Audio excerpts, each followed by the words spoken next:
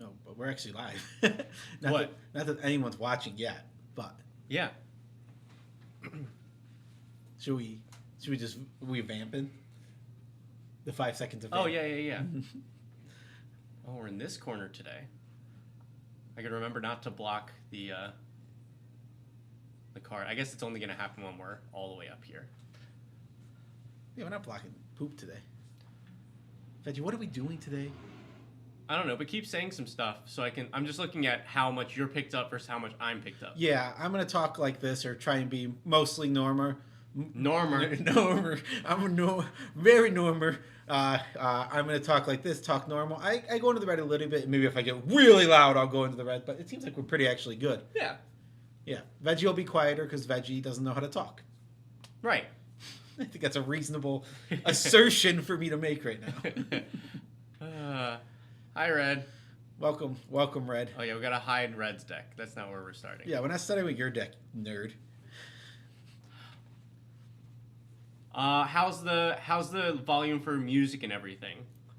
Yeah, how does everything sound? We just set that up, and by we, I mean neither of us. Yeah, We did not contribute. Some third party. Can't hear music. Well, good thing we have the power of this. How does it sound now? That's probably a lot of music. Well, we'll see. We'll let Red tell us how good the music is. Red's gonna be like, it was perfect at that volume Joe just had it at. Okay. Okay, good. Nice and low. Sure. And you turn it down further. I knew I nailed it. How many decks do we have today? We have a total of 8 decks to go over. So this is going to be a nice stream. Lots of decks to talk about. Veggie. Yep. It was a prompt for you to do something, but you didn't do anything. Why don't you tell our awesome viewers who are starting to roll in now about how they can get their deck teched if they wanted to? Oh, I don't know. Do you not remember? Do you honestly not remember? If you would like a deck teched here, we actually have room for 2 more decks in this stream. So if you would like a deck tech like the ones we have going on, head over to Ko-fi. There is a link down below. It says donate, and you can do it for $30. You can have your deck teched today. Not Patreon. It's not actually Patreon. Oh, yeah, Patreon is great. Definitely go and join the Decked Out Patreon. However, if you would like to get your deck teched today on this stream, that will not work. Yes, that is going to be Ko-fi, $30. And after we are done with all these decks and potentially 2 more decks, depending on if we get those Ko-fi donations, we're going to be deck building.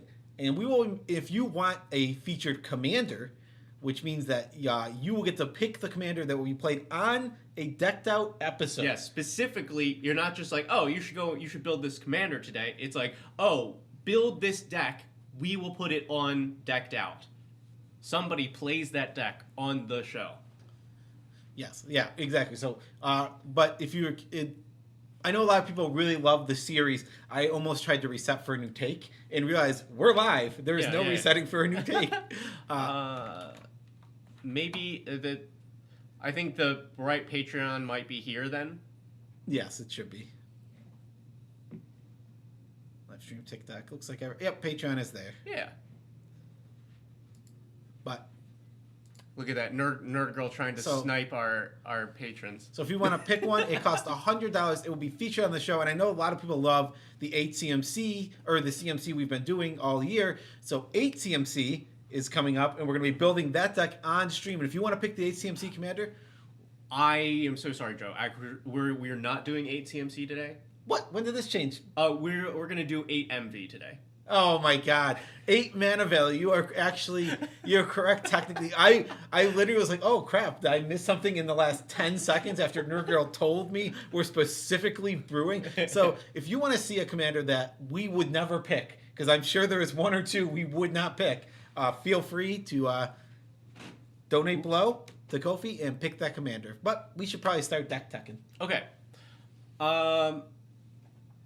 Yeah. I don't know. Hi everybody. It's Veggie Wagon and Joe Cherries. both of your favorite food-based Magic the Gathering content creators. Yeah, fruit and veggies. Yes. And we're going over decks that you have submitted. Some are patrons, some from Ko-fi, and we go over your deck, and usually we will allow like some sort of a prompt for what you are looking for, because there's lots of different ways to tech a deck, and so we want to make sure that you are getting what you want. Yes. So let's you got a mouse over there too, dude. Ooh. Right? See, that's we've got two mouses. So our first one for the day was submitted by James June. It is the Archimandrite. This is definitely a me commander. Because it's wonky as it can be. It's wonky. It wants something very specific. Yeah. So it's 2 blue, red, and white for an 0/5. At the beginning of your upkeep, you gain X life, where X is the number of cards in your hand minus 4. So it is an ivory tower on a body. That's it. But also, you make it sound so strong and powerful, comparing it to such cards as Ivory Tower. But also, it has some additional abilities, like whenever you gain life, each advisor, artificer, and monk you control gains vigilance and plus X, where X is the amount of life that you gained. And then you can tap 3 untapped advisor, artificer / monks to draw a card. Yes. So this is a lot of specific things. We want cards. We want lots of cards in hand. We want big chunks of life gain, or lots of little bits. It doesn't matter, because you gain. You're pumping your creatures up equal to the amount of life gained. So if it's a lot of little triggers, great. If it's one big life gain, great. And you want advisor, artificer, and or monks, which is quite a weird set. And I will just jump in the start here, because now we're on the idea. We do want those creature types. Mm-hmm. We don't want those creature types at the cost of being an unplayable card in our deck that does absolutely nothing. So we do want to cut cards like this, right? Are you in on this? I see your face. See, the first thought I had was, yeah, it's a 1-mana monk, but can we get something that, like, I'll take a 2-mana monk that does anything. Like, this is so nothing. So go ahead. Here, this is one of those cards that people just simply enjoy. Usually it's a connection to like 60 card Magic. Fair. So I think the card is not a powerful card in Commander, but like also we're going for monks, artificers, advisors. Like we're not going to get very many powerful cards in those types. Oh yeah? Let's find out. Monks are probably broken. You're about to find out right now. Oh, look at all these broken cards. Yep. Hold on. I'm going to find the good ones. Just give me 1 minute. Uh-huh. They're here. Alsha. That's a good card. Yep. Hold on. Yep. Well, actually, Flamehold Grappler is a great card. Flamehold Grappler? This is... Wait. And also, I believe we can tell if it's in the deck or not, because it'll say the quantity here. So... this card is super cool. This card is so cool. It's not in the deck. Probably does not synergize all that great. I don't care. This is a card that I would definitely play in this, but it is pretty sweet. I think if you were trying to win with combat damage, this is a good way to go. This card is actually solid. This is more of a 2 bottom of the 3s, like right at the edge there. But if you're when you're there, great monk to play. Right, and I assume we're in Jeskai, so you're a deck that is fine with holding mana up, so you can just like. I'd rather have this. I would rather have this guy than the prowessy woman. I can't, for some reason, I have played a lot of 60 card formats. Don't ask me why. I cannot remember. Monastery Mentor. Nope, that's not it. No. Monastery Swiftspear. Yeah, Taylor Swiftspear. Yeah, I don't know why I couldn't remember that. That was actually. Hello, chat or Sareth. Welcome in. Hi, everybody. Yeah, everyone's starting to crawl in slowly here. Thank you for joining the stream. We appreciate you a ton. But yes, Humbling Elder better than Monastery Swiftspear in this deck. But not as fun. Disagree. We have to agree to disagree on that. We'll argue about it forever. Leaping Monk might be better. I think you should cut this card. Lone Missionary, we can see here, is in the deck. And this is not good enough to be played in the deck. It does a little bit of couple things we do want to do, but it's pretty bad. Are you gonna do? But it does the things that you want to do. That's fair. If you just, I could to kind of rewind a little bit on myself. I think maybe if I built this deck, this might make the deck because it does say all the words that you want it to say, even though it isn't very powerful. Yeah, it's 2 mana for the type that you want, and pump your team for 4, and a third of a card draw. Yeah, a Monastery Mentor is the best card in our deck because it is a monk that makes monks. I mean, what more could we even ask for? I wish we could ask for a Corystone Cutter, which is also in the deck. I wish there is an alchemy card that makes Monastery Mentors, and I wish it existed in paper because it just could. Oh yeah, oh god, it's so cool. It's just like I get it. You get a lot of tokens, it gets a little silly, but like that's a cool win con. Right, they've made Tarmogoyf tokens. You can make a Monastery Mentor. Yeah, exactly. It is literally bigger Monastery Mentor that when you cast non-creature spells, you make a real Monastery Mentor. And then those ones will make you monks. Right. Okay. But hold on. We're if we go through all of the super powerful monks, we'll never have enough time to go over this deck. Okay, so yes, we're focused on this. We have. I think this is the only planeswalker that makes monks. I don't know if this synergizes at all otherwise, but we already know that that's not. We don't care.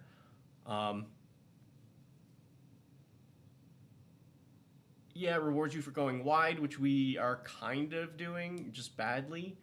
And then Elspeth, I guess at the end of the day, token doubler plus a lot of other things, fine. Is there anything else that makes monk tokens specifically?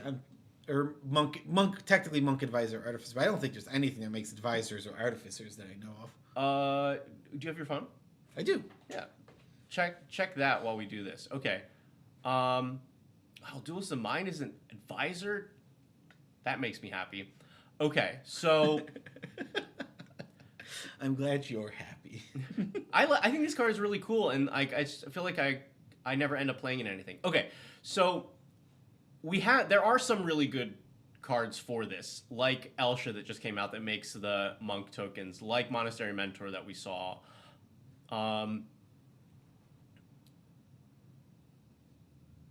We were as we're going through this a little bit.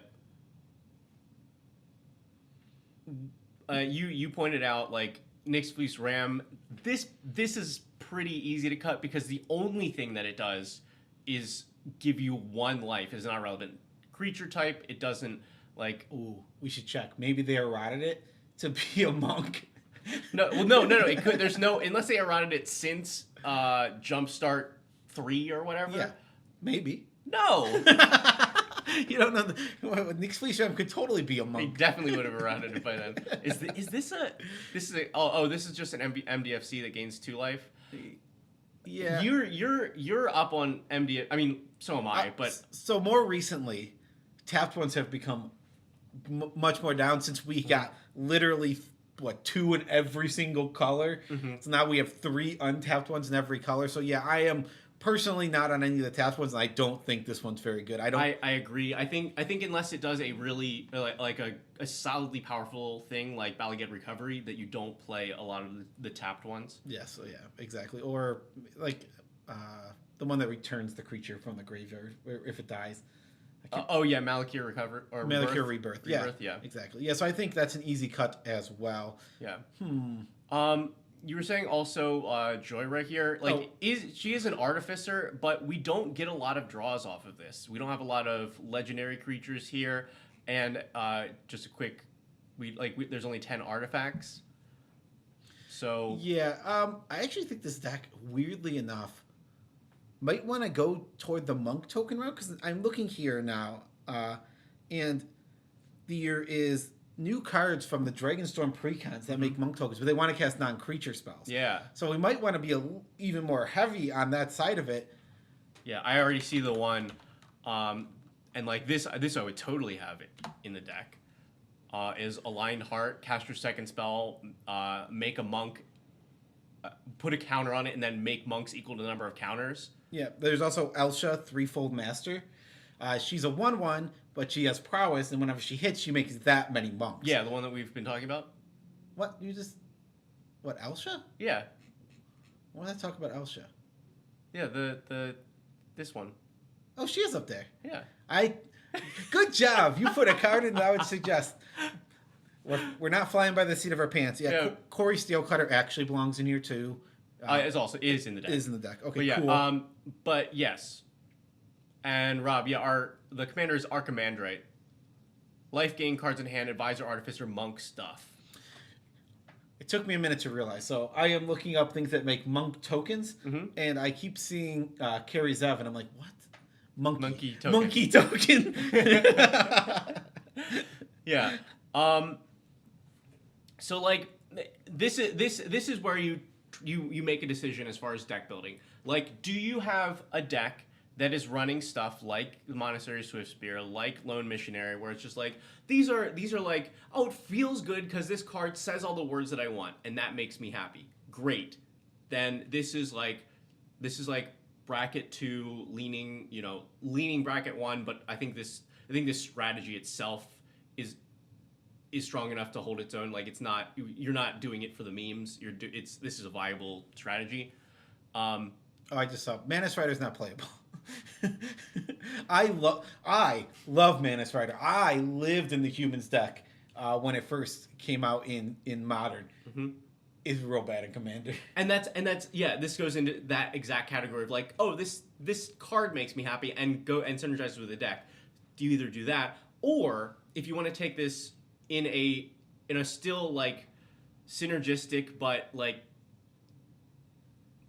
win the game kind of direction, then I think I would do what you're suggesting here, which is leaning into like monk token generation, which is more powerful than these like other cards that you have to play to stay on theme. Another good card for this deck. Doesn't matter which way you go. Let me see if it's in here before I see. Hold on. I need to look at this. Hold on. It's in here. Okay. Yeah, that card's great. Oh yeah, Rally Monastery, just like actually a good card, because you're assuming that you always cast it on rate, or like for 2 mana, 2 1/1s with prowess is a great deal for 2 mana.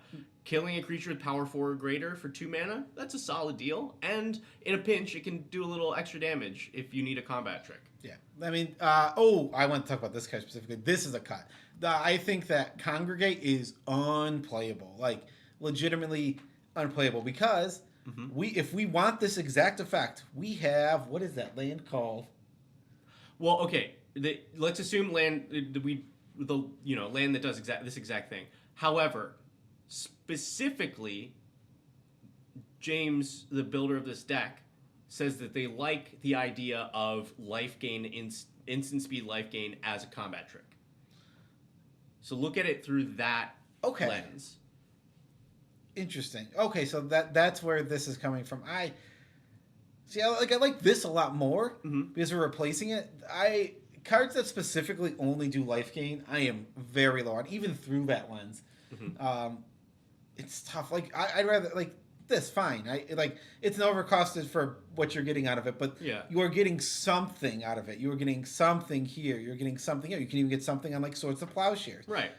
Hell of it. If add any little, get something out of it. I'll even take Lightning Helix, right? It's like Lightning Helix will remove some small threat from the battlefield. And that is, and yes, we are recording. You can tell that we are totally, completely trusted by our peers. Yes, we are recording. Yeah. It's my fault because I forgot to hit record yesterday. Oh, that's fair. That's fair. Yes, I am with you. I also really like the idea of like, I played a life gain spell at instant speed, and that killed you. But I don't think that cards like War Report and Congregate, I think you are more often going to be sad that you have them instead of being able to kill people with them. And on top of, like, something like Congregate can just be real dead, because you just end up in that position where it's just like, wow, I have 3 creatures on board. Gain 6 life for 4 isn't enough to even be a good combat trick here. Right. But let's I if the card does another thing, even if it just replaces itself like Union of the Third Path, that I can work with. I agree. Because you're also caring about number of cards in your hand, and I don't want to have to like with the exception, I guess, if we are drawing so many cards that we can toss in a couple of these that we're okay with, but I don't think this deck is doing that. Like some of my mono blue decks will just be like, here, draw like 10 cards a turn. They're bad, but if you with that amount of cards, then you get some freedom to be able to do that. And I don't think we quite have it here. Like this is playing stuff to set yourself up as well. Yeah. I see another card that I'm very low on down here. Oh yes, that was a note I wanted. You're playing Venture's Journal. It does work if you this says all words we want. There's just other great ways to keep your hand size from being contested with. We want Thought Vessel, which is the mana rock for 2 that does it. If you want another mana rock, there's a 3 mana one. Decanter of Endless Water. Decanter of both playable cards. And then in our land slot, we're missing Reliquary Tower, which is just like auto super easy included in this deck. Like the commander specifically will only ever be able to gain 3 life unless we say no, we're gaining more. So I like making our max hand size, so I like playing 2 or 3 more of those. Yes, because there's just not really any good way in the game to be able to draw cards on your opponent's turn and then have more than 7 in your hand at your upkeep. Go away. That is not how. So yes, you can do that with this. You are absolutely right. That is a true thing, and that is a good way to set up. But also, it's just good to not have to discard when you have your turns where you do have more in your hand. God, Veggie's sometimes just the worst. Why don't I work with this guy? Is this the version of Corey Steelcutter you have? This cool one? Because I assume so, because you went out of your way to put it here, so.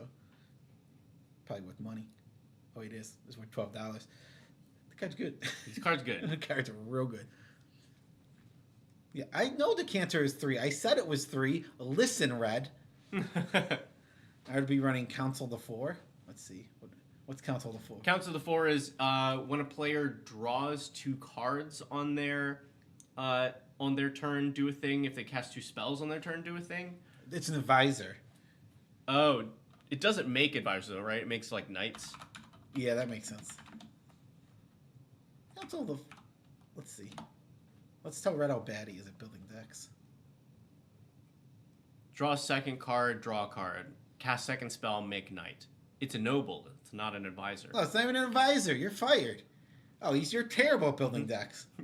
Get out of here. But yes, the card is like generically strong, but yeah.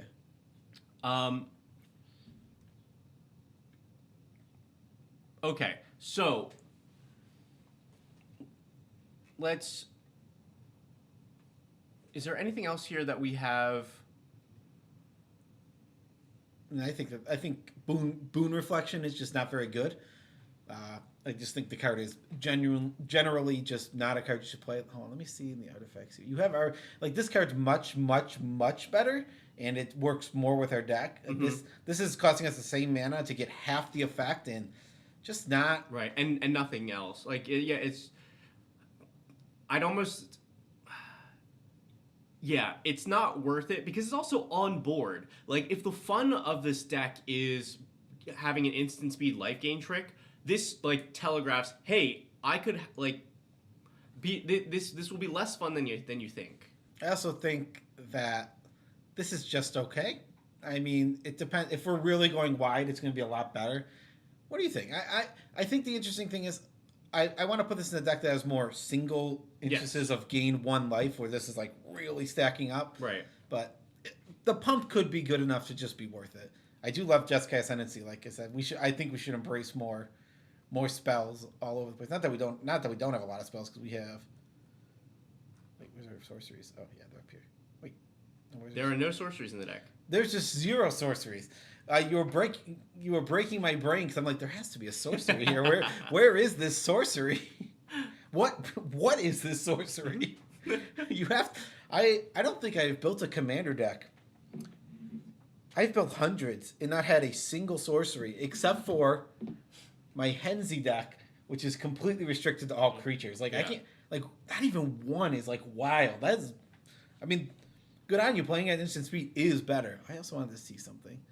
Boo boo boo. Whenever you gain life, each advisor.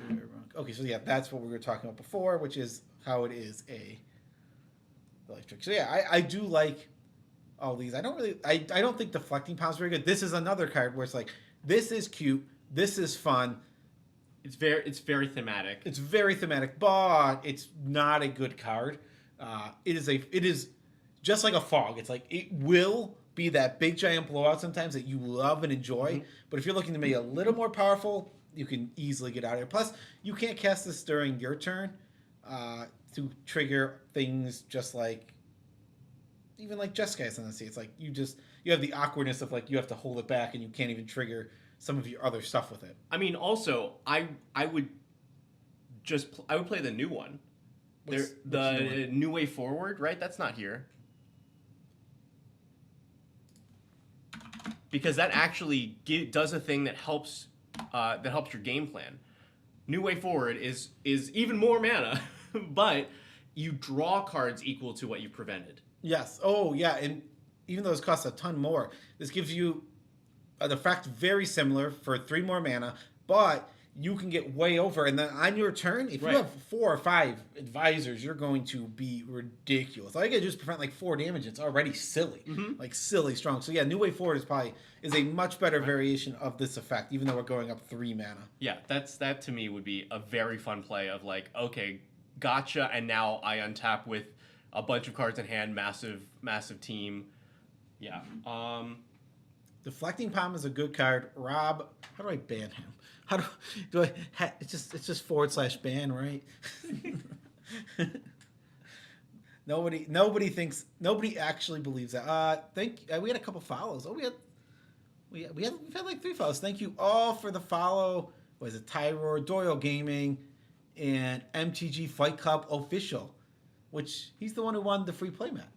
Yeah. If I remember, yeah, because that name. That is a very specific name that is hard to forget. Yeah. Anything else you're thinking for this deck, Veggie, before we move on?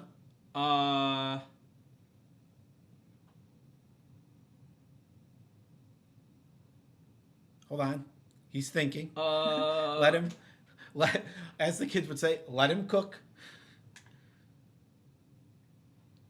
Oh, you're running out of cook time. Yeah. Okay, so we have not actually addressed, though. What haven't we addressed? The challenge. New life gain tricks. So we need instance being life gain. Now I will offer this one, which goes against exactly what we've said so far, but to me it's so ridiculous that I would run over other things.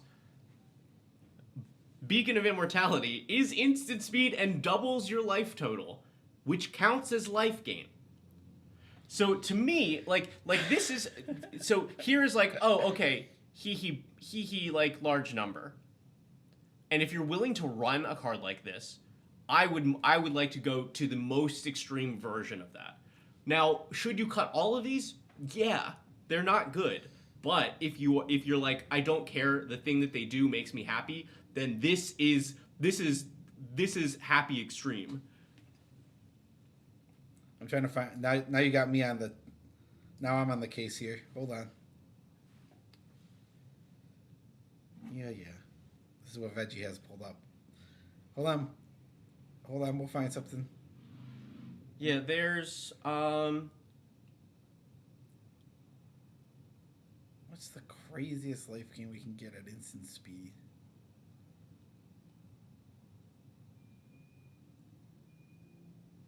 I mean, I would play. Is this in the deck? No, I would play. Let's type it in. Light. Where is it? Oh, well, apparently, Light of is not enough to get the card to pop up.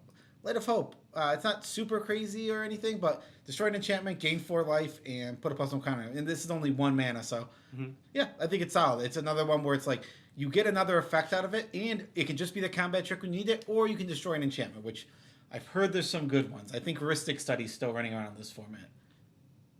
Oh yeah, that's pretty good. It's decent. So I think that's a decent card to add to this deck. There you go. I gave you 1. I win. Veggie gave you nothing. I think did somebody mention this already? Is Benevolent Offering here? Oh yes, that should absolutely be here. You are 100% right, and I do. It is absolutely not in the deck. I love turn Congregate into Benevolent Offering. 1-for-1 switch. Because you literally get the same effect here, but you have to give it to an opponent, and then you get 3 1/1s as well. Absolute 100% thumbs up. And if you want to embrace the silly, we can make these with into monks by playing a really bad card that does that. What's one of the cards that changes our creature types? Maskwood Nexus. Yeah, Maskwood Nexus. Just throw it in. Yeah. But this card is actually legit very good if you care about life gain. Like I think this is an underplayed card for sure.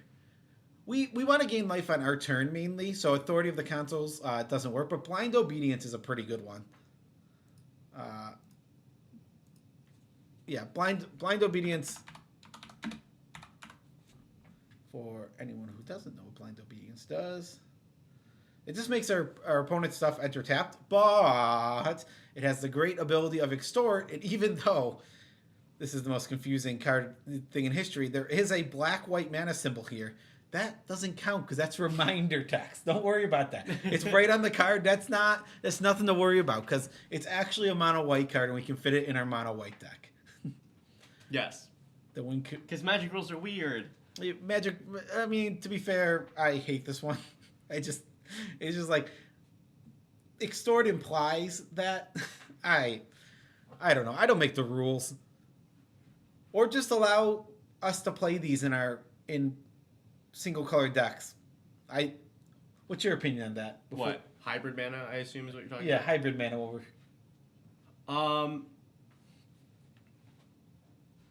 I don't care.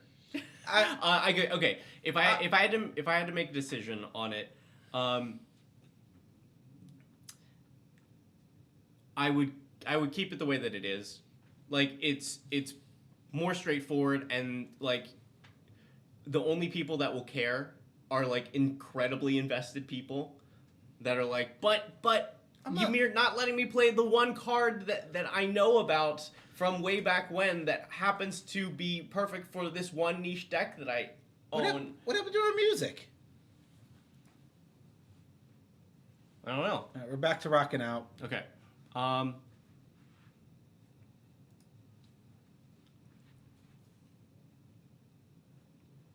Okay.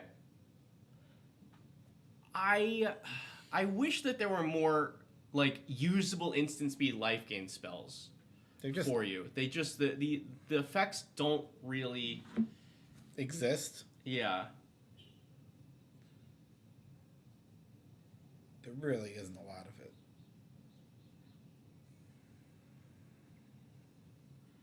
I have one last trick that I'm gonna try.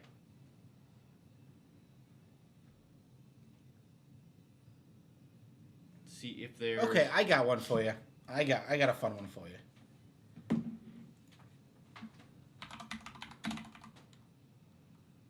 I can type.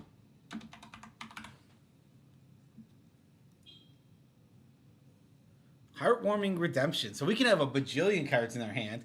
We get to discard our whole hand, draw that many plus 1, and gain life equals the number of cards in our hand. So this deck already wants to go big, giant hand size and be very silly. So sometimes we're going to untap. We'll have nice 14 cards, 15 right there. And I like this. Plus this, if you have these awkward draws where, I don't know, you have a bunch of Monastery Swiftspears in your hand, and you're like, I don't want to play this.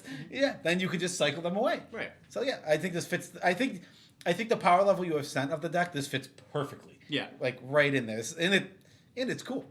And it's cool. But I don't... Oh, this is one of those cards. I hate this art. I just don't like how it looks. I know they're going for like a kind of like an old Renaissance-y painting feeling, which Yeah. the light. I just do not like it. It does not work for me. And Gideon looks like an AI monster drew him.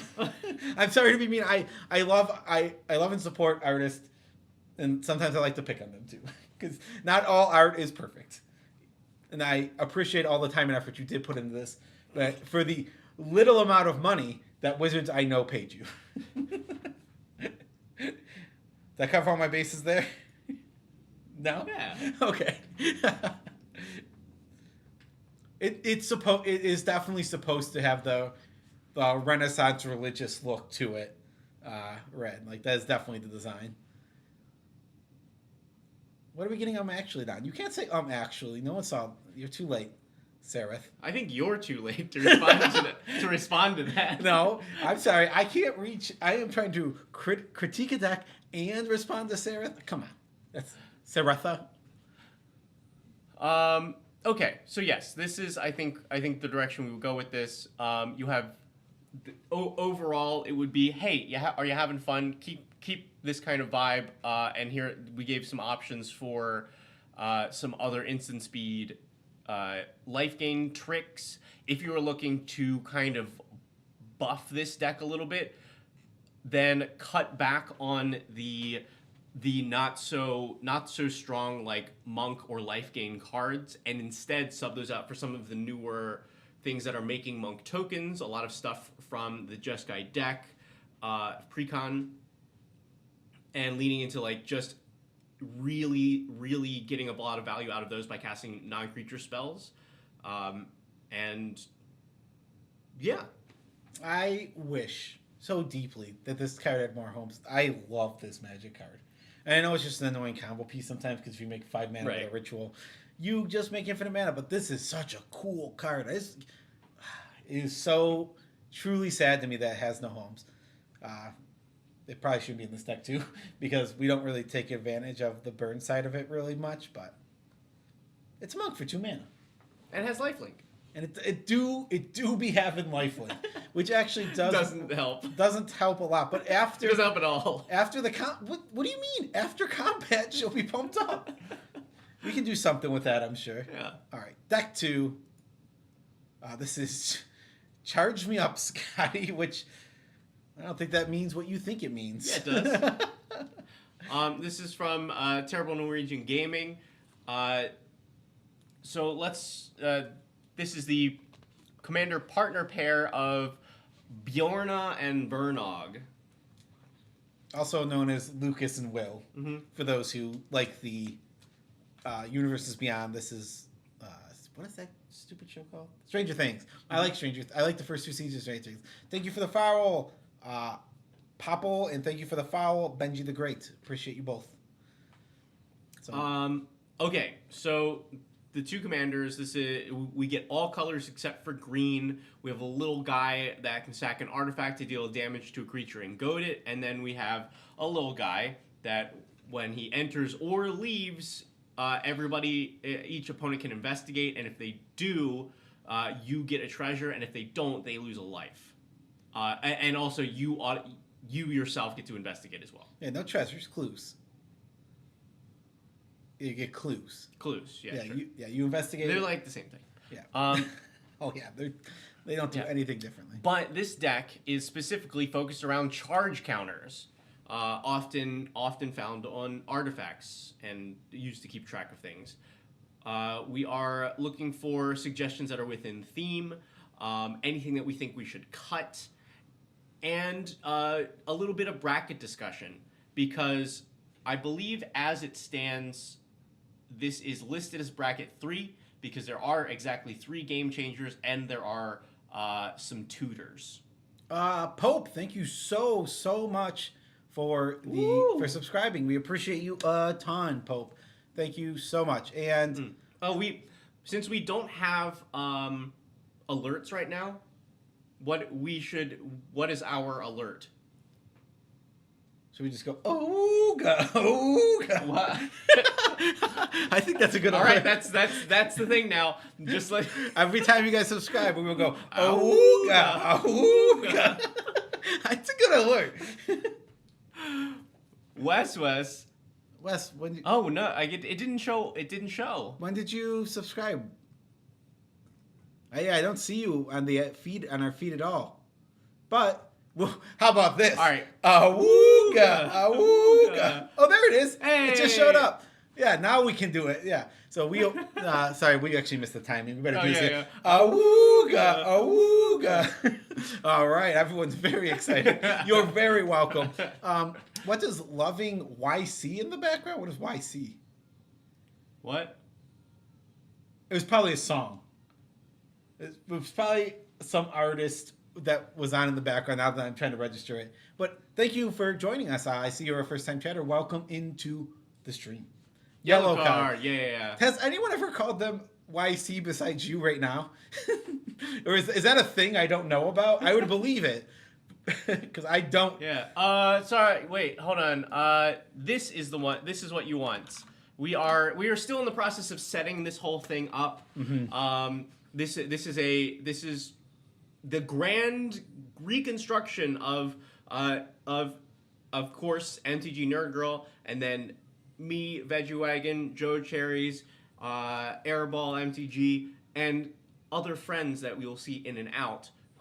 But we just wanted to get up and streaming, so a lot of like the links and then not having like alerts or anything are still in the process of being done. Yeah. Yeah. Yeah. So we should get back to this deck. Okay. Charge counters, as Veggie said. Yes. That is the main thing here, which we'll see with cards like Core Trapper, which is as soon as this deck said it's a charge counter deck, I'm like, well, we have to make sure it has Core Trapper. Yeah. And I was super happy to see it was here. Mm-hmm.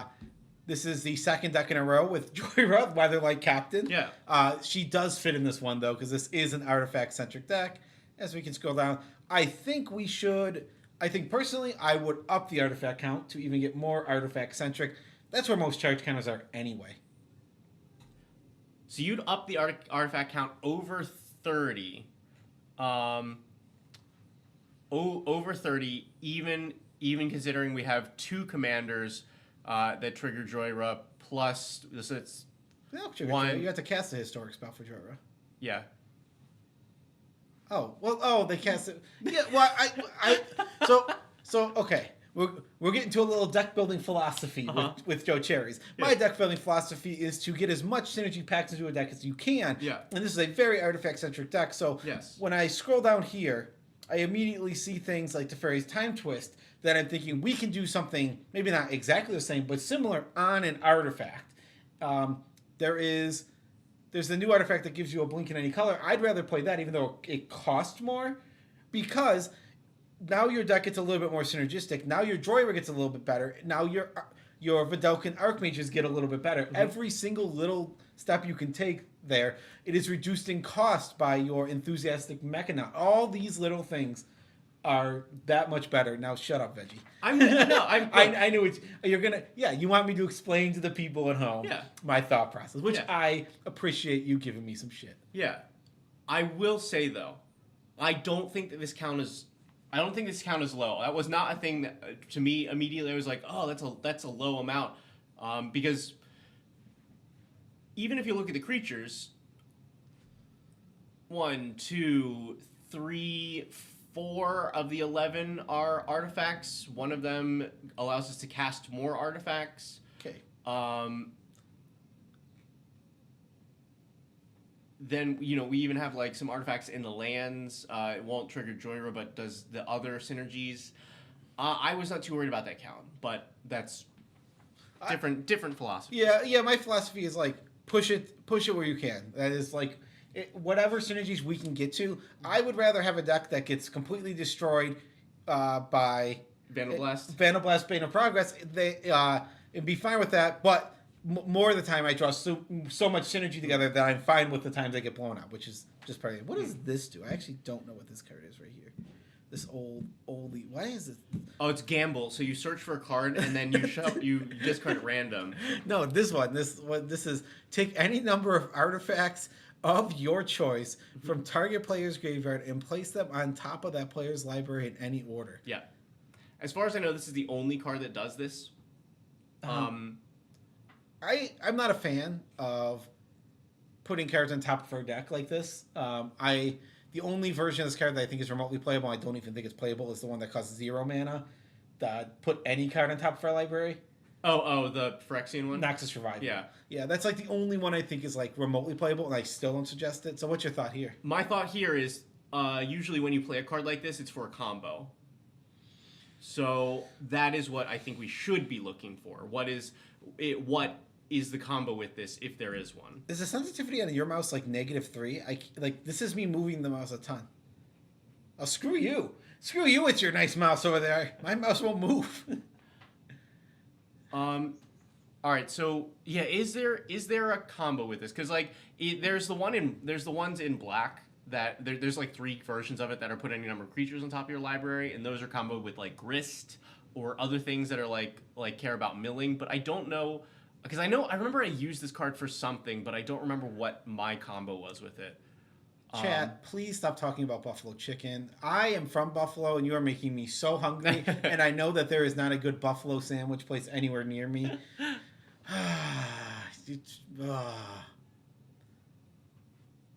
The Bellas! No, stop! Stop talking about things I love that I can't have. This conversation You're has been from going Buffalo? on for a while. I know. I was ignoring it for as long as I could until my stomach started literally growling, and I could not help it anymore. Yeah, I am. Do you live in Buffalo? Because I visit Buffalo all the time to see my family. 716 baby. Can you all spam buffalo chicken in the chat? No, I am. I even had breakfast this morning, which was I made. Oh, it's fine. I'm already hungry as well. I had breakfast this morning, but okay, yeah. You think about buffalo chicken while I figure out what the combo is with this.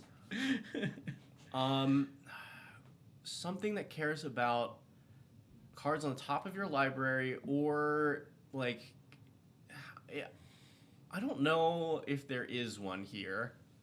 So, because there's also not like 0 cost artifacts. Yeah, so because that's another thing where you could like use it to storm with Mystic Forge or something. So I don't see a second reducer, but we have 1 reducer here. If we have a couple of reducers, we can start chaining everything that costs 2 or less. Yeah, with the Mystic Forge. Yeah, Mystic Forge. But then we also don't really. Well, you have the Mystic Forge, or you can just have this on the battlefield where it's boop, draw, boop, draw. Yeah, both. Feel bad for me. Yeah. Break time. Hey, Jesus. I lied to you. We're not doing your deck today. Me and Veggie made a mistake and had the wrong decks. Yeah. Okay. Well, let's. A buffalo chicken probably goes, oh, woo. No, it did not. It didn't subscribe. Oh, sorry. When a buffalo chicken subscribes, it will go, oh, wooga. This is one of those things that really makes me happy. There's not. I've done charge counter decks before. I've seen other charge counter decks before. They're rare, but it's usually it's an older mechanic that only pops up here and there. But only this deck gets to run this card, because you don't normally have. You definitely don't normally have both of these colors in the charge counter deck.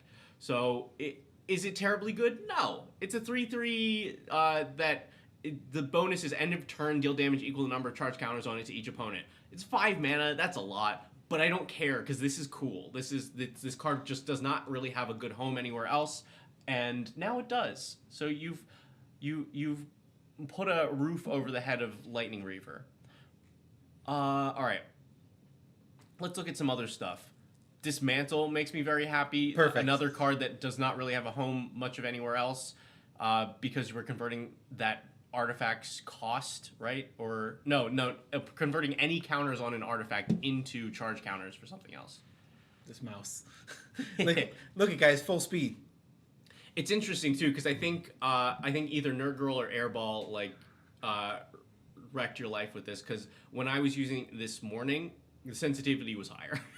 I don't think anyone changed it. I've had a mouse like this that will just slow down for no reason. I have to unplug it and plug it back in. Oh, and I don't feel like crawling behind the computer right now.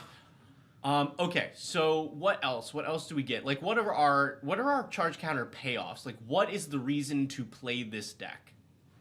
Well, I mean, for big mana, we get Astral Cornucopia and we get Everflowing Chalice. Yes. I mean, just making a ton of mana is always going to be extremely powerful. Right, because these are both making mana equal to charge counters on them. This also gives you non-stop removal. Not really so much a payoff as just a good card in the deck. What do we get? I mean, charge counters just... Oh, we can Spark Reactor. Yeah. That'll kill somebody. Yeah, or like, another reactor that wins us the game is Darksteel Reactor. If you can get it up to 20 charge counters and you win. And what I do like is that this is not an upkeep trigger and it's indestructible. So a lot of win cons that require a little action to them you just can never hit it because somebody removes it before your upkeep. But this has two ways to get around that: one being indestructible, and two being a trigger as soon as it hits 20 or more charge counters. I mean, yeah. I mean, does this go on the stack? Yes. When it has 20 or more charge counters on it, you win the game. Yeah, I wonder if I don't think there's been any errata to it. Yeah, it's worded in such a strange way. It doesn't even look like it would use the stack. It looks like state-based actions you win, but no, it's still a trigger. It still goes on the stack. I believe you. It's just it is worded that it looks like a state-based action where it's like 20 more counters you win, it's over. Yeah. It's the current wording when it has 20 or more charge counters on it, you win the game. So yeah, no change to it. So all it has to do is hit 20, trigger happens. Doesn't matter what happens to the reactor at all. You could exile the reactor at that point. You could remove counters from it. Doesn't matter. The trigger has happened. Yeah, if we want our opponents to never kill us, we can start putting more charge counters onto our Vessel of Eternity. Silly card. Right. Again, makes me very happy because it is not a great card, but it's like, hey, charge counter synergy. Let's go. Yes. Also, this one is particularly useful because it is probably the best way to get a large mass of charge counters. And then you do something like Dismantle to move all those charge counters onto something else that you want. I don't know if I don't remember seeing any cards that just move counters point blank. I don't know what you have in these colors. I feel like you can't run there's like a Dimir card that does it. I feel like there is another card in these colors that moves counters, but I might just be and to be clear, everybody, I'm talking about a card that moves everything in one big movement. Because of course there's like Nesting Grounds or anything else to move a single counter, but Eternity Vessel is unique that this is just the biggest chunk of charge counters that you can get. Yeah, I mean another win con this deck could have is this, but it doesn't. Because we are trying to stay in bracket 3. And looping infinite turns is an automatic bracket 4. So yes. Good note for people. Anyone might be thinking in chat or watching the VOD. Yeah. Yeah. I have built this deck. I have built the Magistrate Scepter charge counter deck before. And it's the perfect example of this in my head is cool. Like, wow, charge counters are a pretty niche thing, and this allows me to take infinite turns as long as I can move 3 onto it. The problem is the cards you have to play to do a charge counter theme are inherently not that powerful. Yep. And this is the one exception. And I did the thing and I was like, oh, that was not satisfying. You might feel differently, but that is my experience with it, where I was like, I even got to do it, and it was not satisfying because it's just one especially powerful thing in a deck that, I would have had more fun if I was just doing little counter engine synergies. Yeah. I don't think this card should be here. We're in a 4-color deck, which we can afford a couple slots here and there. Academy Ruins, great card to put there. They're just pretty bad. I'm not a fan of this card. Do you like this card? I mean, yes. I like the card, but I'm trying to. Usually, you do want some sort of intention with it. Does this benefit from an instant speed play? I don't think so. Because my personal play style, you already know, is can I play it on your turn? That makes it 10 times more fun. Yeah. So as always, if the card make you happy, play the card. But as far as like just straight up benefit here, I don't know that we have anything that's so impactful that it is worth that slot. Like you can always say, but like being able to cast a board wipe at instant speed, yeah, that's fine. You're also only running 2 here. I don't think there's anything in this deck that is like, wow, this instant speed play is game, like this makes a big difference in this deck. Mm-hmm. Yeah, you have 2 commanders that are like, your command zone is 4 colored pips. Yeah, I think I'd rather have something that I'd rather have just something that produces color mana. yeah, agreed. Mm-hmm. What else does this deck want? Oh, one more card that I don't think bothers them. Whatever its name. Quasit works very well in this deck. I mean, you can trigger it a bunch, but that's not really the deck's theme or what we're doing, or very synergistic to our deck at all. Yes. Although this does bring us to a thing, to one of my questions looking at this deck is, what's on the board? We only have 11 creatures, and we're not generating a bunch of tokens, like not creature tokens. Like our commanders don't put anything on the board. We even the artifacts that are able to make creature tokens, like Golem Foundry, this needs 3 charge counters to make a 3/3. We're not making a lot of blockers with this. Volshock Factory, you have to sacrifice it to make a board. So that's not happening anytime soon. Like what creatures are on the board? Yeah. So you're speaking of it right now. So you mentioned this is our win con. It takes time. It is not going to just happen immediately, and this will get you attacked. Mm-hmm. This card says, win the game, players will attack you. Right. And without establishing a good board state to protect yourself, you're going to be in trouble. Yes. I think you're going to want... I don't suggest these cards often, but instead of playing something like Bothersome Quasit, if we're going to stick to this not very big board, you probably want to play both Propaganda and Ghostly Prison, because you have to change the deck a lot to get on board. And like, it doesn't have to be those cards. Personally, I am not a Propaganda or Ghostly Prison enjoyer unless you're in mono blue, and then you deserve it. Because the Bothersome Quasit does the thing that you're looking for, but you have to continue to feed it to get it to work. And it's like, only per creature. What are you doing against a token player? What are you doing against, I don't know, somebody that can, like, what are you doing against Hexproof? This is not a good solution to the problem that you have. It is a solution, it's just not the one you want. I mean, I'm also not a lover. I don't suggest Ghostly Prison or Propaganda very often. It's just like, you're in this awkward situation where you're both not on board with creatures to block type deck, and not a controlling deck that can keep the threats from coming at you. Yeah. So you are stuck in a very awkward position of like, without a fundamental change to the deck, we can't get on board. So I really think that Ghostly Prison is the way to go, and that's... I think both of those are like probably your best solutions to this problem. Yeah, without the fundamental change to what you're doing here. Yeah. Okay, what else have we... Are we missing any significant charge counter things? I don't think so. I can give it a quick look, but I believe I was looking before, and we are covered on the charge counters, which is what we want. I want to say there was something new that was pretty significant. Oh, we're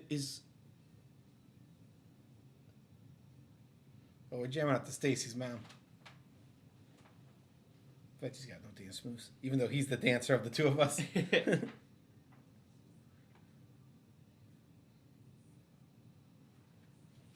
I feel like I want a Lux Artillery in here. It is not specifically charge counters, but that card is super fun.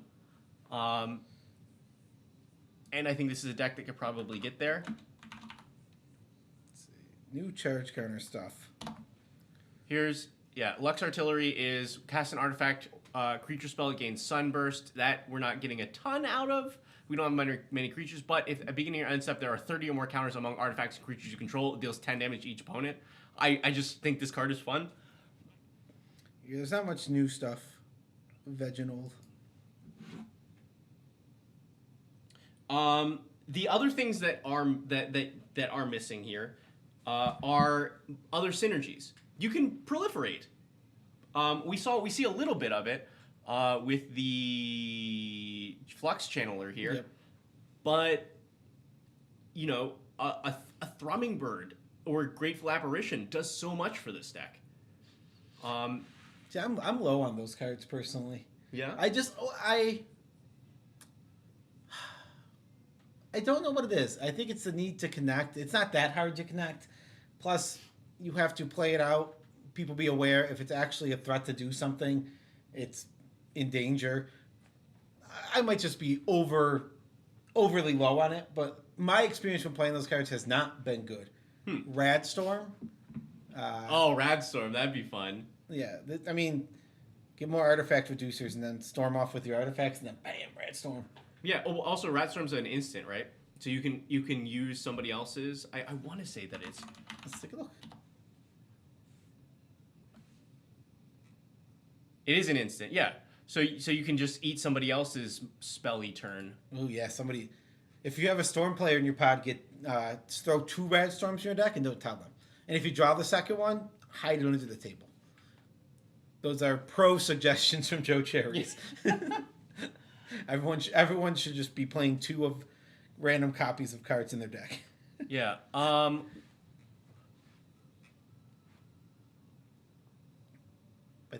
think this deck's good. I think we have. We don't have a Blast Zone here, which is a colorless land that I would make an exception for, since that cares about charge counters. Yeah. It's just 1-for-1 emergent zone out for Blast Zone. Right, and the fact that your Blast Zone, you have cards like we have it here, right?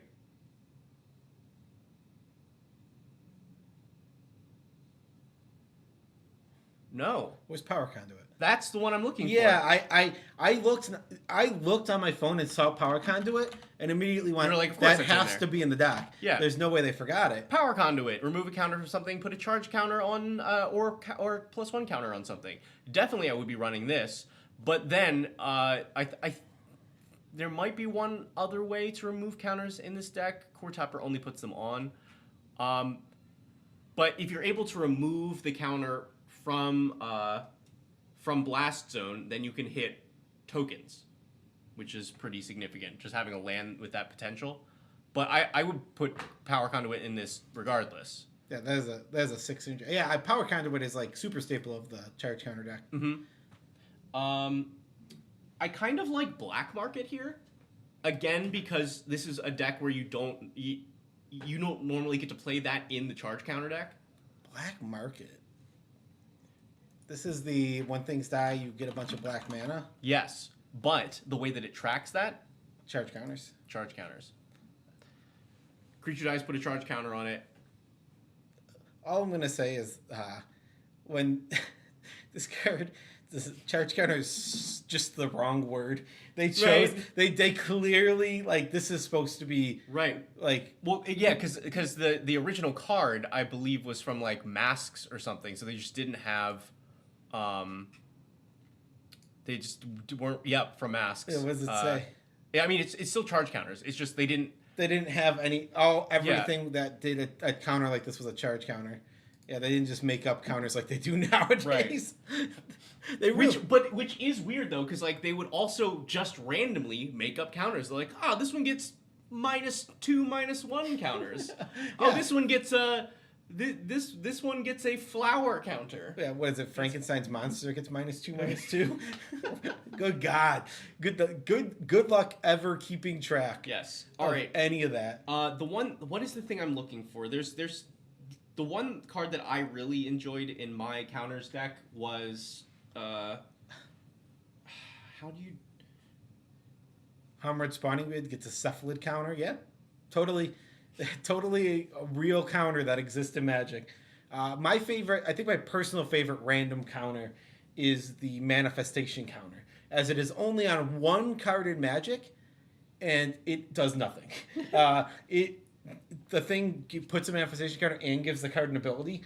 If you remove the manifestation counter, the ability still works. So the manifestation counter is literally only a reminder. So when you're playing something like Vorinclex Monstrous Raider that prevents counters from your opponents, you don't put a counter on, so you don't get the reminder. He actively stops you from putting a reminder onto a creature of its ability, which is absolutely stellar synergy. Perfect. Veggie, you've been entertained. I gotta use the restroom. Okay, I gotta figure out what this is. It's Fate Transfer. Fate Transfer, but I was definitely thinking this could move onto non-creatures, but it can only move counters from a creature onto another creature. So that is not as useful. Okay. Yeah. So I think the other thing I would be running is proliferate stuff. Even something, I think it's Lulu is the new card from Final Fantasy. So this helps because it disincentivizes people from attacking you, a problem that we already had, and it just has pay 4 mana proliferate stitched onto it. So this to me is ideal. So solves the problem and synergizes.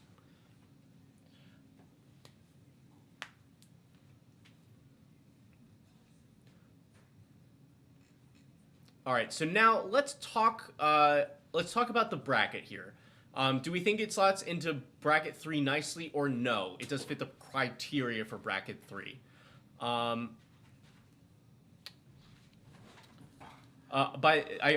brought this up, by the way, because it both helps with our problem of getting attacked and has proliferate on it. Whenever opponent attacks you, oh, that's cool. No, that's great. Right? Yeah, there you go. Final Fantasy, brand new card. Mm-hmm. Yeah, that is a perfect fit for this deck. Yeah. So our final challenge here is to talk about the bracket, because as it stands with the cards in the deck, it is a bracket 3. Yes. We have 3 game changers, and we have additional tutors. We are generally trying to get out a win con with like Darksteel Reactor or something. So when I first saw it, I thought this fit more into a 2. Mm-hmm. I think I would cut the game changers, but that's the style and way I would go for it. I think pushing this higher is tough. But you mentioned you think this could be a 3 with the right building, but I was more on the other path of like it feels tough to get to that 3, but I do believe it could get there. Yeah. CJ, a game there is a new system that Wizards has created to, if you would like to use the system, help you to balance out games when especially for when you don't know the people that you're playing with. Generally, if you have a play group, you don't have to worry about this. You all will self-regulate anyway. But they have a list of particular cards called Game Changers, which they think tend to make you slide games... over. You're like super on the camera. I'm like hanging off over here. Right. Oh, look, now we're even. This is the moneymaker. They have a list of cards that they're like, hey, if these cards are in your deck, it's probably going to push it up into like more powerful or particular kinds of games that should be played with other cards from this list. Yeah, like for example, the One Ring here is one of the most powerful cards in Commander, period. It is here for that reason. And then there's, what is an unfun one? I can't think of an unfun one. Where it's a play pattern people don't like.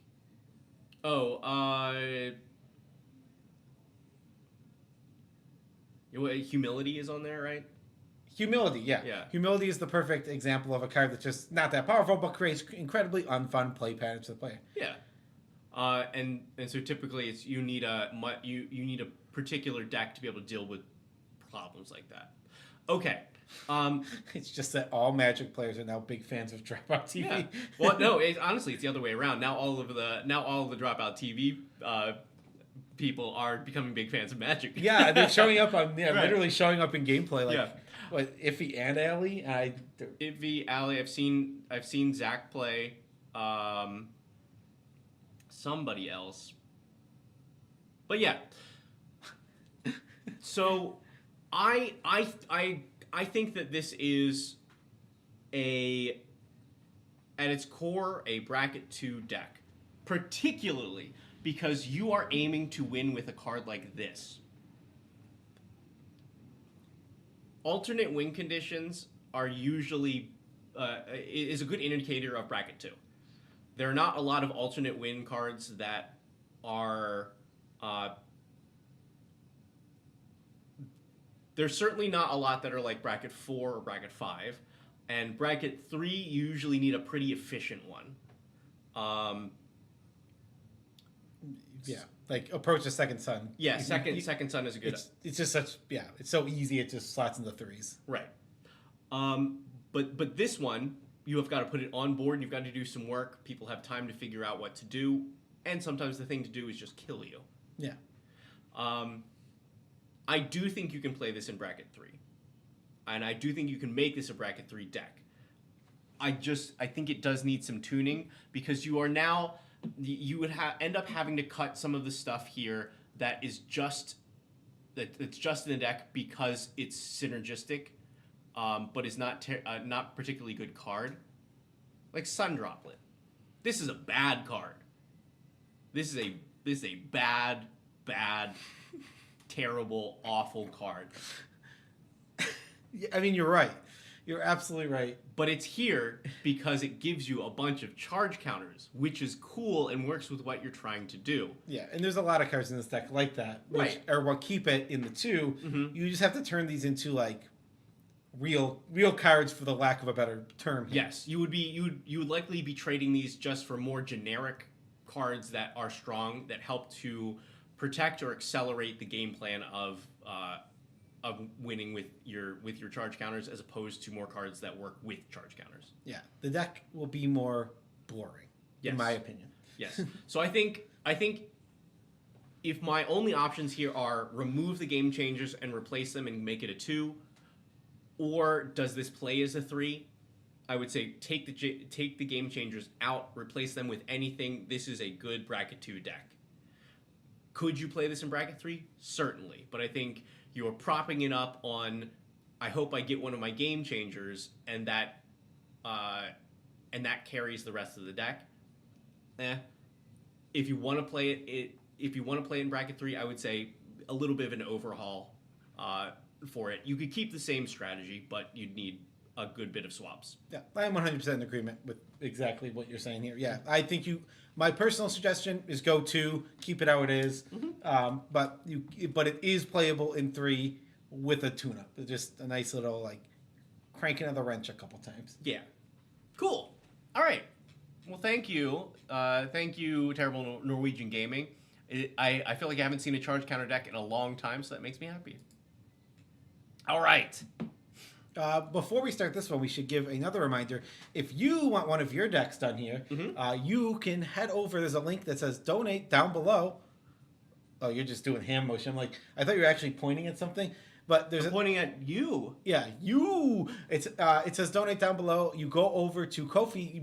There can be 2 done today, so 2 available. We have 2 spots left. Yeah, 2 spots left for you to get your deck. Tell us what you want. What do you want us to do to your deck? How do you want us to tech it? Right. Teched out. And we're going to be building a few decks a little bit later in the stream. Right. So for $100 over on Ko-fi, same link below, you can pick the commander, and that will be featured on Decked Out Gameplay. So that is super exciting. You will get a shout out. Will be like, hey, you put this in our deck, and you're going to be excited about that. Yeah. Also, how do we know when somebody does the Ko-fi? It pops up, I believe. Okay, we got it. Yeah. Yeah. From what I have heard from Boss Lady, she said it pops up, so we will know. Okay, we will know. But also, if it doesn't pop up, tell us, and we will do your deck tech. Right. Also, while we're here, a good time to point out that our wonderful sponsor, Moxfield, is kind of how we're able to do this. Legit, look at this. Without this website, showing us all these cards, their mana cost, what they do. We can read them super easily just by hovering over them. Right. Best deck building website in the world. Right. It's also so easy for you to be able to share your decks with us, for us to be able to bring up and search cards that we're looking for that match this. The fact that it automatically only is going through cards that we can use in the deck. Everything about this is just exactly what we need, exactly what you need as far as deck building and sharing. Make sure that you're following our accounts. It's so good. The mana cost. Woo! We got the mana cost for these cards. I have to say something because it's right here. Yeah. I was so happy. Oh no, this. Oh yes. Have you read the flavor text in this?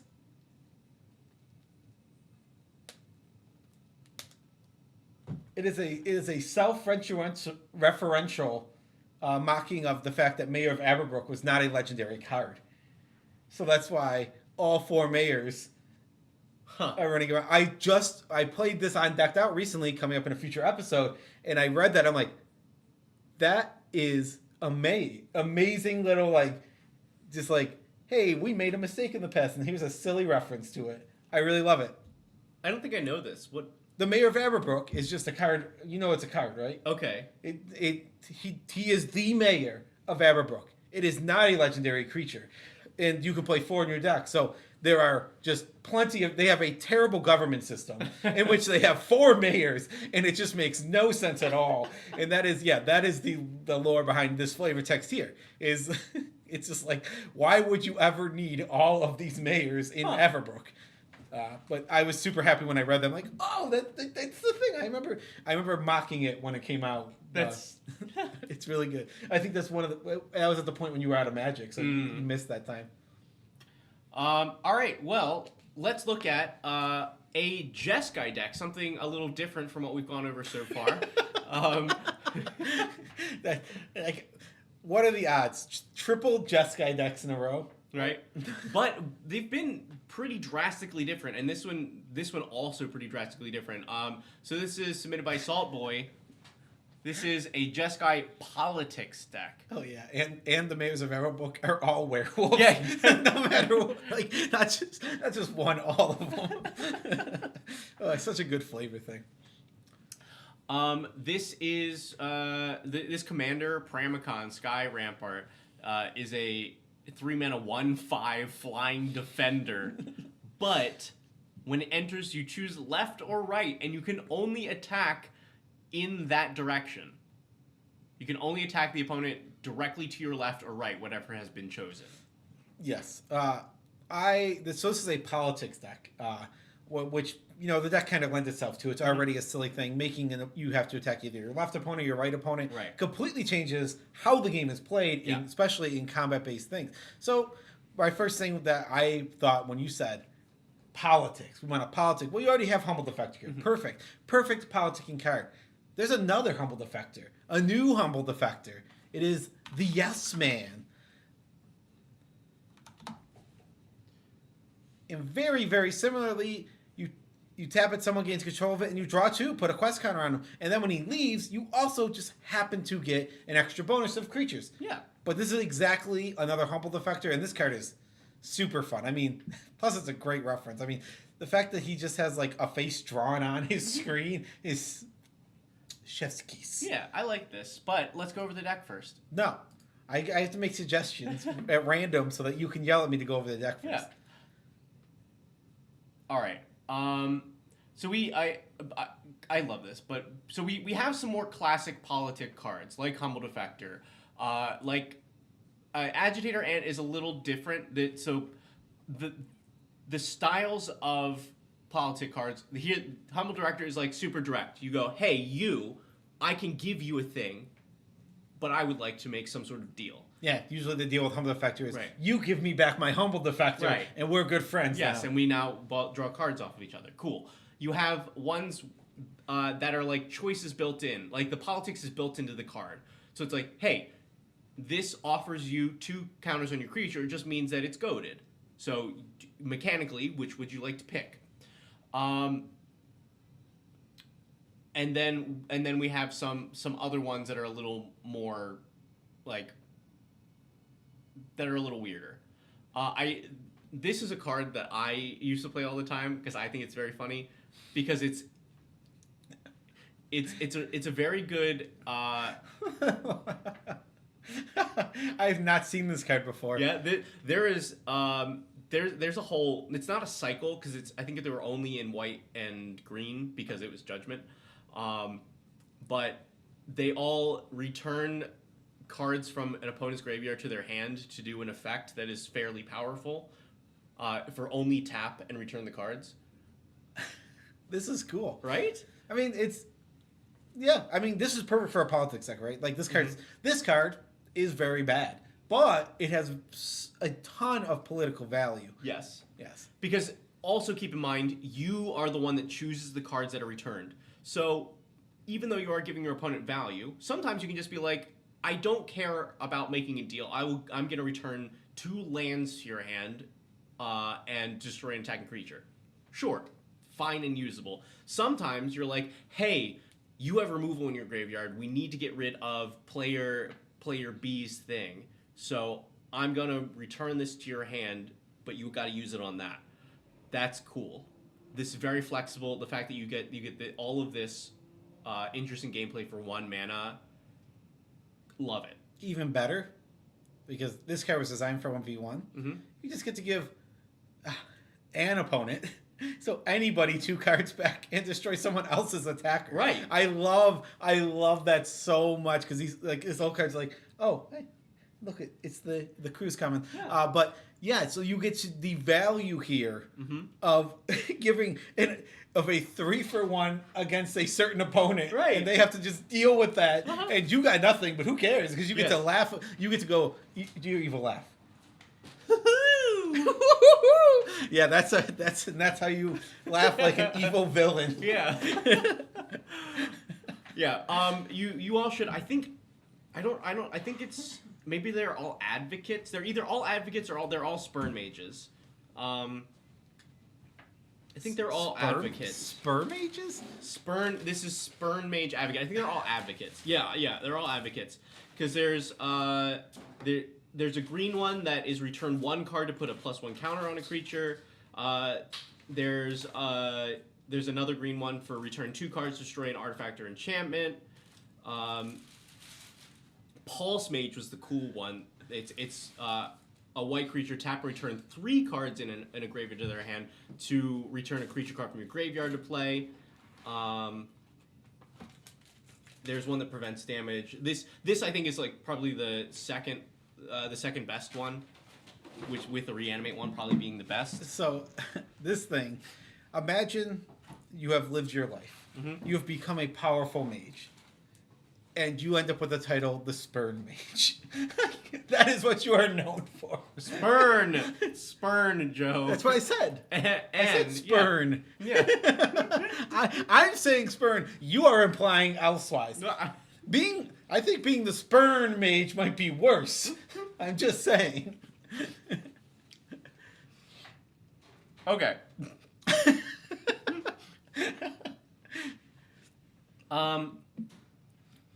This is very funny. I've never seen this card before. I've never seen this card in my life. When it blocks, exchanges power, and the power of target creature is blocking until end of turn. I love it. Also, I love the art. Oh, it's a monk. Put it in the monk deck. There we go. Put this in the monk deck from before. This is fascinating. Because what are you setting up here, too? I forgot your sauce. I'm sorry. It's fine. I'll survive.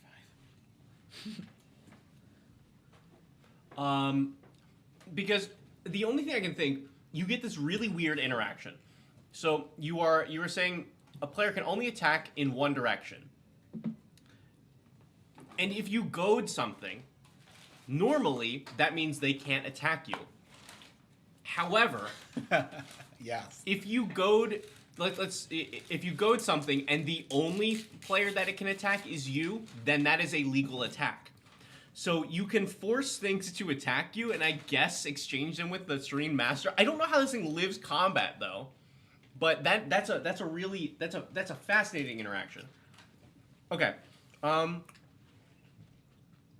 How outlifts combat? this, because only exchange power. Oh, it gives it a 0, right? It gives it a 0. The literal design of the card, yeah. Yeah. It'll survive the first one, Mm-hmm. and then it'll have trouble afterward. Yeah. But yeah, you can if you can goad something in the direction that can only attack you, then you can force them to swing with it. Yeah, which works perfectly with something like a Brash Taunter, which wants to be attacked into. So when you goad those opponent's creatures, they come right into it, and you block, and you just throw out damage wherever you want. Mm-hmm. I love Brash Taunters so much. Paramcon also has some really weird interaction with like Alexios, because you know where this is going each time, but as soon as it gets to the player that can attack you, it just can't. So this is different than goad. I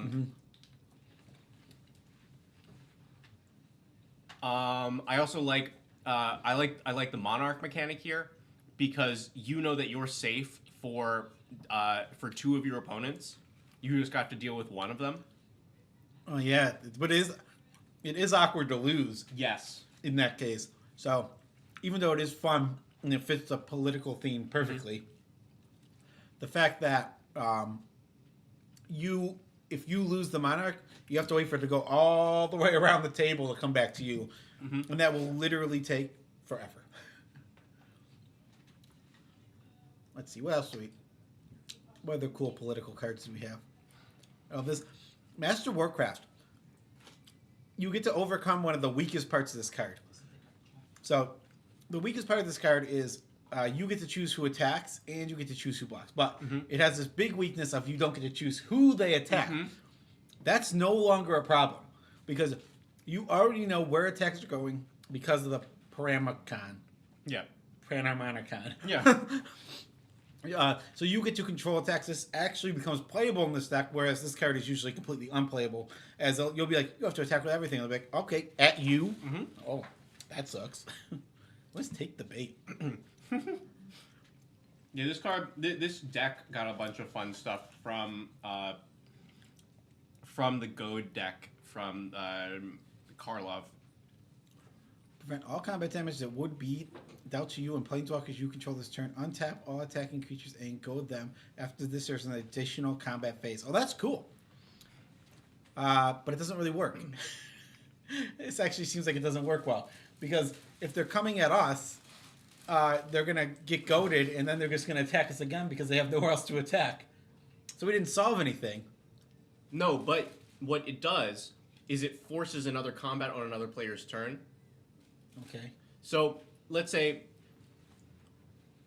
like, I'm playing this deck, and you... Okay. I see where you're going with this. Right. So like, you can use this to... Yeah, you can use this to mess up somebody else's combat. Like yeah. That I think is the main thing. Or could be a nice political tool. I see you don't have great attacks because you don't want your defenses down. You know? I'll give your creatures basic vigilance.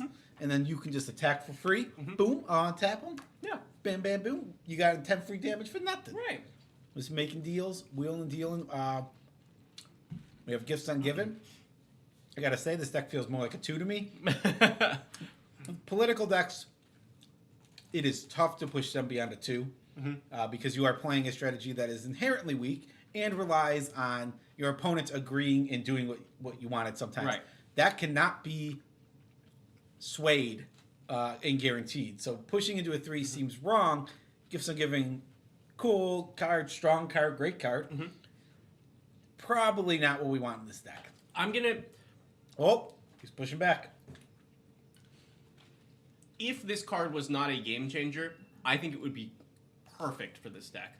Because I agree with that. Yeah, there's nothing in this deck that Gifts Ungiven is taking that sets up a combo for a win or anything. It is just a funky tutor that allows you to make a deal.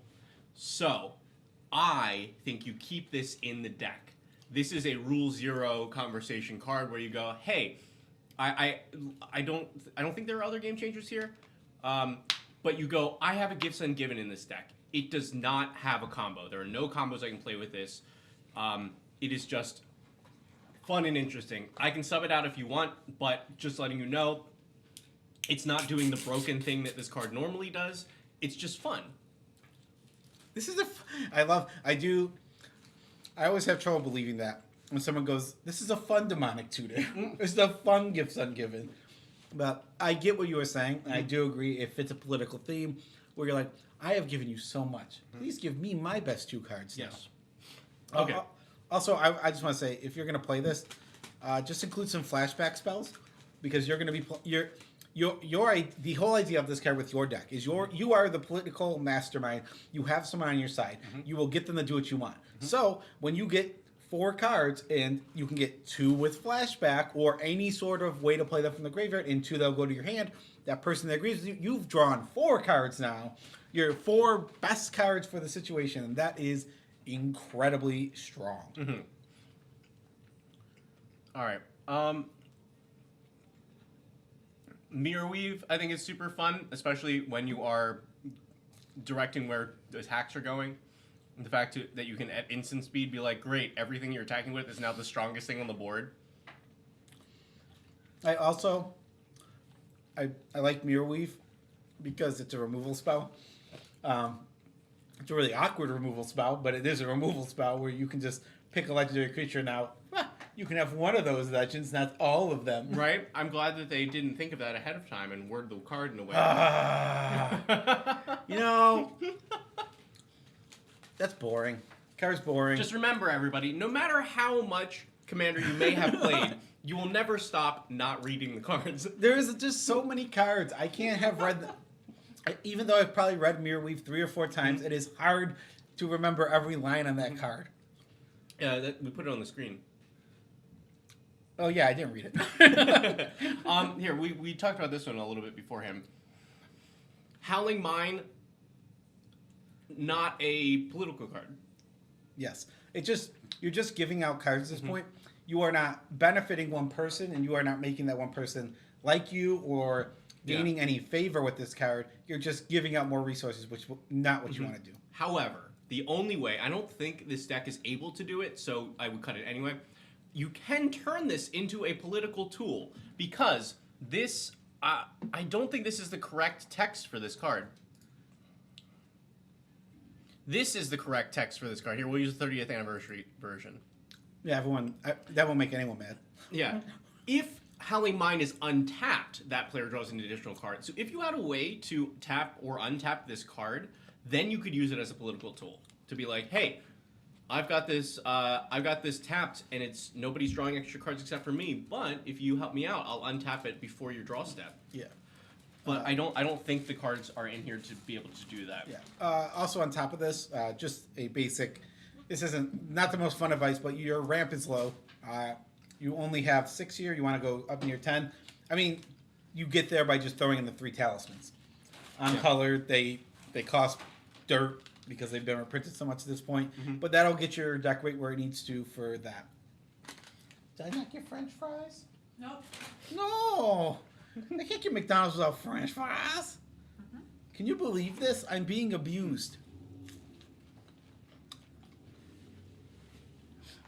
You made the very generous mistake of bringing the food in while I'm talking, and now those 2 things have to compete for space in my mouth. I have been fighting with Veggie because I have noticed that he wasn't eating. So I'm like, well, if you're not going to eat, I'm just going to eat. Because That's the only reason I'm not even eating is because now the two of the things that I like to do the most are in direct conflict: eat and talk. Classic Veggie. I like the curses here. These are a great way to protect ourselves from the propaganda. Look, it's MTG Noid Girl. And she's gone. And actually, when she disappears off screen, she is gone. Like, we can no longer interact with her. She is just completely gone. Into the void. into the void. You've been hamburglered? No, we got chicken nuggets. So hamburger's not going to get us.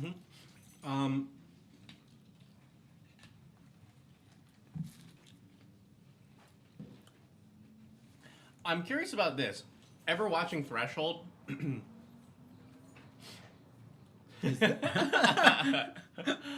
Oh, thanks, Rob. Yeah, so ever watching Threshold, I don't know that this is good here. Because this is when an opponent attacks, so it's not per creature, it's just the most this is going to do is draw you one card. I don't like it. Against these when the commander is not in play, yeah, but I don't want to build a deck that's like, oh, this card is specifically good when I don't do the thing that I want to Yeah, do. it's like antithetical. What is that word? Bad. Antithetical Antithetical. to what the deck is trying to do, which is have our commander on the field at all times. Because when the commander is on the field, this card is weak. I also don't specifically like this is random, but I don't really like Court of Ire. I mean, it kind of just feels like, it feels kind of random. Like, I like the Monarch, but this one just kind of feels like weird to me. I don't know. What do you think? This does seem like one of the more political ones, because you only deal your damage to a single target. Because I think people are going to be more inclined to try and steal the Monarch from you if it is a thing that is like benefiting you or hurting everybody. Okay. I mean, that's fair. I do think this is probably the worst court. I do love... Period, but... Yeah. I do love Duelist Heritage. This is a good card. Like, powerful card and great for making allies. Like, hey, I'll buff up your creature if you attack with it. Or if one specific enemy is only attacking you, you've set that. Of course I'm not going to give that double strike. You're attacking me, the Permanecon player who Joe Cherries can't say the name of. Alright, so this kind of covers what this deck is doing, the way that it's built. I think our only job here was to make suggestions for interesting and for like fun and thematic things. What are your thoughts? I know that political kind of group huggy decks are most definitely your wheelhouse. Oh yeah, I love them. I always talk about how I really, really love Group Hug.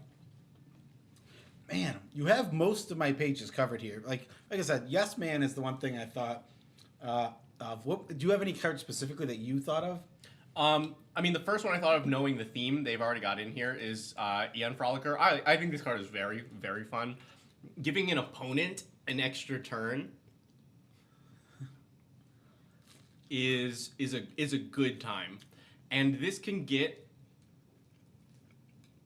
kind of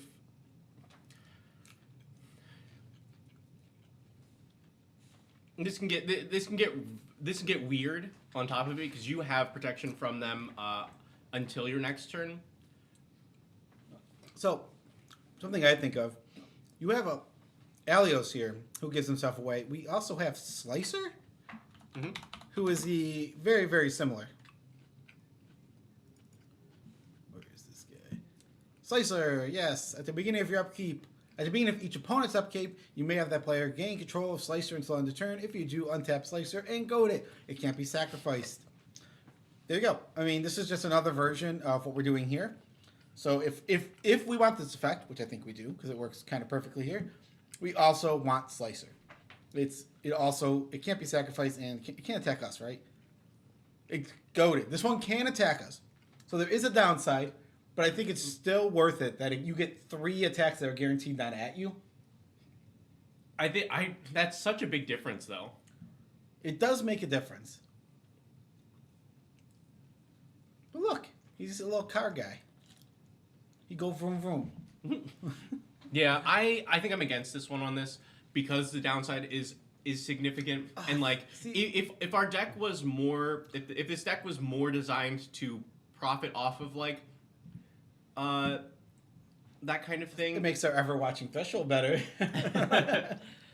then I'd be okay with it. We do have ways to protect ourselves, like both Guilty Prison and Propaganda. So I think it fits well, and I would put it in personally.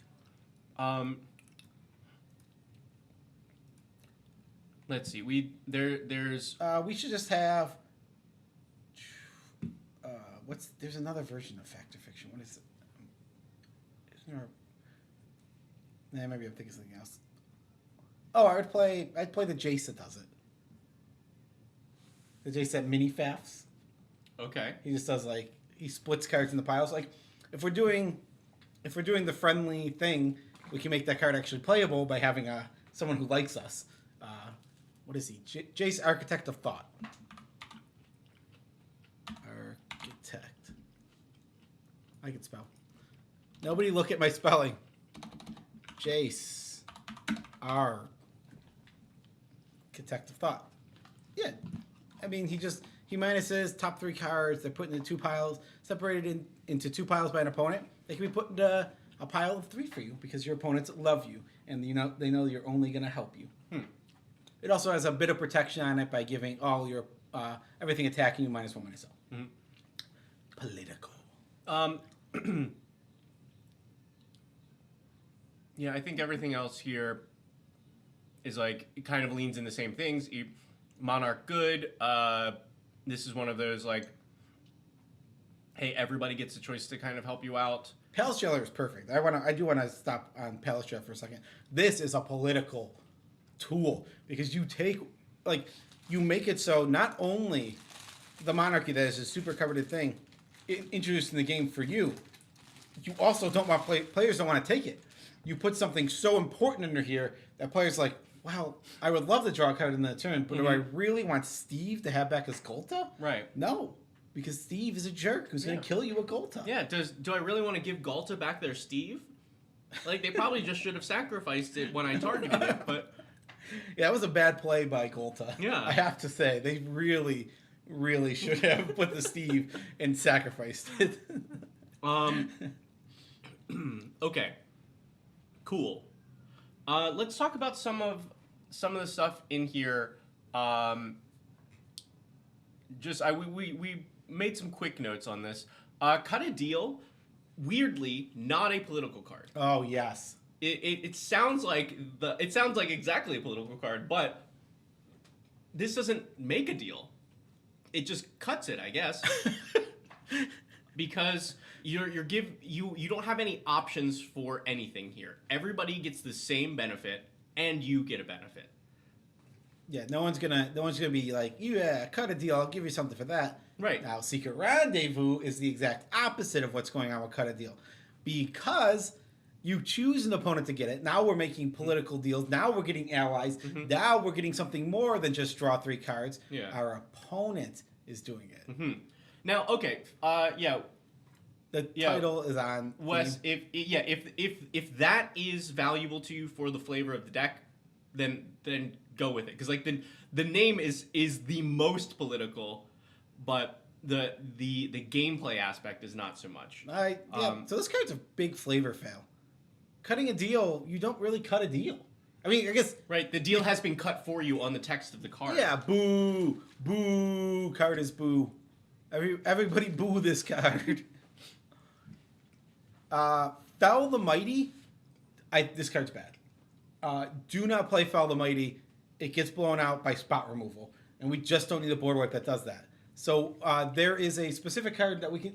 Well, we don't need this because we can just play the card that lets us choose a number. It's the same exact thing, and you cannot get blown out. What is that card called? There's a board wipe. Yeah. There's a 5-mana board wipe that specifically says choose a number 0 through 13 and destroy all creatures with power equal to it and greater than. Yeah. Just play that, because that card is you will get the exact same effect. What is the name of that card? I cannot think of it, but you're going to get the exact same effect you would get out of Foul the Mighty. I honestly believe Foul the Mighty to be unplayable. Do not put this card in your deck. You just don't need to make your board wipes don't need to be weakened by the chance of being blown up by spot removal. Interlopers? Expel the Interlopers? Is that it? Expel the Interlopers. Destroy all creatures with power greater than or equal to the chosen number. So yes, thank you, Doyle. Yes. Expel the Doyle. First time chatter too. thank you for jumping in and telling us what it was. But yes, Expel the Interlopers is what we should be playing over Fell the Mighty. And I'm honestly, I'm a hardcore do not play Fell the Mighty. Like, there are so many good board wipes. Like, we have reached a point in Magic where there's like 50 plus playable board wipes in Commander. Like, it's insane. And Fell the Mighty is just not one of them. Like, just hard avoid it. Mm-hmm.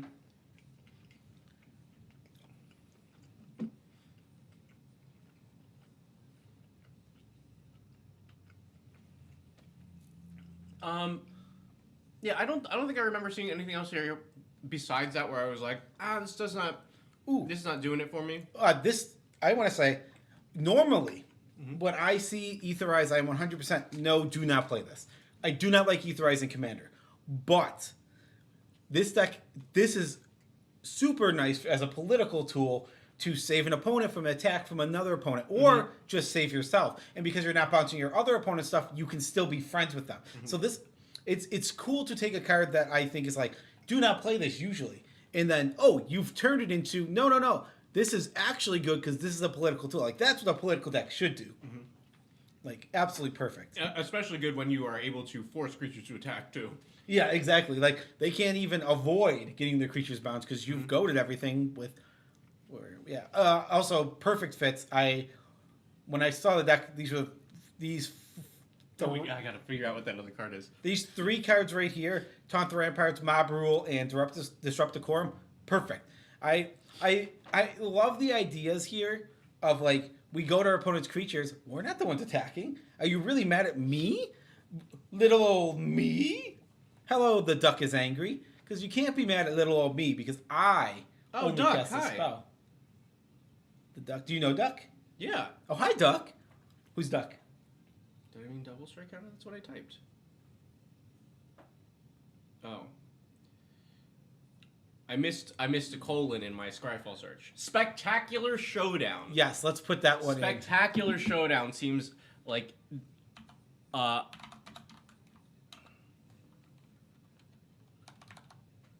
do beware. You are running into the problem we have come over before, where if when you go the players to your left, I've not seen this out of this. When you go the player to your left, let's say you picked, that's the way they can attack. You will get attacked for a lot of damage. So you have to pick and choose your spots, but you get to put a double strike counter on everything and then goad it all. Yeah. But see, here's you perfectly set me up for this. I love that. Spectacular Showdown. Everybody's like, oh, right, so it's a 7-mana spell that goads everything and puts a double strike counter on it. This is totally castable for the actual regular spell in this deck. Because being able to double strike and goad one thing that you know is not going to be able to attack you forever is so good. Like, then you don't have this problem of, if I goad everything, one player is still going to be able to attack me. Sometimes you're just like, you've got a real good flyer over there? Huh, what if you hit that person really hard and didn't have a choice? Yeah. I mean, that is completely fair. I mean... Right. Like, the Overload is still really good. We're already playing 3 more copies of this effect, but the fact that you can actually do the regular 2-mana mode as well, I think this is ideal. I wish Goad... It's probably too powerful. I wish Goad made it so they couldn't block. That'd be cool. Like Taunt the Ramparts. Love this card. It's so cool because those creatures can't block. Everyone's getting absolutely demolished when you cast Taunt the Rampart. This is the best version of this, I think, that they've made because it's just so good. It's just like you have to kill each other. You have no choice. You can't bounce your creatures off of each other. They can't block in a advantageous way. No. They're just dying to Taunt the Rampart. I actually just put this in one of my decks because my attacking deck, because I'm just like, because it ends games. It ends games, and it lets me get my attacks through on my turn on top of everyone else's creatures have to hit each other. Yeah. It's perfect. Love this card. You got something else? What was I... Oh, yeah, that was a big thing I wanted in this deck. I wanted... just a little blink. Just a little bit of blink. Because you have... Like, you do have some creatures that have good targets. Blinking Palace Jailer is great. Because it doesn't give them the creature back when it leaves the battlefield, like most things, you are still a monarch, so this can eat multiple creatures. Yep. You can blink Loran for value. You can blink Orzhov Advocate. no, that's an upkeep. Oh, that's an upkeep. Oh yeah. You can blink Aragorn or Palace Jailer to get the monarch back if you need it. But mainly, I want to be able to blink Pramicon, because sometimes you're like, okay, I'm gonna play this. I have a good idea of the direction that I want people to be able to attack in. But if something happens and the player that can attack you is suddenly a problem, or if like let's say you picked a left and the player to your left has been hitting the next player hard, and that player goes, this is enough, I'm going to kill all your stuff. You go, great, blink Pramicon, reverse the direction. Now the player that just got their board wrecked is the one that can attack. Like, I have a really good suggestion for this blink, mm-hmm. and that would be Sword of Hearth and Home. Now, there's a couple of reasons for this. One, it's just a good blink thing, right? Like, when you hit with this creature, you get some protection, blah, blah, blah, and you get to blink something and get a land. Mm-hmm. But we also have the awesome synergies of bouncing a given away Humble Defector back to our side, and the Yes Man, which I think you should include in this deck. It's just extra little synergy to throw in the deck on top of already just being a good way to blink. Also very indicative of our building styles. That would be one of the lowest on my list. Because you want to do it instant speed? I want to do it instant speed for cheap and have it available. So I would want like momentary blinks. Since it has flashbacks, you have two options. Ephemerate. Ephemerate I think is much better in a dedicated blink deck, because I don't necessarily need back-to-back blinks. I just need it when I want it. Yeah, but it's 1 mana. It's 1 mana, yeah. It's so efficient. Have you seen the... Look at this. Look at this. This lion screams efficiency. You probably play Ephemerate. It's like the first one you include. Even if, though we're not... Like, being able to hold up for 1 mana is so much better. And, like Cloud Shift would almost be playable in this deck. But we have Ephemerate. Why would we ever play Cloud Shift? That card sucks. But also, have you seen the sword? It is really cool. It's so good, and you get to bounce back the Humble Defector. Come on, Veggie. Look, I won't spoil it for y'all out there, but you just saw me play a deck that I built that used sort of Hearth and Home for exactly that. But it was pretty sick. It's not really what I want for this. You know, you're fired. That's fine. All right.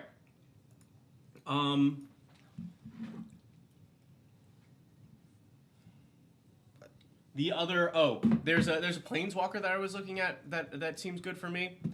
I play this in, I think it's this one. I play this in Tempting Worm. Enters, makes a flying wall, sure, but you get the +1 to politic to give an opponent a card, and the -2 is mini Pramicon. For one rotation, you choose what direction that people can attack. So it's just like back up. Oh, they killed Pramicon. I'd rather just pay 3 mana for this effect. Or you can lock attacks for the turn. If you have Pramicon out and you've chosen left, and you play Teo and you choose right, then nobody can attack. You don't have a legal option. Yeah, I would be like, I could see the argument like, oh yeah, I don't need a second Pramicon effect if it wasn't for the fact that his plus is literally political. It is literally a political plus, and he makes a wall. Perfect. Everything we want in this deck. Is there anything else? Actually, I think we're nearing the end of this deck, because this deck is, I will say this deck is built for what it wants to do, and I really like it. Maybe you want another board wipe, because I think you only have Fell the Mighty, which we suggest switching for Expel the Interlopers. Mm-hmm. But you're going to come into situations where you just don't have this, or your politics aren't working. Yeah. And you're just going to want to wipe. The answer is going to be wipe the board. Like you don't have this. Oh God, we're just dead.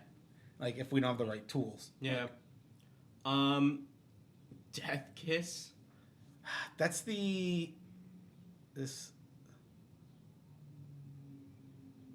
Does it miss a pun or two? No, we never miss a pun. We hit every pun in this. If you're looking for puns, we've hit them already. I don't know what their pun is. But also, welcome into the chat. They can't be the wall about it. You're fired. It's another Goater, I believe. Oh, it's funny because I have this marked for a different deck that we're not doing in this session. But this is creature opponent attacks one of your opponents, double its power. Yeah, that's cool. It's for 6 mana, it's a little pricey. But the monstrosity is also pretty relevant. This works. I mean, this fits exactly what the deck wants to do. I mean, like you said, it's pricey. Is it great? No, but it is on theme, and this is a 2. It does both. Yeah, it does 2 things that you want. It's make your opponents hit each other harder, and also make your opponents hit each other. Oh, thank you for the follow. Also, everything spell slinging. Yeah, appreciate you. And now I've totally forgotten the thing I was going to say. An entire aspect that you could look at for this deck. I'm not going to go over the cards because we should move on to the next deck. Is voting. Because if the deck is all about politics, not only does it match thematically, it also matches mechanically. Yeah, because you can influence people. You do have one card here. Yeah, Council's Judgment. Okay. Yeah, there are a lot of other ones. There's like a really good saga from Doctor Who that I'm thinking of that I don't remember the name of, but I would do more of these effects. Yeah, anytime that you find like generic effect that's in the deck, I would look for. Just look up. Let's pull it up. Oh! What? Oh! What was it? Awooga! Awooga! That is our official subscription noise. Yeah. You set off the alert, and the alerters almost forgot what the alert was. I didn't forget. You would never forget Awooga. But yeah, there's plenty of vote cards here. We probably won't. Like expropriate. Yeah. Let's be clear. Not that one. Hold on. If you're gonna stay in 3 and you're not gonna try and like rule 0 it down, you can play expropriate. But yeah, there's just a ton of these cards that just let you. What Mob Verdict, was that in the deck? Which one's Mob Verdict? It's not. No. Which one is this one? Secretly chooses another player. Yes. This is great. Love this card. Mm-hmm. Trial of the Time Lord. That's the one I'm thinking of. Yeah. Where you start to exile creatures off the board, and then at the end, everybody votes on what they want to come back. It's like the basic idea. Starting with the page for innocent or guilty. If guilty gets more votes, the owner of each card exiled with Time Lord puts that card on the bottom of their library. Cool. I like that. I like that because they don't have to. They don't say what innocent does. Innocent just does what the card does. That is really, really funny. Yeah, I think you could play any number. Oh, Split Decision was also in here. Yeah. They did also have. What is Will of the Planeswalker? I don't actually know what that is. It's to Planeswalk. Oh, I would add these in if you're specifically playing Planeswalk. If not, they're terrible. But yeah, that is this deck. We can officially move on. It's very cool, very political, and you built the right level of political. It's tough to. The only thing that is like, if you can't get to rule 0 yourself into 2s with this Gifts Ungiven, just cut the Gifts Ungiven because you don't want to play this with 3s. I don't think. I think you keep the Gifts Ungiven and use it as a rule 0. I agree with you. No, I agree with you 100%. If you can get people to agree and they're fine with it, there's no trouble. Mm-hmm. It's if you can't, it's like, well, I'd rather get rid of this than have all these 3s crushing me. Yeah. Or just beat the players. Just skill diff them. Skill diff them with your hypnotizing skill. You will attack who I want. All right, our next deck submitted by Red is Heliod's Hot Wheels. This is Heliod the Radiant Dawn. So let's look at the commander first. On the front side, 4 mana 4/4 enters, return an enchantment, graveyard to hand. Great. You can pay 3 and a Phyrexian blue to transform it, so very easy to transform into the side that we want, which is you can cast spells as they add flash, all spells. Love that. and then your spells are reduced by 1 for each card your opponents have drawn this turn. So we will automatically on an opponent's turn have a 1 reduction. Regardless of anything, we have to work 0% to get that first reduction. Yeah, so at their upkeep, you will have a 1 mana reduction.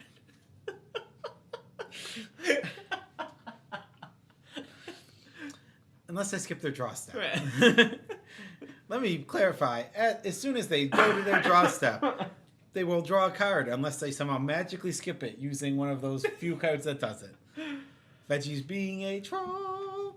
But this deck, we are looking for any more ways to make opponents draw cards, obviously, because we want to reduce our spells, and it's a bonus if they're colorless, non-creature, or spell-based.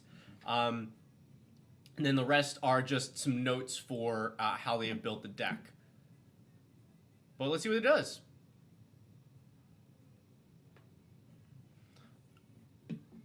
So I don't. No, wait. No, this card doesn't work with the deck. So I get the idea here. Mm-hmm. But the first line just does on your upkeep, so it doesn't give the draws on their turn. Wouldn't we rather, like, I get the idea is like we're going to force some draws, we're going to make them lose life. But I'd rather play something that lets them draw on their turn. I'd rather play a card that's technically worse, I think, than play the Trawler. Like, I'd rather play Kami the Crescent Moon. Okay, but I want to say that you are focused a little too much on that. Because, yes, I definitely would prefer things that allow my opponents to draw on their, or that make my opponents draw on their turn, since we can cast Flash Speed anyway. Mm-hmm. But it also hurts them every time they draw. Man, in a deck that is built to draw our opponent's cards. That's fair. And you're probably right, it does belong, but I am such a stickler on when there's a line of text that is a non-bow, I'm like, ew, ugh. But it's not even a non-bow. No, it is a non-bow. It's not a non-bow. It's a non-bow because any other version of this card would do it. It's a little non-bow. But they wouldn't have those two pieces. A little non-bow. It's like slightly suboptimal. Okay. Plus very relevant second line of text. Which I would call little non-bow. If to put that in other words. Yep. Well, so I love cards like Lore Broker. 1, it only costs 2 mana. It's automatically going to reduce to 1 when we're flashing it in. And we let our opponents draw on each other's turn. There's other cards like this. We have, where's the bell? Boop, boop, boop, boop, boop, boop, boop, boop, boop. Where's the bell? Temple Bell. Each player draws, and we can just control when we're getting extra things. Another good thing, though these Temple Bell type cards are typically not good, you get to wait to activate them as long as you want. So you can also use this as a political tool to be like, hey, I don't have to activate this till the end step of the last player. But you look like you only have 2 cards in hand. Don't attack me. I think you're thinking of the wrong. You're thinking of the wrong deck with blue and white in it. No, I am. You can be political. Your deck doesn't have to play politics to be a politicking deck. You can politics still. That is legitimately though, because we are making our opponents draw cards and do stuff like this. There is deals to be made when you specifically play. Stop making that face. I don't trust you anymore. Also, Standstill, perfect. Fits literally perfect into the deck. It's so silly. It's so dumb. It's not good. Let's be clear. It's incredible. Yeah, I agree. Something can be incredible and be bad. That is true. Yeah, I like Standstill, but the fact that this does the part that is supposed to be bad is maybe the best thing for you, because normally you play it and you're like, great, I'm doing this to slow things down. My deck's not concerned about casting spells. Mm-hmm. One of you is going to break and cast a spell, and everybody else is going to draw a bunch of cards. But here, you're like, great, did nobody cast any spells? I will cast a spell. Now my spells are reduced by 9. Draw a card, and we have Smothering Tithe here, which is going to give us a bunch of treasures. Mm-hmm. Yeah, there is a lot of synergy to be had with it. Mm-hmm. It is really, really cool. I love Coveted Jewel. I think it is a perfect include that we have in this deck here. Mm-hmm. If somebody wants to take this, they have to draw an additional 3 card, which is giving us an extra 3 cost destruction, which is ridiculous. Mm-hmm. That is absolutely absurd. That means because they've already drawn 1 card for their turn, every one of these cards from here to here is free. Like, that is actually wild. It also does if you look at the timing for this, Coveted Jewel is passed when you don't declare blocks. So it's before you've taken combat damage. You even have like a tiny window to like reduce your spells by 3 and then play something relevant to get them out. I don't know what that spell would be. You could maybe like, I don't know, commit it or something. Or you could tap pro off of 1 white mana. Yeah. There's a lot, you can do a bunch of things, right? Like, yeah. You can slip out the back for no reason. Right. The other super relevant thing is this is all colorless mana, so you can reduce this to free. Yes. You can just flashing in a Coveted Jewel is for no mana is incredible. And you know what else you could do? Mm-hmm. So, hear me out. You've gotten them to draw 6 cards. Mm-hmm. You can flash this in, declare no blockers. They take it. Now you have a reduction of 9. Yeah. Now that's the play, baby. If you do that, you have not just won the game. You have won Magic the Gathering. You never have to play again. Yeah. Is there anything else about what this deck does that you wanted to go over? Oh, big one. Yeah. So we have the basic idea, where we are trying to play cards to make our opponents draw to reduce our spells that we can cast at flash speed, and we've got some stuff that is maybe win condition-y. Approach of Second Sun is nice because we're able to draw everybody's cards so we get it a little faster. However, the main win con is Hullbreaker Horror. Oh. Yeah, game over. Yes. Here is how this works. You've got your Heliod out. All your stuff is flash speed. You reduce your spells enough so that you have mana rocks that don't cost anything. You go, cool, at instant speed, I will play this mana rock. I will tap it for mana. I will play another mana rock. Or really anything.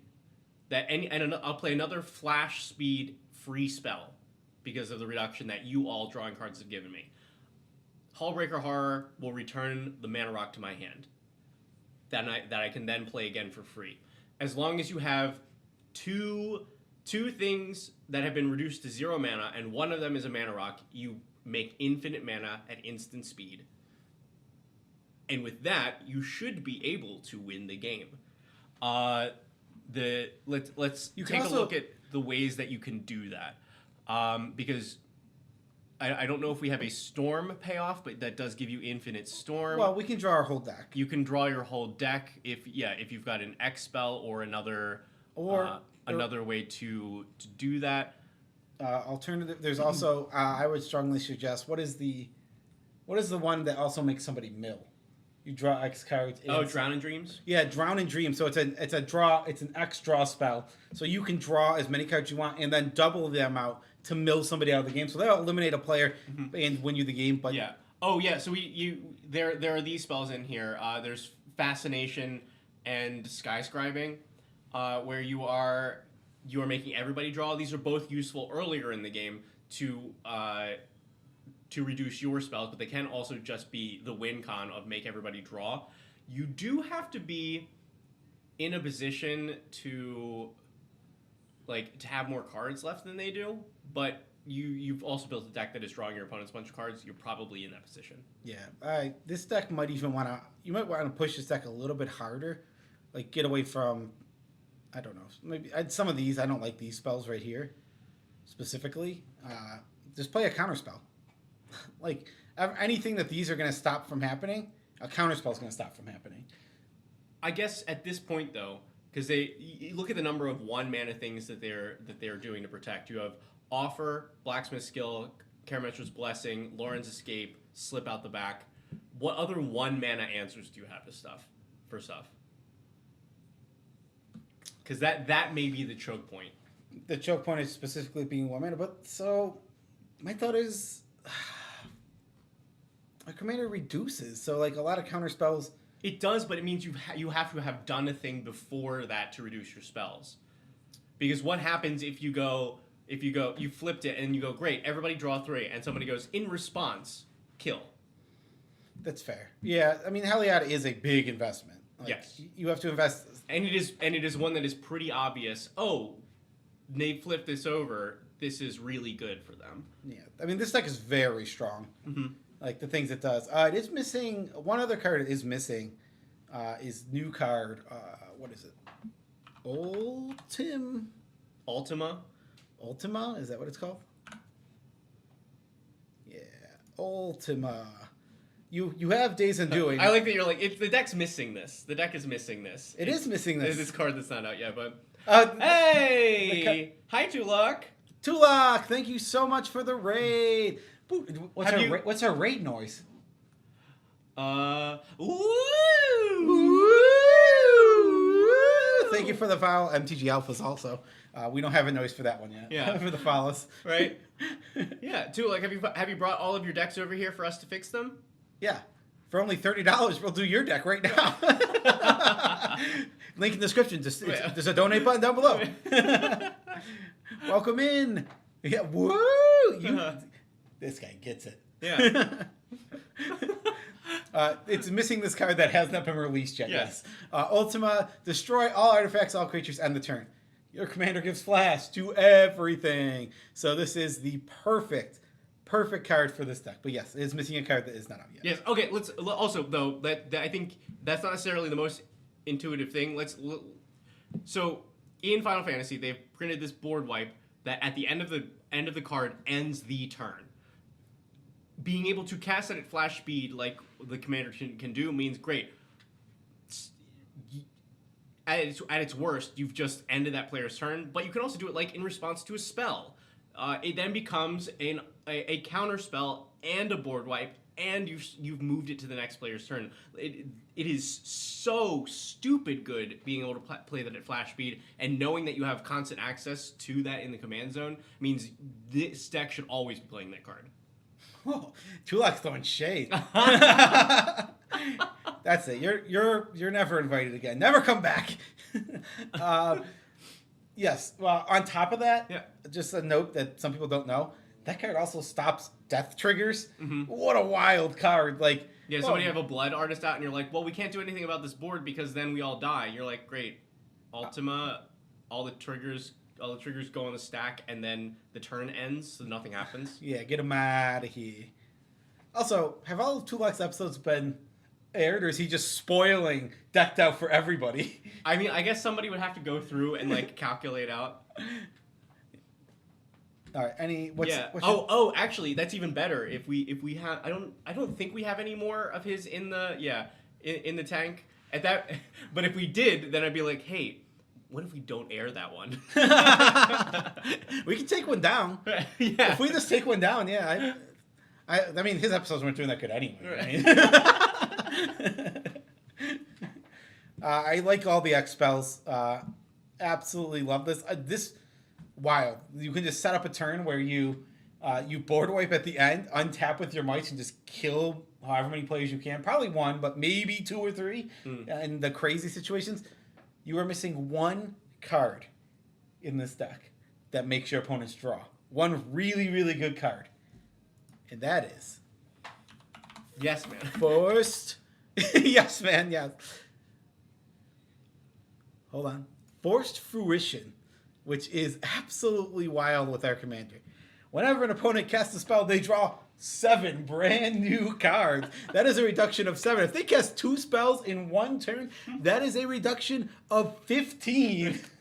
Now, it depends on what direction you're going with this deck, because this is the happy extreme. It is not it is worse, but it is funny. It does exactly what your deck wants to do. You don't need to reduce anything by that much. And it is a card that a lot of other... seen all these X spells? You don't need to reduce them by that much. We can cast them for so much. Oh, wait, and that's me saying that. Veggie's wrong. The problem is, if you are playing at higher power tables, there are a lot of players, a lot of decks that can break it better than you can. Like being able to refresh their hand every spell. Like, you probably get comboed out on in that case. When did Veggie become so unfun? That's why I'm saying, I literally started, this is the happy extreme. So I think this deck is built to play higher power. From the looks of it. It is able to win at instant speed on, like, it's able to win on the stack. It's the things that it can do is really powerful.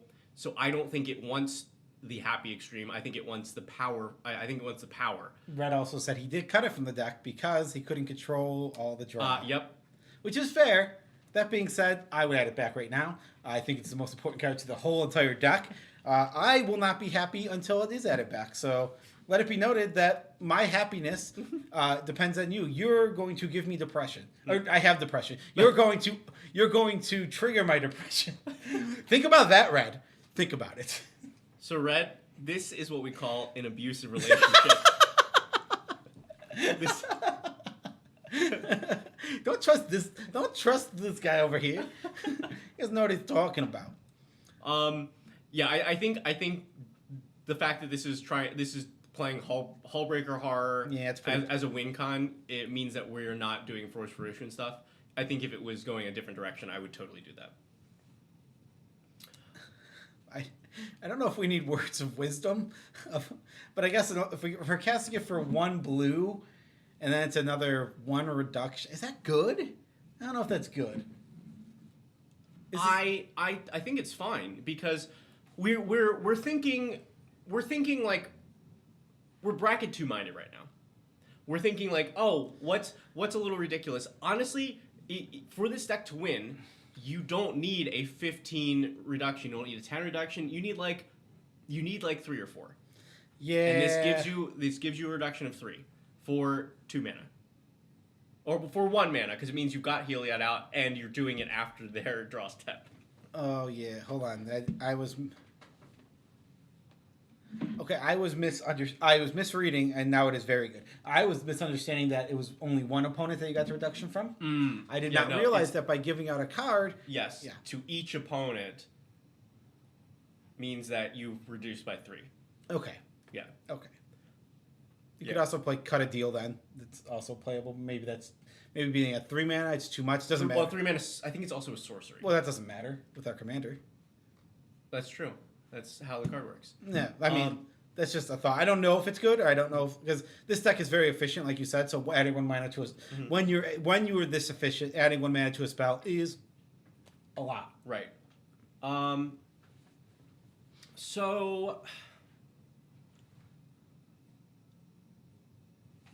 what bracket have we actually built this at? How many? We have exactly 3 game changers. Okay. So we were bracket 3.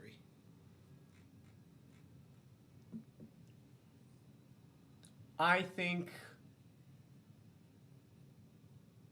that's pretty fair. I think this plays at the higher end of bracket 3. I don't think the deck needs Dawn's Truth specifically. I don't think it has any.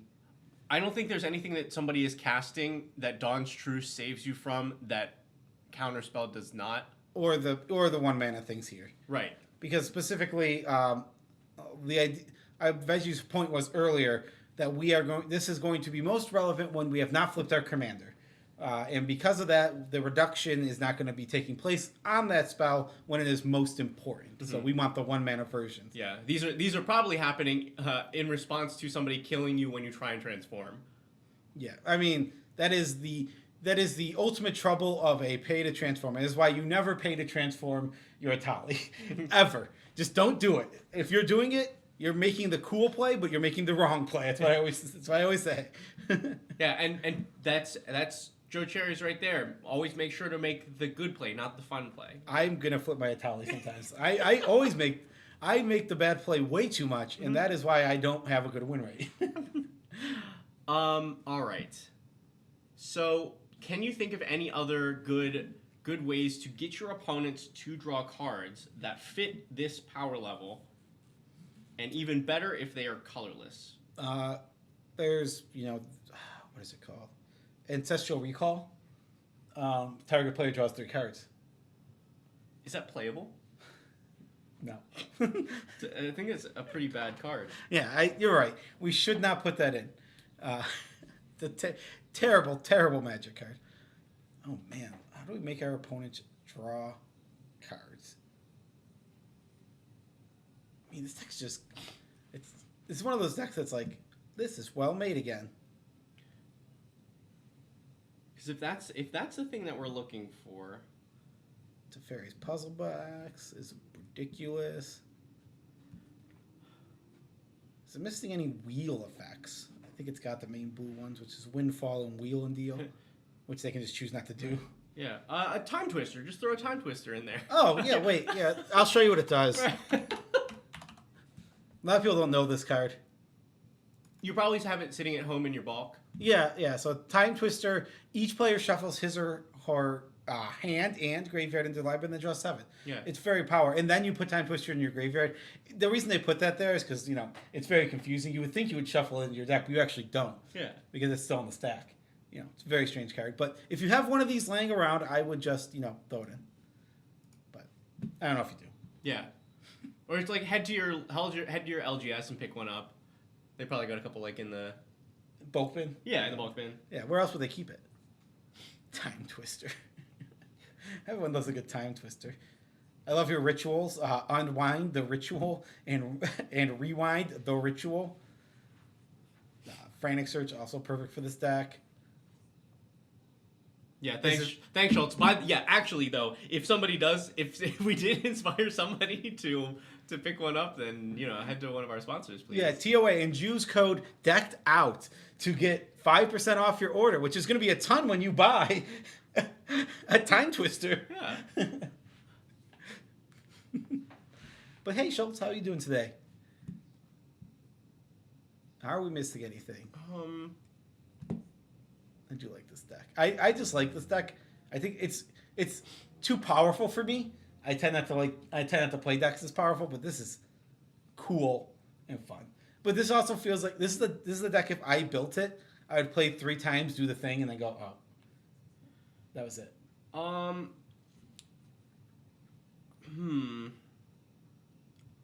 Sorry, hashtag go check out CoolStuffInc because we're on stream. And we have different sponsors. See, look, right up here in the corner. CoolStuffInc! We're getting yelled at for not doing the right sponsors. You giving up? You giving up yet? Bet you will never give up. Yes, there is a cool place that has stuff that is incorporated. Veggie is in the tank right now.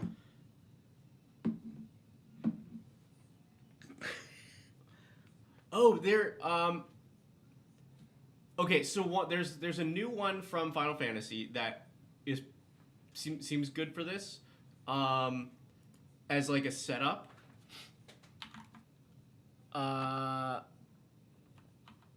think this is how you spell it. Tater tot? Something tells me it's not spelled tater. Does anybody know what I'm trying to Tataro? It's definitely not tater tot. This is the card I'm thinking of. Yeah, what is the Taro Taru? Tataru enters. You draw a card, and opponent may draw a card. And whenever an opponent draws a card, if it isn't that player's turn, create a tapped treasure. So this is not a thing that I think you care about if you've played your commander. But this is a great early play. You get it on the board, and then a lot of your spells, turn into ramp. If you're like, oh, well, I need you can go Tataru. Words of Wisdom ramps you on one player's turn. Somebody randomly draws a second card on another turn, and out of nowhere, you've produced an extra 3 treasures every rotation. Yeah, tap treasure's still solid. You're gonna untap with a bunch of colored mana for very little investment. Here's a question for card design. What does this card have to cost to not trigger once each turn? Like, don't worry about power toughness or anything like that. Just, this is the same card, except for it doesn't trigger once per turn.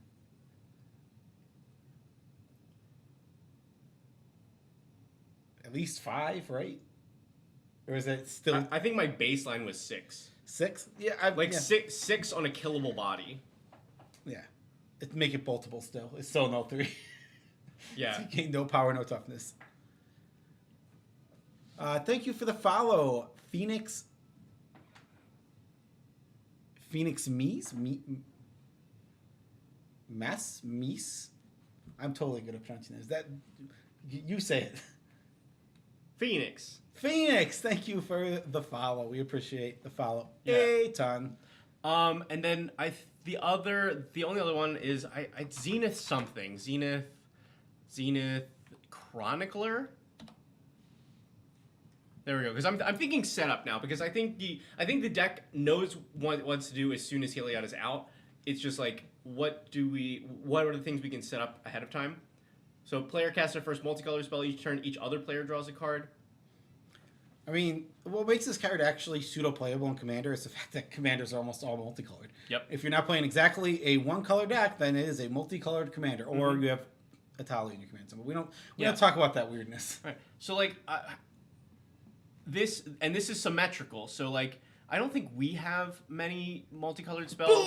Boom! That's not good. Permission denied, baby. So this is not triggering much. We are not able to trigger this much aside from like Teferi. But anytime an opponent does that, then cool. You've ramped me. You've reduced me by 2. It's also colorless, so we're Right. easily casting this for 0 mana. Right. Like barely any setup required. Yeah. But this is not one of those decks where it's like you sent us something real tuned, and you like literally. It seems like you've gone through a lot of it. Are we missing any of the good X draw spells other than the one that mills? I think that one should be in here.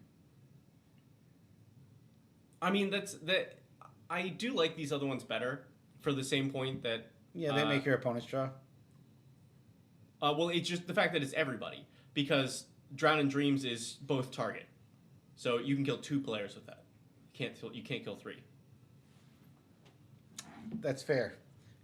And but actually, these cards are so good you can kill 4 players with them.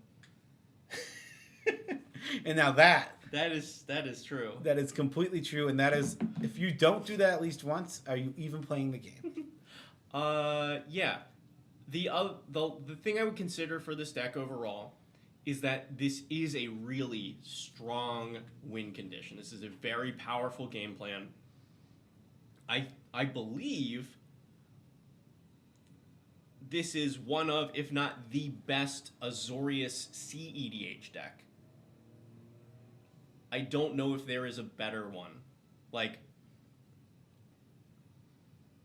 and it's kind of doing the same thing, just with the more broken cards. Yeah, but you just push everything to its extreme, yeah. Right. You get every game changer you want in here. You get every free counter spell you want in here. I mean, yeah, you're doing the right thing. You're on the right game plan. This deck can easily be pushed higher if you want it to be. Otherwise, you're in a good, like, strong 3 here. Yeah. Like bottom of 4. If you, I would even consider pushing it to a 4 by adding more game changers, because it's getting there. Yeah, they should put a Hull Breacher in this. It'd be really good. Hull Breacher? Ooh, yeah. Let's put it up here so they know what it does. What a card that was when it was legal. All right, but thank you for your submission, Red. We appreciate you. And before we move on, we are going to go on to a nice Commodore Guff deck here. We want to remind you that if you would like to support this channel and also get your deck teched, we have 2 available today.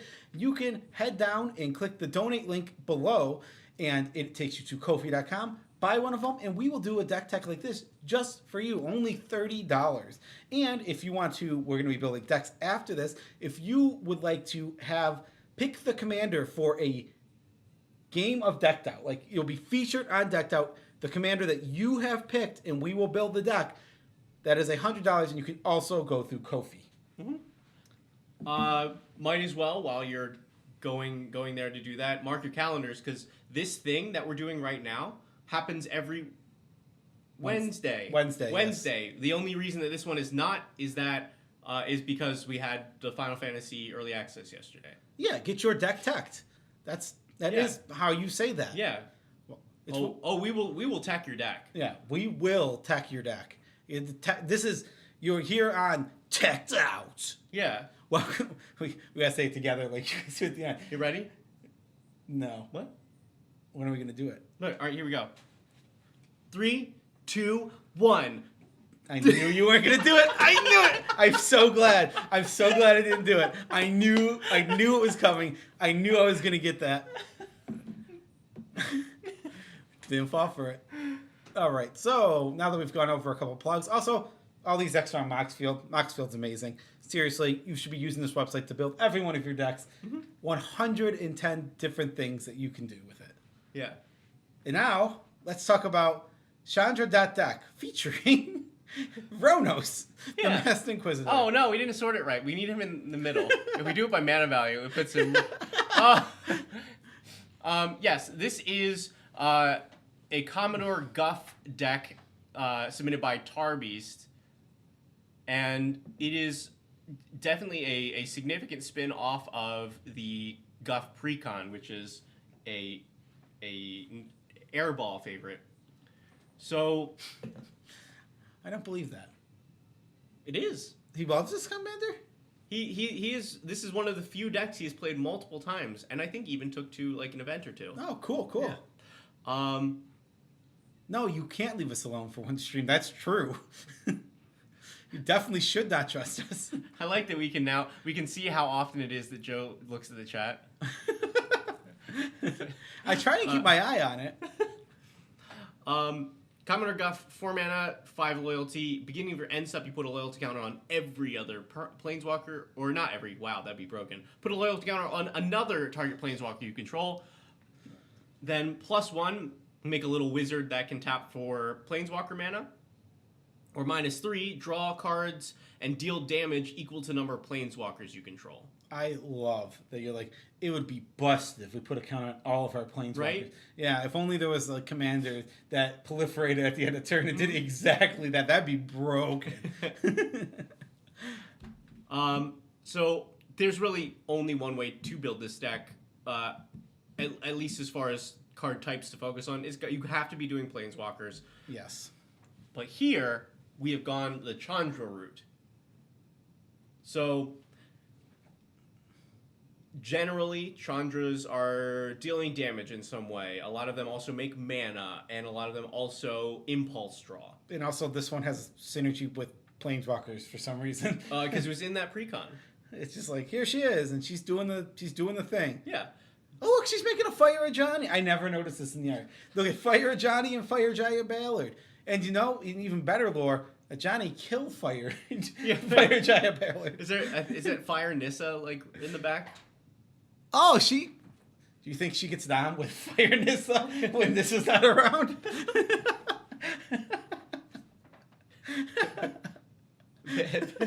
Babe, have you been making Fire me again? No! She like blows out the fire. No!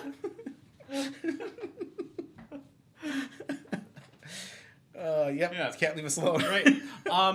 There are also a few, like, Chandra is one of the few planeswalkers that has, like, a bunch of support outside of just the cards. Like, some of the Chandras work with each other specifically. There are Chandra cards that are not planeswalkers that do stuff. So this is a reasonable direction to take this deck. I believe, if it hasn't changed recently, she still is the most printed planeswalker. Yes. Yeah, by A large margin. yeah, because the main reason is because people got sick of Jace, and people didn't really get sick of Chandra like they did Jace. Mm-hmm. Like they were literally like Jace, and then like, people were like, we hate him, and then like, all right, how about Chandra? Yeah. Well, you like her, right? Yeah. So okay, first things first.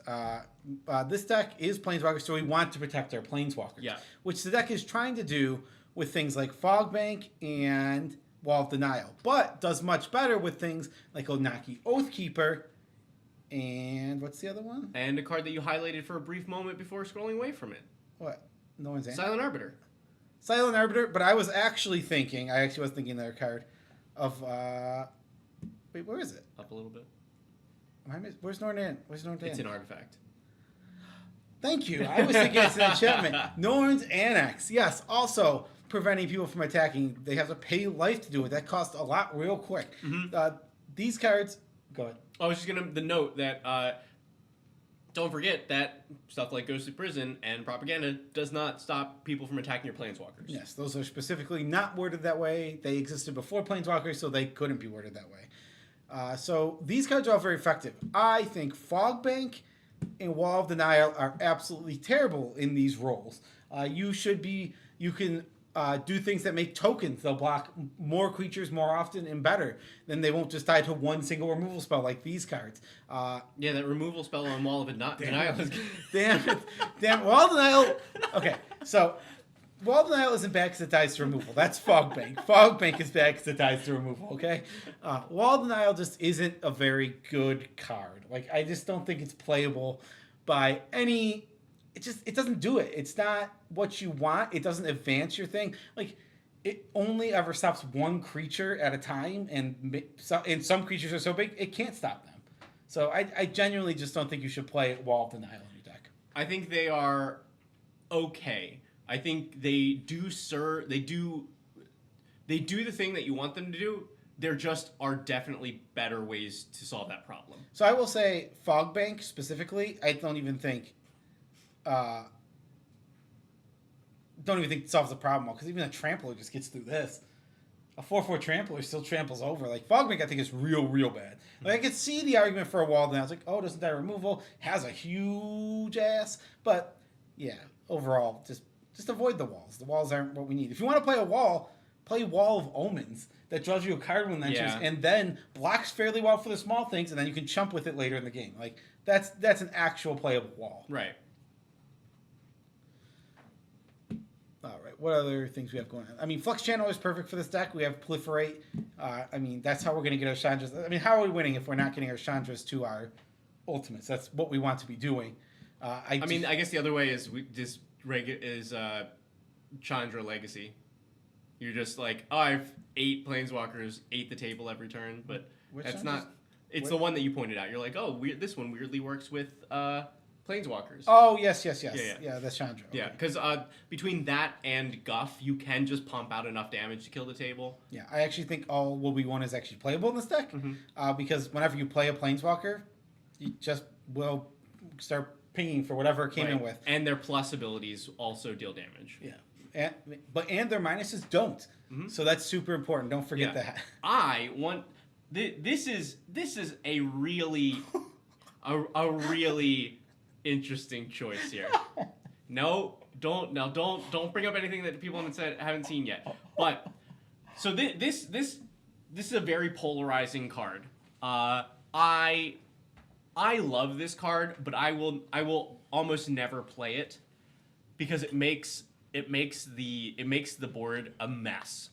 So anytime somebody plays an artifact, creature, or enchantment, they have to exchange it immediately with something that is that same type. Yeah. I mean, this card is silly. Yeah. But it doesn't include Planeswalkers for the same reason that Propaganda and Ghostly Prison don't work. They simply did not exist. Yeah. So you have to be kind of careful, but we don't have that many things. Once we have like Chandra Flipped or Spark Double becomes a thing, you don't have that much. Even like Narset and Wall of Denial, all-star in the deck, can't be targeted by it, so you can't exchange them. The Gold Forged Thopterist might even be protecting some more some stuff, but we just don't have a lot of things. Probably the only one that is generally usable by some other decks would be like Flux Channeler, and you still have to be a deck that wants it. But we don't have anything that they want. I would consider the deck having this card in it. I would be a little bit more tentative to run things like Lithoform Engine. I mean, just straight up, I don't think Lithoform Engine is very good in the deck. To throw it out there while we're talking about it, Lithoform Engine, it's here to copy our Planeswalker abilities, which we can do for 2 mana. I don't think that's very strong. Same thing with Rings of Brighthearth. The average ability we're doing isn't really worth copying. They're just not strong enough.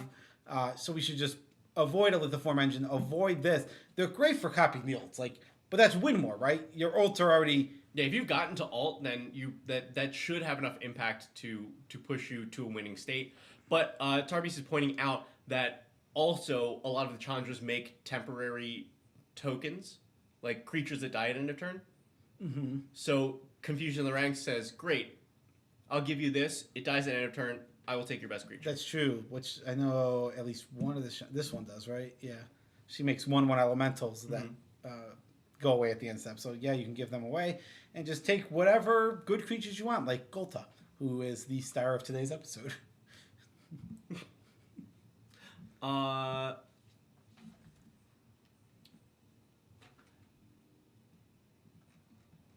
Yeah, let's see what else do we have here. One thing I'm interested in is we have 3 board wipes. This deck does really benefit from board wipes. That is very true. It's a very good deck for board wipes. People hate it. But it depends on who you're expecting to be playing this with, what kind of game you're looking for. Consider more board wipes. We did a recent one. I think you weren't on this one. This was a few weeks back. There was a Planeswalker deck that came in, and I think it had like 15 board wipes. The deck was intended to be very like ridiculous to the point of like doing that. But like, yeah, this deck can legit play that many. You don't probably need quite that many usually, but you can easily run up to 5, 6, 7, which is not something most decks want to do, but this deck can. I would also over something like Promise of Loyalty, because 5 mana is still a little pricey, and this still leaves them with creatures. Sure, the creatures can attack you or your planeswalkers, but I'd rather just go like Vanquish the Horde. Yep, 100% agree. I mean, it's just a cheaper board wipe. It's going to cost you 2 mana every single time. Right. Second Blasphemous Act, essentially. Oh, yeah. I would play a second Blasphemous Act in this. Or, like, Instant Speed. Instant Speed board wipes is what you're saying? Yeah, I don't know. Maybe I'm rethinking that, because I don't think you want to be holding up mana. No. If you know you're going to be wiping the board anyway. We're also a tap-out deck. Yeah. Like, most of the game... Like this is 19 of our spells that are always coming down. We're just tapping out for this. Like there's just not that, like literally 7 inches in the whole deck we're holding up. That's just not very many. Yeah. I do love the flavor. And this card can copy Planeswalker abilities, but it's got Chandra in there, so that's cool. Yeah. Or is it Chandra? I always thought this was Chandra, but now that I'm looking at it, Yeah, Chandra with horns. yeah, I now see that is not Chandra. I always thought that was Chandra, but. So flavor win, and Chandra said, "It's in the nature of fire to grow." That sounds like something she'd say. Yeah. Yeah, but this is actually flavorful because these are her regulators, which they keep. Chandra just doesn't stay regular. She's always got these head stomach issues. Oh, She's always running to the bathroom, but her regulators, they keep her regular. Yeah, it's Chandra's Metamucil. I always thought that term was weird for like not having. If you don't, you're regular. You're regular. You know that was definitely like some marketing thing where they're like, we need to say that they like poop okay, but how do we do that in a commercial? Yeah, and it was like back in the 60s, so Yeah. like we can't even come close to saying anything related to poop. Yeah. Now Pepto-Bismol's like diarrhea. It's just like, oh, okay, we're just going with that. Yeah, you're regular. We get to play. I am not a Planeswalker, definitely not a Super Friends player, but some of the cards to support Planeswalkers make me want to, like Ickermoon Gauntlet, like Gatewatch Beacon. It's just the Chain Veil. I really like these kinds of cards. One cycle that I thought was really cool is the Talents, but we only see one of them here. We only see Teferi's Talent. And he's not even here. He's not even in the deck, but it is probably like one of the better effects for a Planeswalker deck. Drawing card puts loyalty on a planeswalker, so it'll be very easy to alt that planeswalker. Plus, what is the -12? Oh yeah, it gives you instant speed activations all the time. Yeah, they all become Teferi Master of Time. Let's see what the other... Which is stupid. But yeah, what are the other talents? Because we have 2 other ones that we could do. Oh yeah, we get... There we go. Elspeth's talent. Making 3 not ones. useful for us. What is her other one? Like, I don't think this is worth it. When you activate a loyal ability of Enchanted Planeswalker. Yeah, it's pump the team. I don't think this is worth the it. +1 is pretty good though for protecting us. But let's see what Rowan's talent does. I don't know why I moved worse. the mouse. Even worse. All right, so play Elspeth's talent then. Yeah, but I mean, yeah, Rowan's talent will only be good if you're alting the planeswalker. Okay, so good. I like those choices. There was a card that recently that was in a. What is the name of this card? You know what? Go. You do some stuff. I'm gonna try and search it. It was in the energy deck. Yeah, let's see if there's any Chandras that aren't in the deck. Let's see if there's some Chandra synergy that might not be in here. Like, I think you just play them all. Like, there's no Chandra or Blaze. I'm not saying she's good or defending her. I mean, I would play her Cat as well. She taps for mana for Chandras. Let's see. I mean, I think you just play... I would play more Chandra. I would just get more on theme. You don't need all of these cards. Yeah, wait, are you missing literally 1 Chandra? Play her. Like, she's not that good. Discard a card. If it's red, if the red card discarded, you can deal 4 damage to a creature or player. Each player discards their hand and draws 3. You just play her. I mean, I feel like we want to stay on...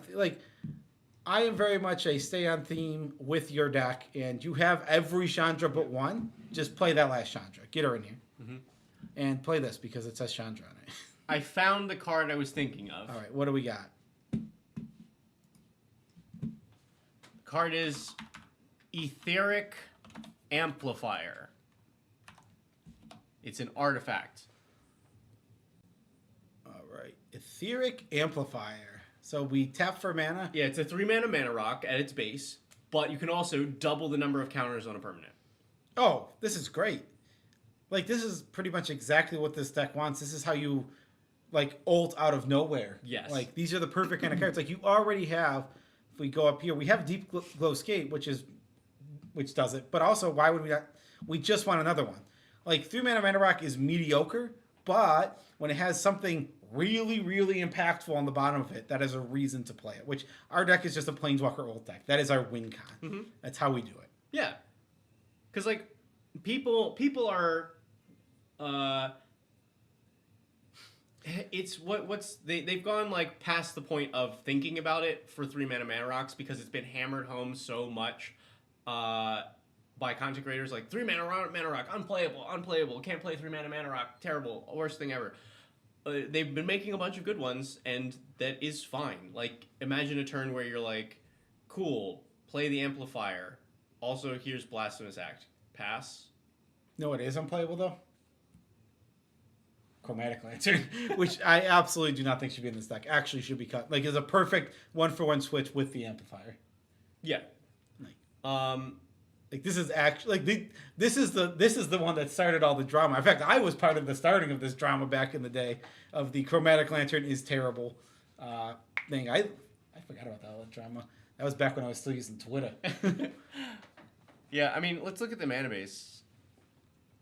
I also wonder if this is, like, unchanged from... No, there's a shock. There's shocks and... 5 of each basic. Yeah. I mean, the mana base is fine. Yeah. I'd probably have... This deck, though, Chandras are expensive. Mm-hmm. I think you want 38 lands, or at least, I would say minimum 37, because Chandras are not cheap cards. The minimum is the floor is 3, and then most of them are 4+. Mm-hmm. But I was going to say, we have even less reason to run this because the majority of our deck is red. So, like, we don't need the fixing. Yes. Actually, so if we give this a nice scroll down, we can see this. Yep. 45%, which is actually a reason to probably cut, like, 1 or 2 of these and 1 or 2 of these for more mountains. Mm-hmm. I can relate to the you have to have an even amount of everything because if I was building this deck, I would. But in a correct building sense, you should probably have 7 or 8 mountains as opposed to evenly splitting everything. Yeah. Because you are a majority red deck. That would, it hurts me. It hurts me to have like 3, 5, and 2. That would the pain it causes me to not have a balanced thing. That's always how I do it. Like if I'm making like a 3 or more color deck, I will go like all of the good like dual lands that are playable, and then I will balance using the basics for the most part. Yeah, you do get more red off of Gruff and Chandra, so that is true. That is another thing that is making red actively. So we probably only need like a couple switch over because we'll have access to red easier. But we do need to hit red every single game. That is really important, and double red at that because I think every Chandra is double red. There's no single red Chandra, right? Oh, God. It's literally this one. Got him. It's literally... No, there's 2. Okay. Yeah. Chandra the Firebrand and Chandra Fire's Legacy. I would avoid Azorius lands. That's fair. That's another way to go, too. I also don't balance like this because, again, if I put in 1 shock, it's got to have all 3 shocks in my head. Yeah. But, yes, the safe cuts are... Especially this one. Like... Mystic Gate, cut Mystic Gate specifically because this filters into that, which is taking up 2 mana to make sure that you have white or blue, which are your off colors. Carnage Bastion's great. Any other? Okay. You mentioned this all the way back in the beginning, and I forgot to ask. So you're like Fog Bank, Wall of Denial, bad. Don't like them. Don't play them. What is your solution to this problem then? Because we don't have a lot of spaces for creatures. We have a lot of planeswalkers that people are just going to go, great, I need to run my stuff into those because planeswalker must die. I mean, honestly, I'd rather... Because we have... You pointed out some good options that are already in the deck. Like Anaki Oathkeeper is good, Norn's Annex is good, but we need more copies than that. What would you replace these with? I mean, I would even rather play something like... Secure the Waste. Like it's not like this perfect answer, but I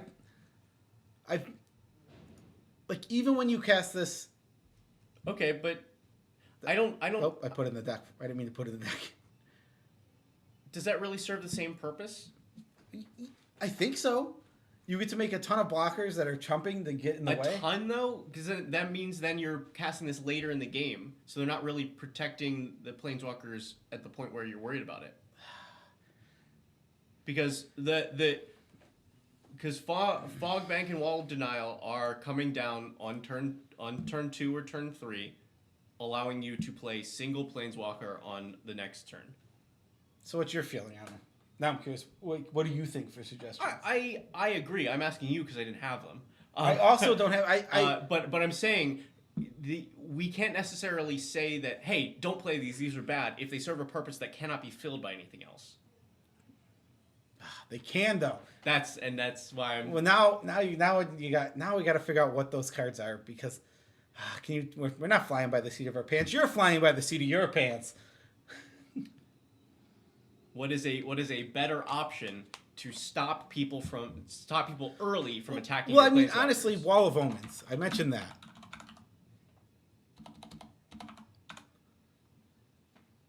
Specifically, especially when we compare to Fog Bank. This can block a lot of the things that are going to come down early and often, and because we have these other answers later game, then eventually this will just chump and be another way. So this is the kind of like perfect, like it'll replace itself, be on the battlefield, and then it will, eventually just you'll chump with it and get it out of the way.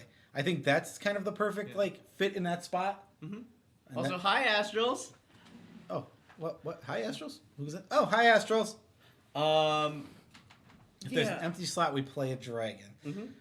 Yeah, I think you should play a dragon. Yeah, we play a 2-mana dragon that blocks really well, like dragons do.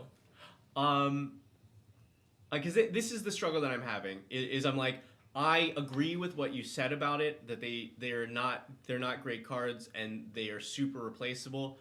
I just don't know what I want in those spots that does the same thing at the same time.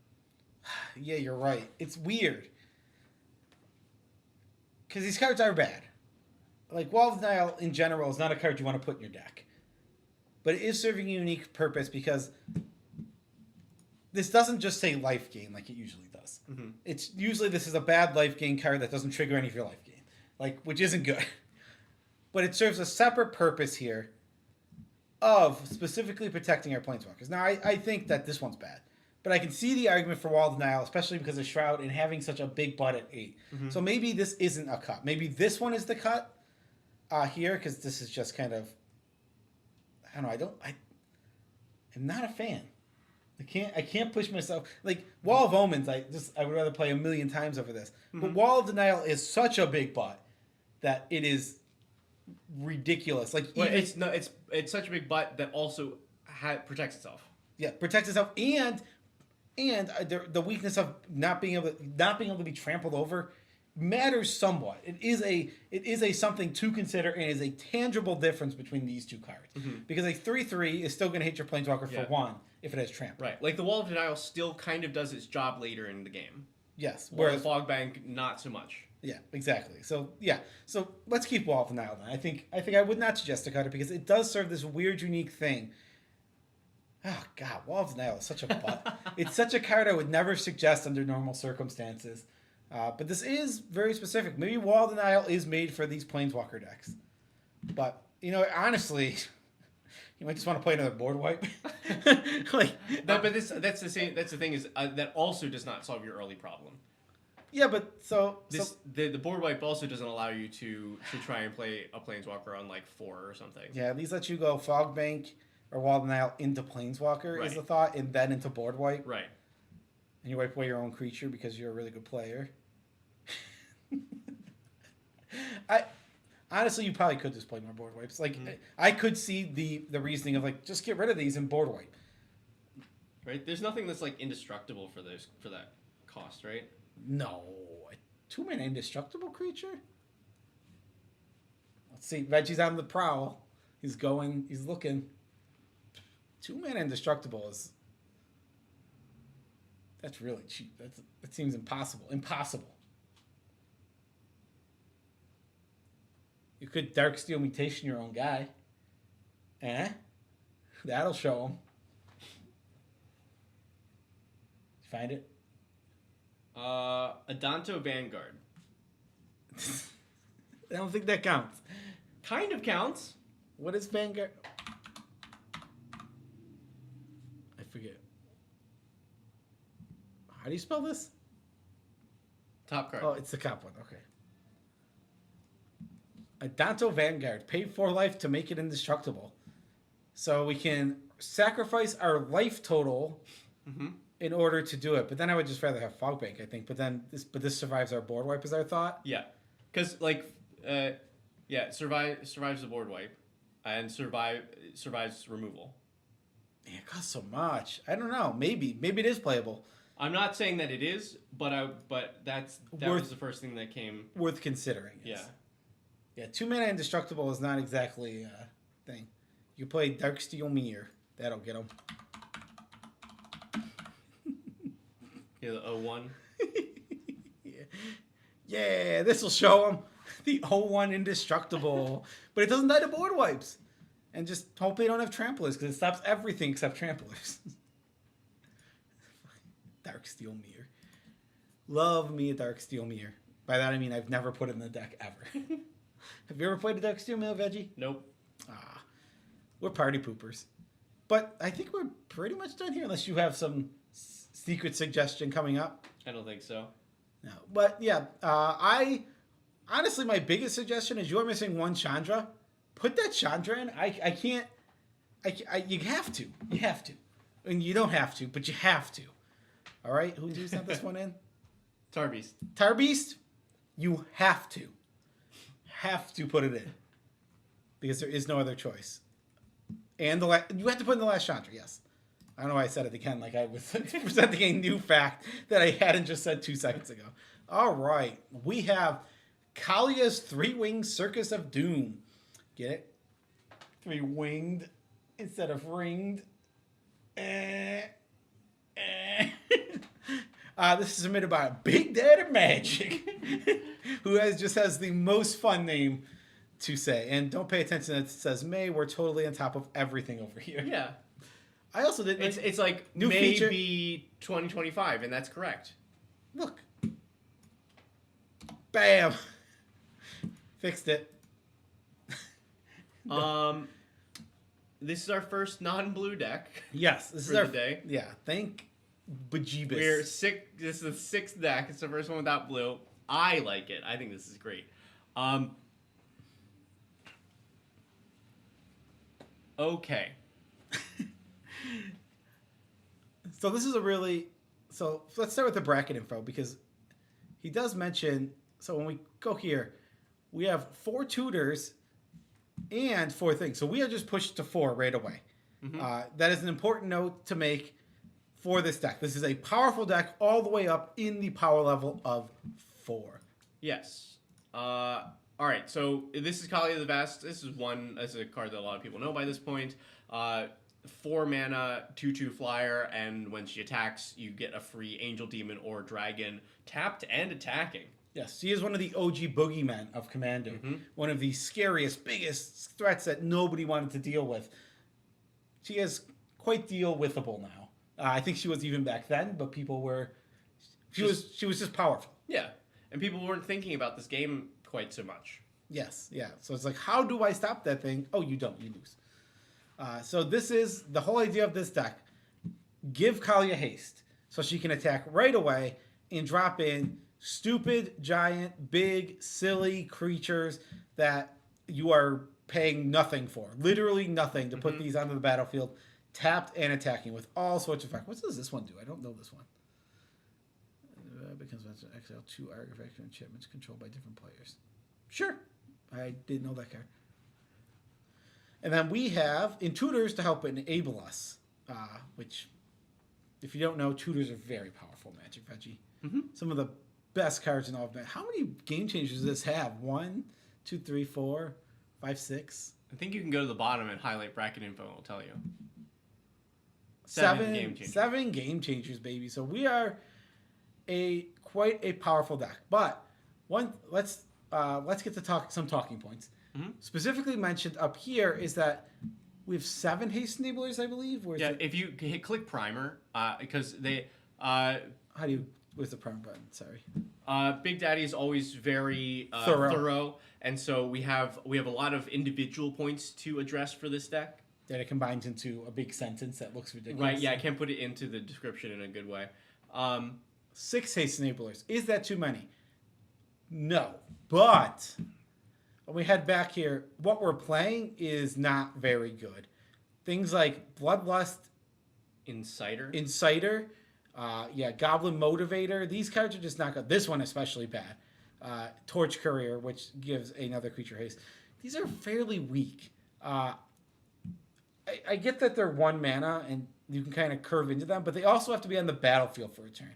I really feel like we want something where it's like we could put this down and immediately put Kalia with it and go in. Like something like Boots is in that case where you could hold Boots and Kalia till turn 6. Boots or Lightning Greaves. Hold her to turn 6, go Boots or Lightning Greaves. I keep calling it Boots. Kalia, equip immediately and just immediately swing. That is so much more powerful, and that's what we want rather than having to wait the extra turn. I even like this. Need for speed. Sacrifice a land. Entire creature gains haste. Yeah. Like who's removing this? Yeah, like who's gonna? Yeah, exactly. Who will remove this? I might even put in, because you will be the one that take advantage of it the most and the earliest. I would put in Mass Hysteria, which gives all creatures haste. Your deck takes advantage of haste so well in what it does that everything having haste is totally fine and totally workable for you.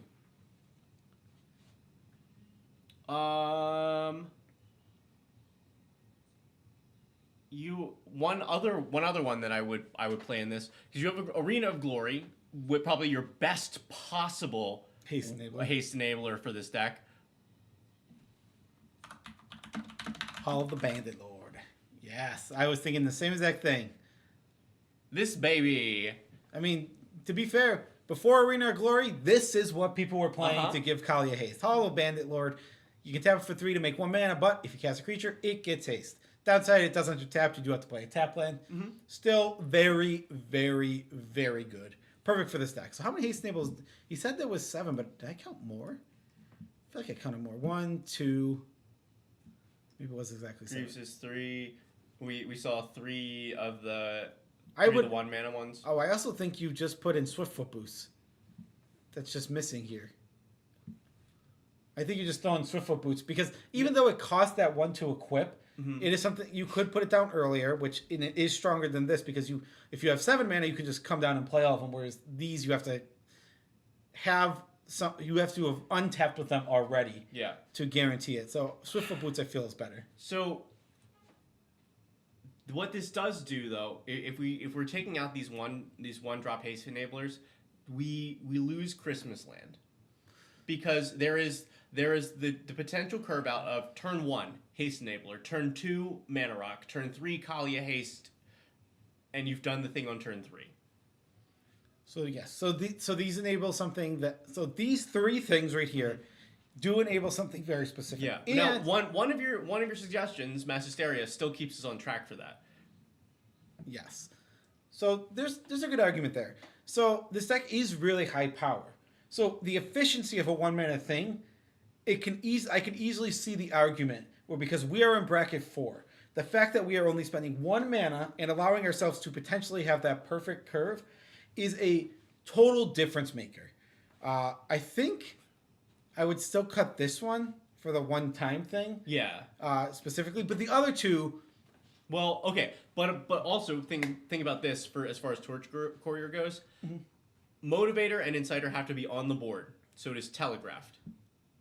This does not. Torch Courier allows you. Do I have 5 mana? Great. Courier, Kalia, Sack, Swing. That is exactly what I was talking about. So maybe all of these do have the upside. So my initial thoughts of these are not good cards. I think specifically because this is higher power and the turn 4th Kalia Swing is going to be vital to winning a lot of games. That these are overcoming the issues that they have. I mean, the slowness of like needing to untap with this, but potentially playing turn 1 is ridiculous. Turns 1, 2, and 3, as you go up in power, become more and more important, and therefore having more of these low drops that can do the thing and make your curve better are just going to be stronger than they would. I think you cut these cards if you are in a 3. I think you cut these cards if you're in a 2, but I think you're in a 4 where that play line is so vital to what we want to do that you should keep them. You've convinced me. By asking me questions to make me convince myself.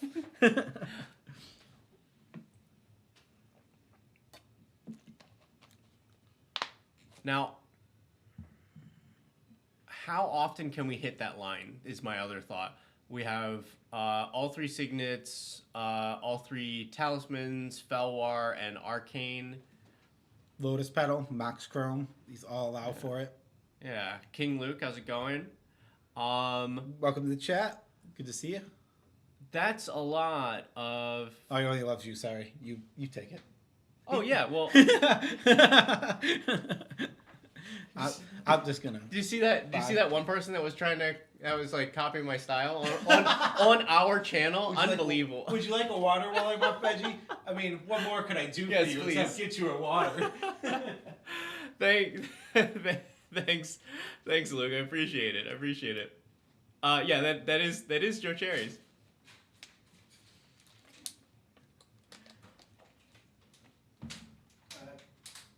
Here you go, Reginald. Give me your empty water bottle. Drink that last bit of water.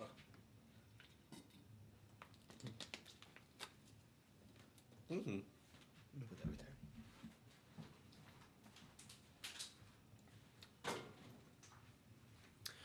there. Yeah. Okay. So like the curve out is realistic here. I just Is that effing Joe Cherry's?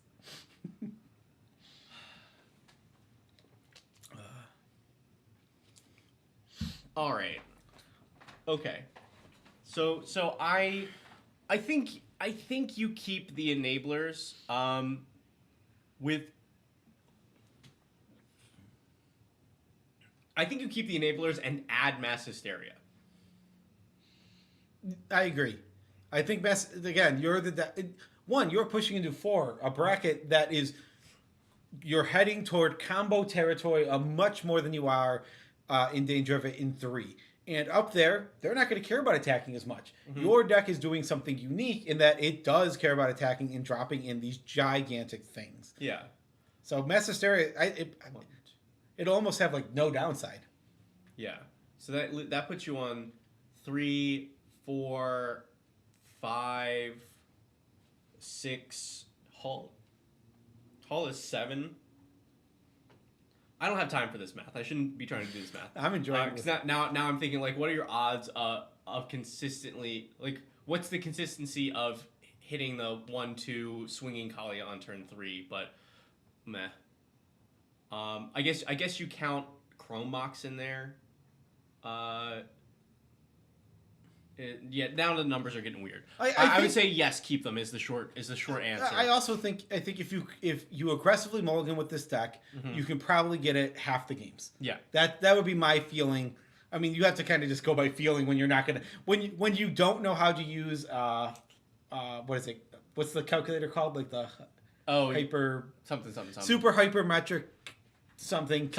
If you don't know how to use a hyperbolic calculator, then you have to make sure that you can just feel it. Right. just go by feeling.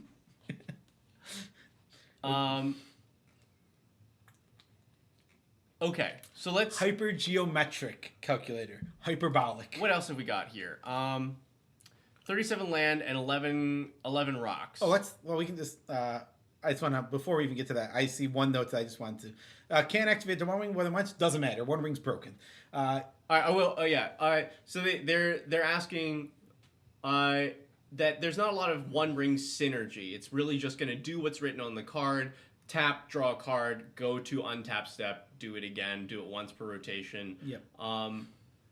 Is it worth it to run this, or should it be swapped for something else? Yeah, and the answer is easy yes.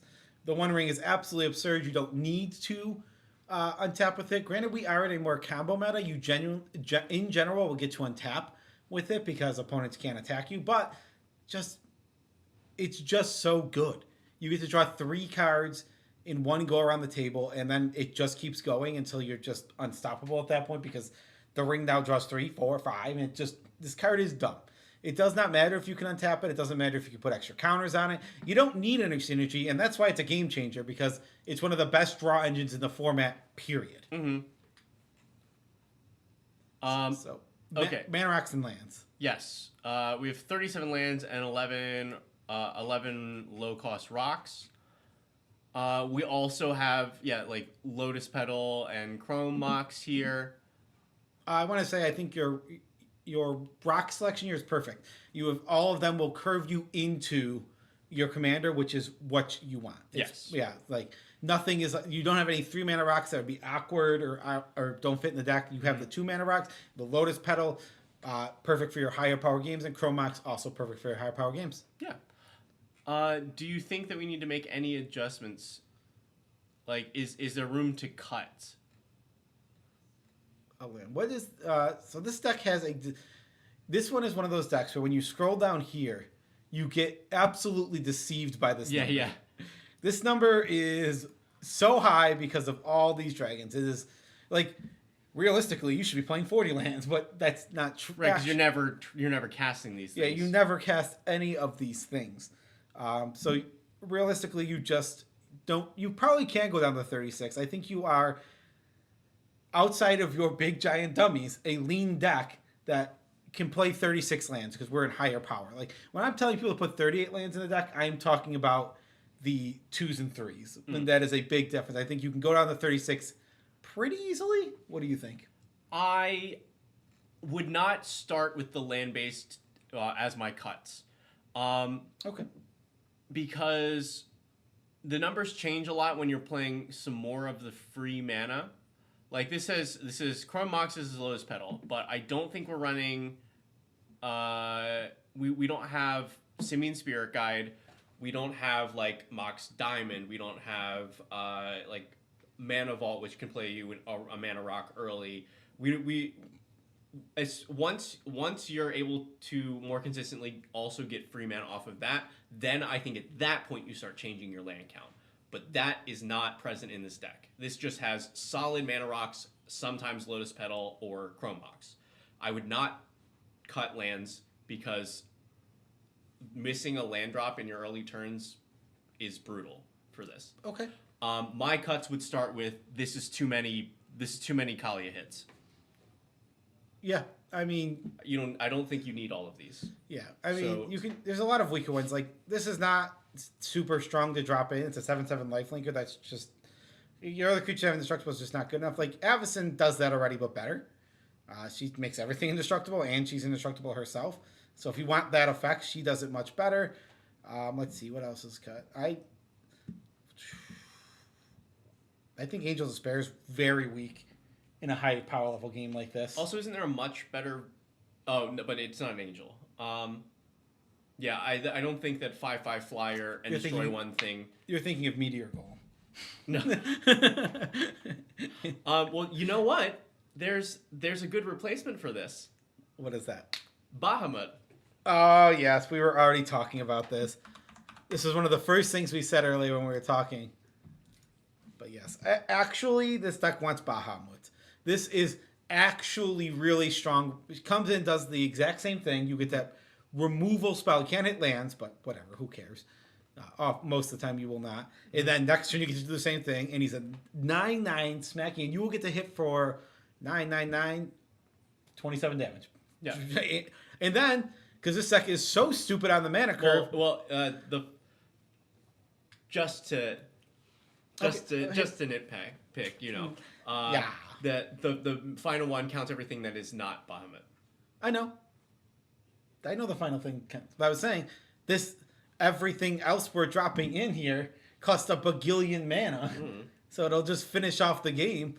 I mean, not that you weren't winning with three of these things on the battlefield, but Bahamut just says, no, it's actually over, die. Yeah. But yeah, you really want this. This is a good replacement for Angel of Despair. But I think overall, all of your hits, you should be thinking this. As soon as I do this thing, everyone's going to target me. So this better leave a lasting impact on the board. Yes. I think it actually a really important cut here of these is this. If it isn't, we also want things to be good early because we are going to go as fast as we can to do this as early as we can. Yes. And Ancient Brass Dragon just sucks early. If hitting with this thing on an early turn does literally nothing, I think this is like the easiest cut of all these. Like it's just way too weak and too slow. Yeah. To matter in the power level we're playing in. What do you think of things like Ishin, which doubled Kalia's attack trigger? You don't need it. Definitely, you definitely don't need it. I don't want to spend 3 mana on this. I think your priority ahead of time is playing Kalia, so you're not playing it beforehand. And if you're playing it afterward, I'd rather just dedicate that mana to making sure that I get my one free one, as opposed to trying to hit a second trigger. Plus, the double triggers, you get the same effect with like Aurelia or Bloodthirster. Not really with Bloodthirster. He doesn't untap. He only untaps himself. Oh. Okay. Well, yeah. I want it on a body. I don't want it. I want it on a big, like Kalia drop body. I don't want it on this. Yeah, agreed. So same thing is true of Downy here. Same exact reason it's in here. And there's one more card that we also said should be cut. What was it? Windcrag Siege. Oh yes, Windcrag Siege. It's just doubling your Kalia triggers is just not what you want to be doing. It's overkill. It's too much. Yeah, you just don't need it. And this card these cards don't do anything else in the deck but that. Right. Like if you're setting up for a big thing, then you're more likely to be blown out on it. Now if you could find a card, I don't think they exist currently, but like that had something that your deck cared about besides just that fact. Like say like you could double her ability and there's like a little more there. Like demons get +1/+1. That's terrible actually. I don't know about that. But like if there was something more here, then I would maybe consider it. But all these cards only do one thing, and we don't need that one thing. Yeah. Yes. And you know, I look, all power to you. Because, joke or not, the one time that you do get to do the thing, if that moment is worth it to you for the 10 times that you don't get to, then do that thing. Yeah. But you also you're to mention it as you push into higher level. Players want to avoid that more. Mm-hmm. Like you're more willing to take the blowout and absolutely not care when you play in a lower power level. And as you get and push toward more competitive, you want that less. You're actively trying to win more, and like it's not as fun getting blown out in the game. Right, you consistently like to do powerful thing that wins me the game versus overly powerful thing that still just wins me the game. Yeah, see, if I was building a 2, get these in there all day. Yeah, oh yeah. Love these in a 2. Like, but this is a powerful deck. Like this, we are trying to compete with some real doozies. I don't know if this is a nunchuck deck that can't fight against the gun decks. Yeah. I can't remember if that's aired yet, but if not, you guys wait for that episode of the Good Time Boys. That's not what it sounds like. Oh, sorry. Why don't you give them what it sounds like so they know? Everybody knows what it sounds like. Pretty sure that was the last one you did, but whatever. Anything else? Any other notes you're thinking? For this, what did I write down?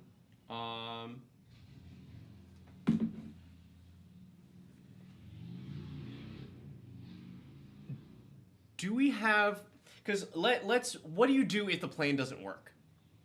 So assume you've got you've got a good setup. You play your Kalia, removed. Whether it's you thought like you go for the turn 3, you're like yeah, tap to haste, and they're like swords. What is the other plan here? Well, because this is what I would want to be subbing things out like Ishin for, is the cards that I start the cards that are useful if plan A doesn't work. I think an important note here is that this deck, it's kind of like a Henzi deck. Because we have 11 ramp spells and 38 lands, 37 lands actually. You just start casting your things. It's a cool side effect of a deck like this. Though they are very expensive and some of them aren't super castable, you just start casting the things. Like, sure, these are combo pieces in your deck for putting out Wakalia early in the game with all of that, but you do just start casting them. So what do you think? But there is the gap, right? So you do need to bridge the gap between, which you do a good job with Fireman Commando, not necessarily Rakdos, that's hard to cast, but Rakdos, all these things that kind of cost, you can kind of play early game. Even like Brina, it kind of has the effect where you can get it out early. You probably want to fill these in, these slots with just playable creatures that advance your game plan, but also are useful without Kalia. So it's do you have any card in mind to start? Sneak attack? I mean, yes, 100%. So let's put it up on board here.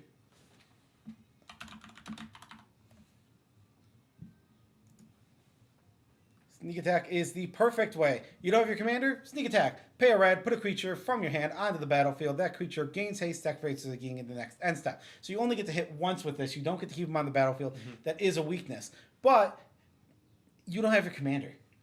All you can do is cast your things. Maybe you want more than one at once. And there are going to be hands that are just stacked with this guy, this guy, this guy, and this guy. And you're just going to go red, red, red, red, put them all in play, just swing them for the fences and do a ton of damage with that. You can also play, it only does it for one turn again. Is this how you spell it? How you spell Ilharg? Oh, yeah. Ilharg the Boar Raiser, same thing. When he attacks, you can put a creature from your hand onto the battlefield, tapped and attacking, and then returns to your end step. Again, you only get it once, but we also have haste enablers in this deck that make Ilharg a much stronger card. Whereas I might not suggest this, we have 8 haste enablers now, like based on our suggestions. If you have all those, that's 8. Ilharg is just going to do the exact same thing as some of our other guys, which also very, very strong. I love this card. I mean, I've gotten destroyed by this card as you know how many creature decks I play. Mm-hmm. It has absolutely demolished me, but God, do I love a Balefire Dragon. Any other suggestions? Because I like those two a lot, Ilharg and. I think that's a solid start because you don't need a lot of these cards, but you want cards that are that help give you a plan B if because a lot of people will just tunnel vision. Oh, you're playing Kali. I'm just going to kill it every time it comes out. I'm going to make sure I'm going to save removal for it, even though it'll cost me the game to do that. Like they're not thinking that specifically, but when I see Vivi, I think that exact thing you just said. Right. Like I'm like got to kill. Yes, I need to kill if I'm going to try and win this game. But so stuff that is good if that happens, and cards that are still good even if your plan A is working. And I think both of those cards hit that. You don't need a ton, but that is the thing. Did Kalia get a new version? Yeah, she got reprinted in Modern Horizons 3. And also, she does have this. And yes, and then Bad Kalia. Yeah. This is from. Oh, good God. This is from 3 years ago? Jeez. When was M20? Oh, no. Sorry. I was thinking they did it like the opposite way. Nope. It's the year before. That's right. Yikes. This thing is 5 years old? Holy moly. I feel... I've ever seen the Benjamin Button gif where he just gets old? That's me right now. That's how I feel. Like, oh my God. Before we forget, because we're talking about things that we like, we should go back to...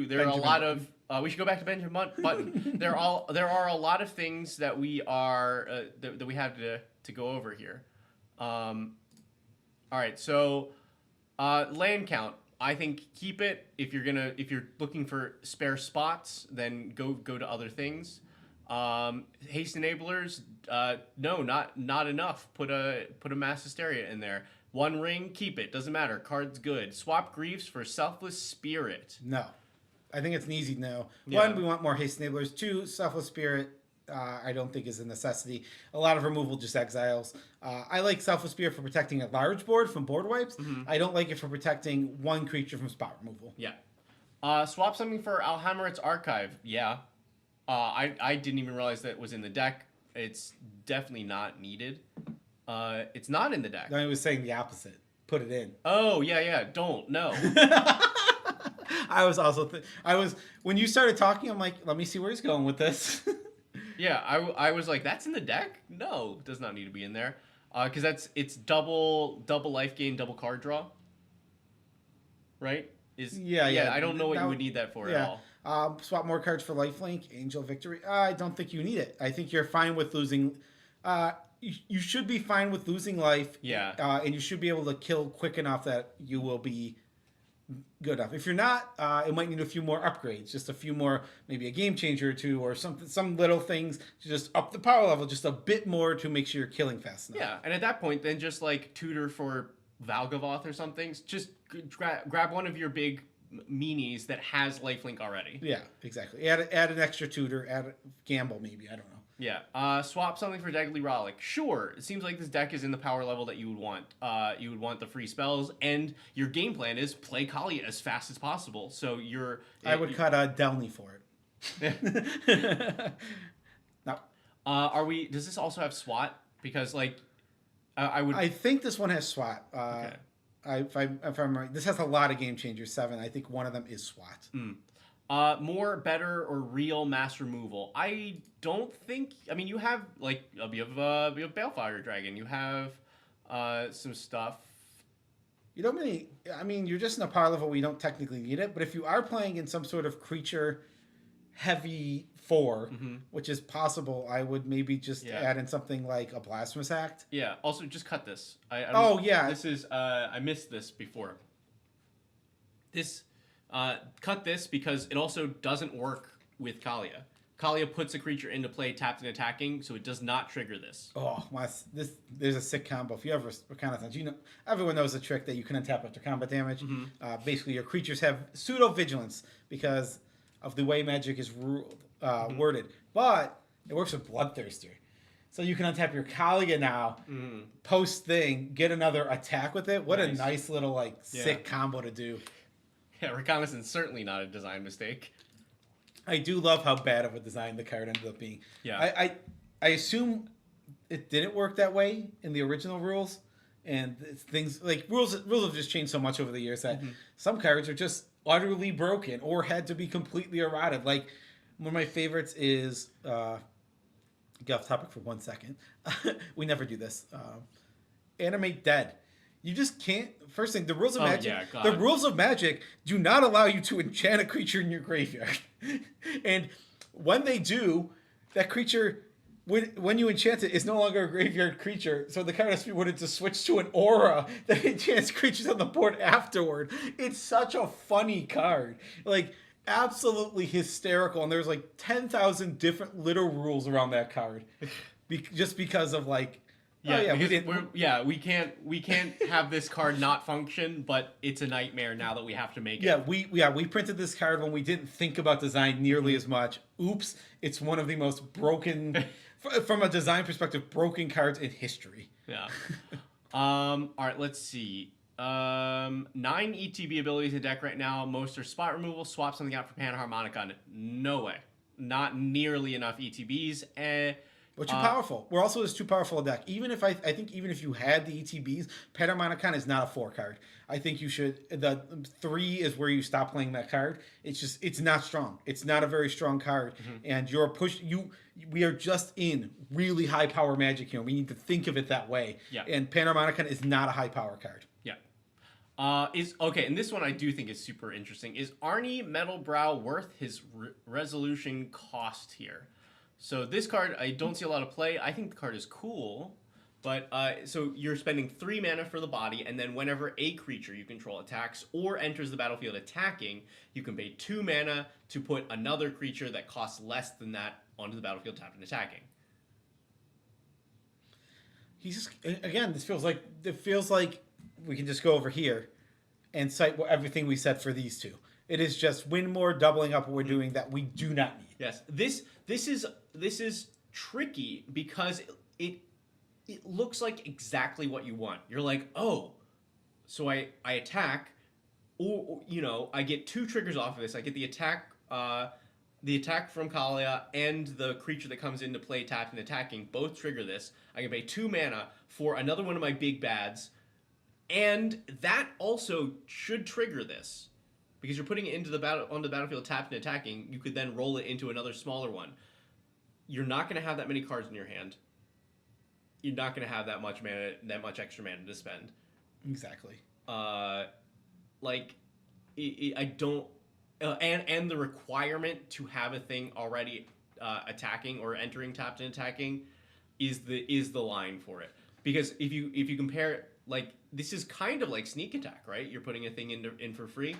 But sneak attack functions on its own. Arnie does not. Yeah. Arnie requires you to be doing your thing and executing your thing already in order for it to go. But also, flavor. It is cool. I love the flavor of this guy. This guy, I don't know what exactly happens, but he tells the story of like, you want to know how I got these scars? And he tells you, and then the monster shows up for some reason. The monster's pissed that he's telling the story wrong, and the monster's going to correct him.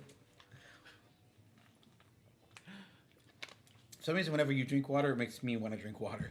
It's just like a natural response. All right. I think we've covered it all. Yeah, Kalia. What, like, a card that is like stood the test of time for players enjoying the card. She really has, and she also she fits in this really weird spot. It is really hard to build a low power Kalia deck, but it is really hard to build a high power Kalia deck. So it's like landing in this. She lands in this weird spot where it's like, building a 2 Kali is hard without just putting crap cards in. Yeah. Building a 3 Kali is like, that's kind of doable. And that's where she always lands, is in that 3. And that's like, building a 4 Kali is now really hard again. So it's like, unless you're specifically building a 3, it feels like it's super hard to push out of that. Yeah. Okay. Next. Also, cut Flare Fortitude. You have nothing to sacrifice to play this card. Yeah. Great. Geez, Veggie. Look how presentable this is. Woo. I'm surrounded by idiots. We have Morphon Elves from Kai or Puppenspieler. So this one, pretty straightforward. We're going to look to see if there's anything that we would add, any elves that he's missed, or newer cards maybe that he's missed. Because I know he is either been playing this game for a long time or has a very good knowledge of older cards from all the decks that we've seen of his. So Morphon, 7 mana, 6/6, changeling. It's every creature type. You choose a creature when it enters, so elves, and then spells that you cast cost one of every color less to cast of that type, and it's an anthem. Holy moly, I just looked at the price of this deck. $8,000, baby. It's got to be the mana base. Oh, yeah. Let's take a look-see down here. Oh, those Beduels. Them Beduel lands. Oh, there's a gas crate hanging out here, too. Okay. Yeah. This is a very casual green deck. So what power level are we actually at? Bracket info. 7 tutors. Only 1 game changer. Says technically bracket 3, but I think this is a 4. I think, because one of the things that Moxfield hasn't done, because it's not been defined, is make a judgment on how many tutors is. I think, or like, because a lot of the brackets are defined by something like exactly 3 or less game changers and few tutors. I think the few tutors is still part of bracket 3. Yes. And so it does no tutors is 2. 3. You're right. It's few. Yes. I think 2 is still few tutors, but I don't know. Either way, I'm pretty sure that bracket 3 is defined by few tutors, which we don't know exact number for. So they just tell you how many tutors are in the deck, and you figure it out from there. Yeah, this is a 4, I think. Or these we can. It's close.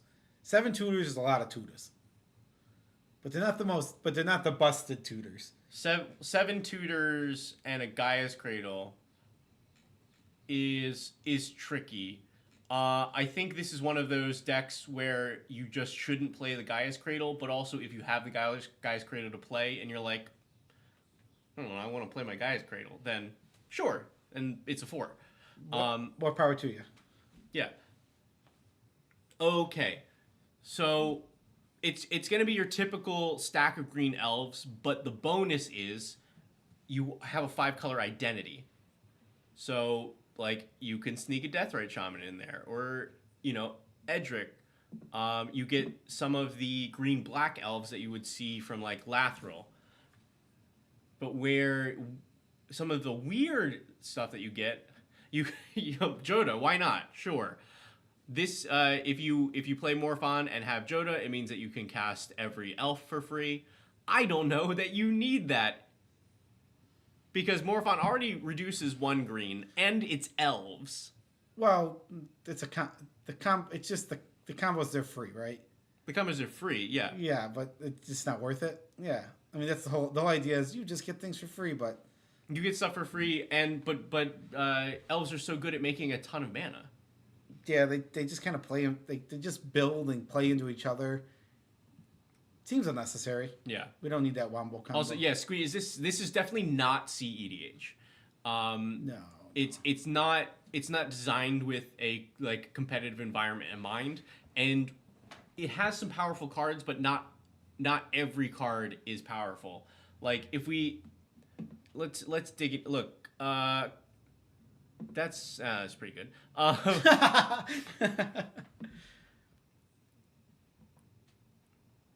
Yeah, like some of these are just not quite worth it. I'm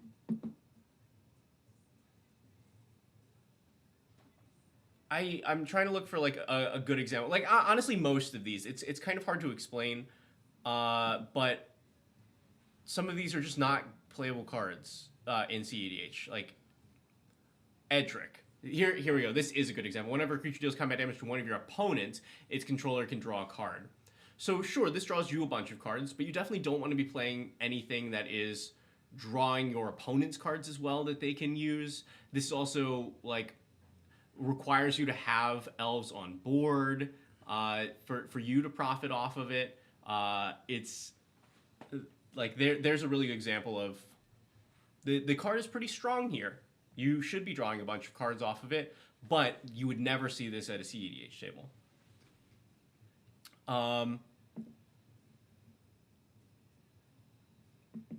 What else do we get that's fun here? I'm looking up some elves to add to yeah. this deck when we get there. What are you thinking right now? Getting to play Rocco here is cool because you're never gonna have white in an elf deck. Everyone's favorite non-binary baker. Yeah, white and red in an elf deck. That's cool. Or like Rada, Momir, Master Biomancer. So like you get a lot of fun elf cards that you go in together. Yeah. But I mean, that is the fun of this deck, right? You can also cut Fist of Sun, same reason as Joda, just to throw it in there. Yes, because we do have 40 elves, but how many of these are you really getting a benefit out of casting for free? Because you have to have Morphon on board, so it means that you've made 7 mana already. You've made 7 mana already. All of your 1-drops are free.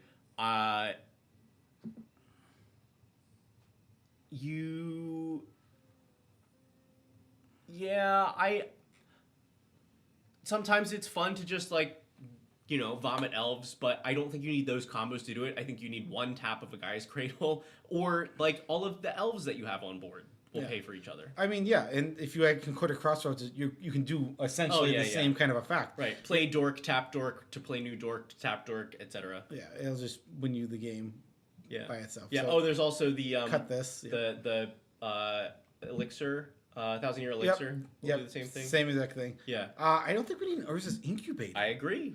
I don't think we have most of our elves don't have 2 generic mana costs. Like, look, 1/1. Then some of these up here have 2, but I don't even know. Like, I don't even think we need Oracle and Modiah in our deck either. Right. Or Master Biomancer, even though he's cool. But if you want a cool elf, you keep that. Here, let's type in Tyvar, the Bellicose. Let's talk about some cool cards. Wait, before we start the ads, I didn't get the look at the last of it. Notable. Oh wait, what is Jessica Ascendancy doing here?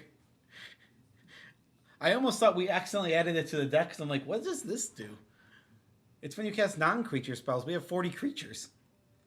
Yeah. Okay. Do we have any like repeatable? Like, because also cool. It untaps them. The fact that you get to play Jessica Ascendancy in an elf deck, it may be worth that anyway. Yeah. But yeah, you're not there. There's not a lot that you can cast off of this. Untapping even just once is pretty strong, but at that point you can play a lot of other cheaper stuff. Yeah, it just doesn't seem worth it. And then third Fist of Suns. Yeah.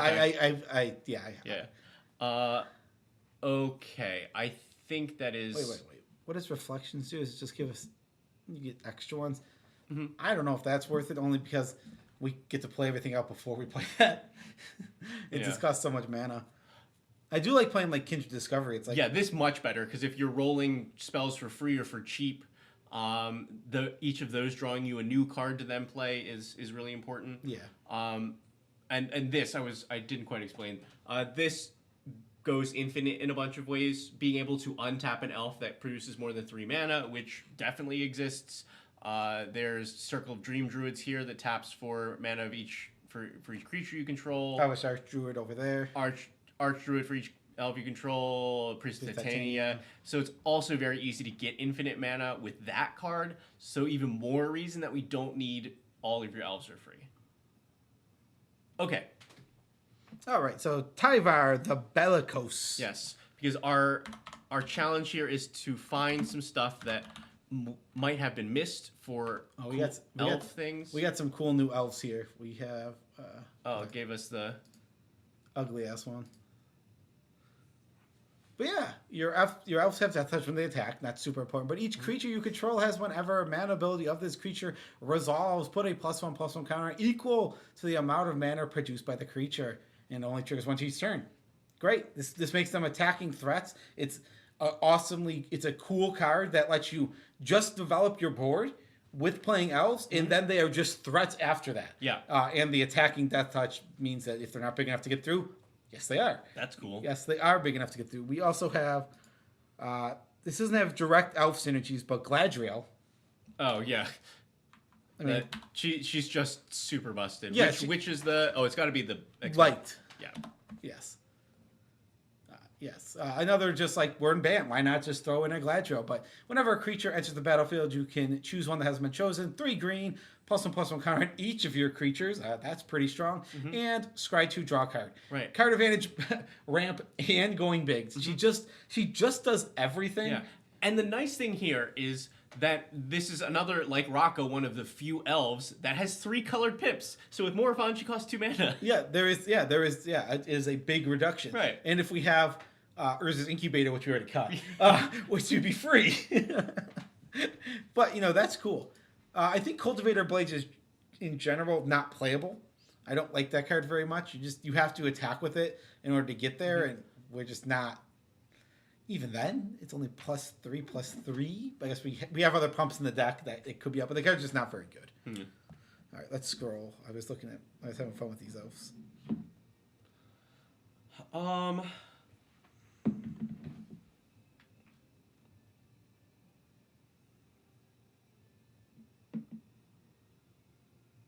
I do, yeah, you pointed this out while we were looking at this initially. This is running Boros Charm, which, one, is funny because it's an elf deck. But so, maybe that's the reason to run it. But if you're just doing it because the Indestructible is important, you probably run one of the better options. Yeah. I mean, 100%. It's just, Boros Charm's just not very good. Just any number of things, right? Teferi's Protection. You're in 3. You can play another Game Changer, right? You could just take Teferi's Protection. You could take, what's the one that is free if you have a commander? You could play that. You could play... I mean, that's maybe a little different because your commander's 7 mana. Yeah, but we don't think about that. If we just don't focus on it, then why would it be a problem? Yeah. By the way, this does bring up a good thing that I've talked about a little bit here and there, is that if you're like, I'd like to make a powerful deck, you don't need to just default to, well, I should put in free spells then. Consider what the requirement for those free spells is, because the free commander spells are not for every commander deck. Yes. We're trying to find you more cool elves. My search fell apart there. Back to advanced search. Yeah, there were there's some coming up in Final Fantasy. Yeah, what do we got? Pull some up. Before we both look like Dumbos looking at our phone here. I think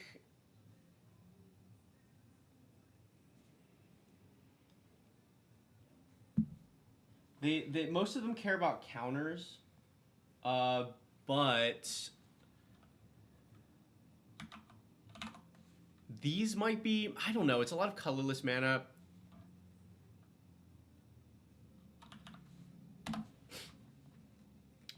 This pair here, the Levelier. Could you, huh? Yeah. One more time. Levelier, Levelier, and Alphine Levelier. They are elves, and they're very not green. It's, again, a lot of colorless mana, so maybe not quite worth it, but they do not really... Yeah, actually, I don't know why I'm suggesting these. I think maybe the upside for these is the first one draws a card, because you get to grab the other partner, and Alpha draws you a card per turn, but actually these are pretty bad. For this deck. I was actually considering making a commander deck with these two. Well, yeah, they're very cool. They work really well with each other. They're not what this wants. Right, let's see some new elves.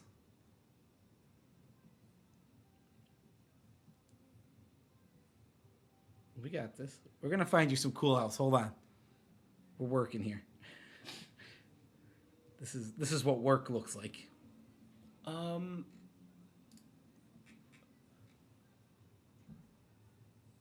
Yeah, this is missing Disciple of Freyalise, which is an elf. Free roll. Yeah, free roll. What other? Because see, what's interesting to me, I think, for this deck is you take elves, which is never 5 colors. What like kindred support do we get to play in this that we wouldn't normally? Because I would want like Raise the Palisade, or what's the 4 mana -3 gets played in because it's black, gets played in Crippling Fear. But like some stuff like that you don't normally see in this. Even like getting to run like Shared Animosity is not a thing you usually get to do for elves. To turn your I've put a million tiny creatures on the board into win the game. Like all of that is what I'm interested in. Saratha's saying Gwenna. Gwenna wants bigger things, I think. Am I remembering correctly? Yeah, wants creature spells that cost 5 or greater. I mean, also does is just a tap for 2 for 3, but yeah, it's fine. Just not really what we want. I'm gonna find something. Yeah. Other like off color kindred support.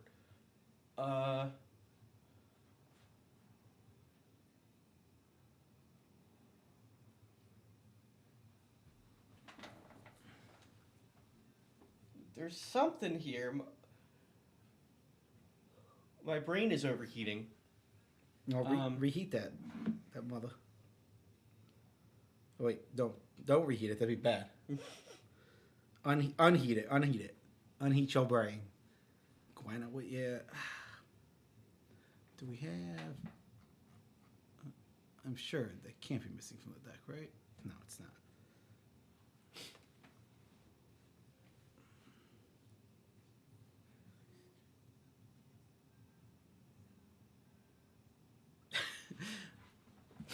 Let me just.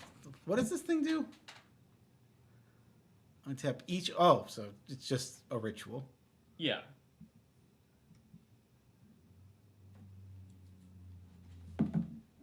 Go ahead. Yeah. I'm still in the. Like what? Because I don't play a lot of Kindred. Mono green Kindred for sure.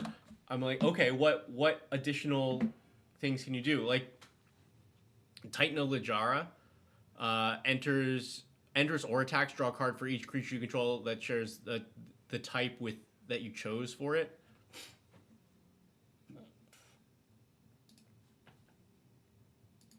Because I think looking at this, I would just. It's a little weak on card draw. The only ways that you're getting it are something like Vanquisher's Banner, which is not getting reduced at all. There is a Beast Whisperer that's still caught. And there's the other, Leaf Crown Visionary.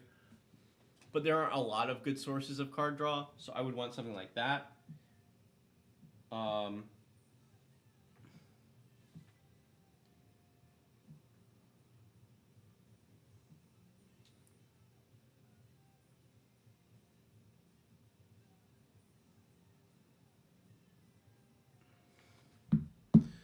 Boo, boo, boo. Let's take a look at what we got. Oh my god, wait.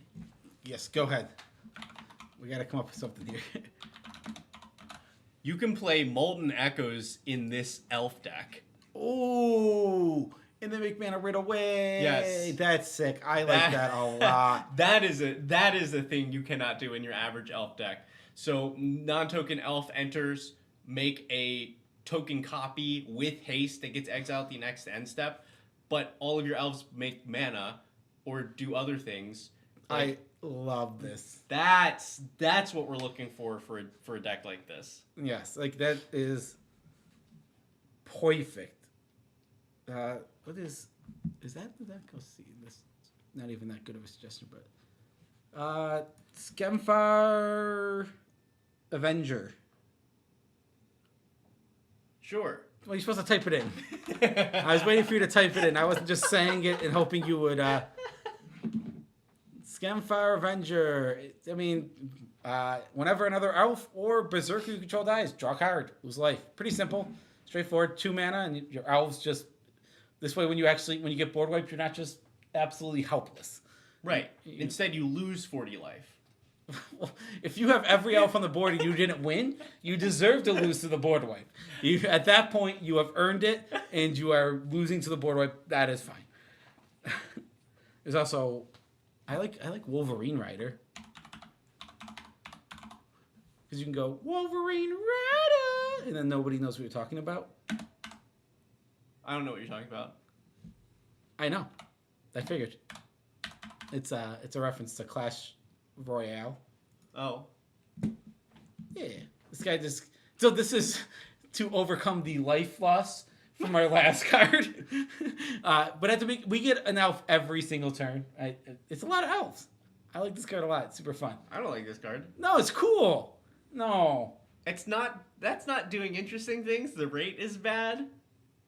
But it's cool. You're fine.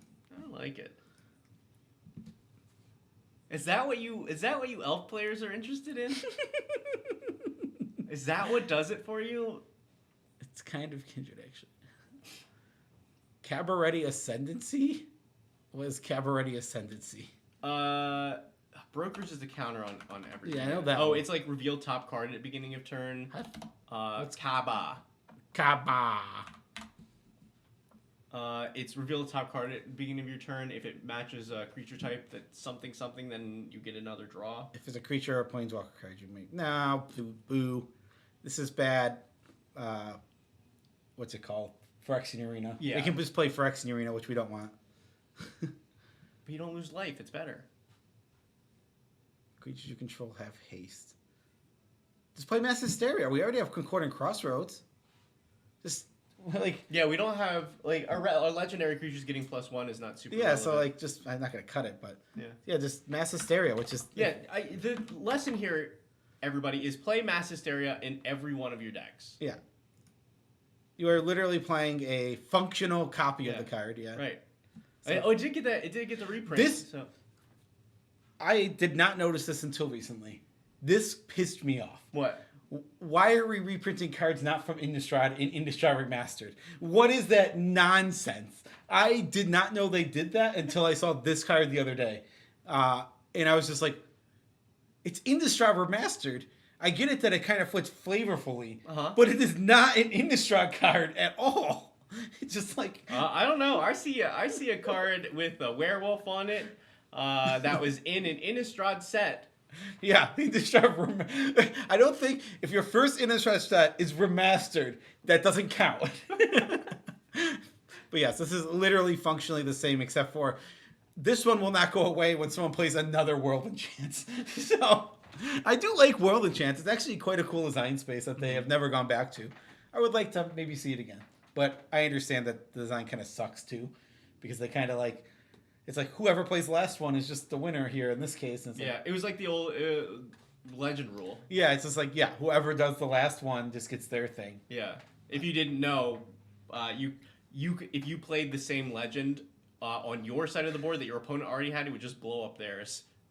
Yeah. Oh, and then there was a time when they both blew up. Yes, then there was a time when they both blew up. Yeah, it went from yours destroyed.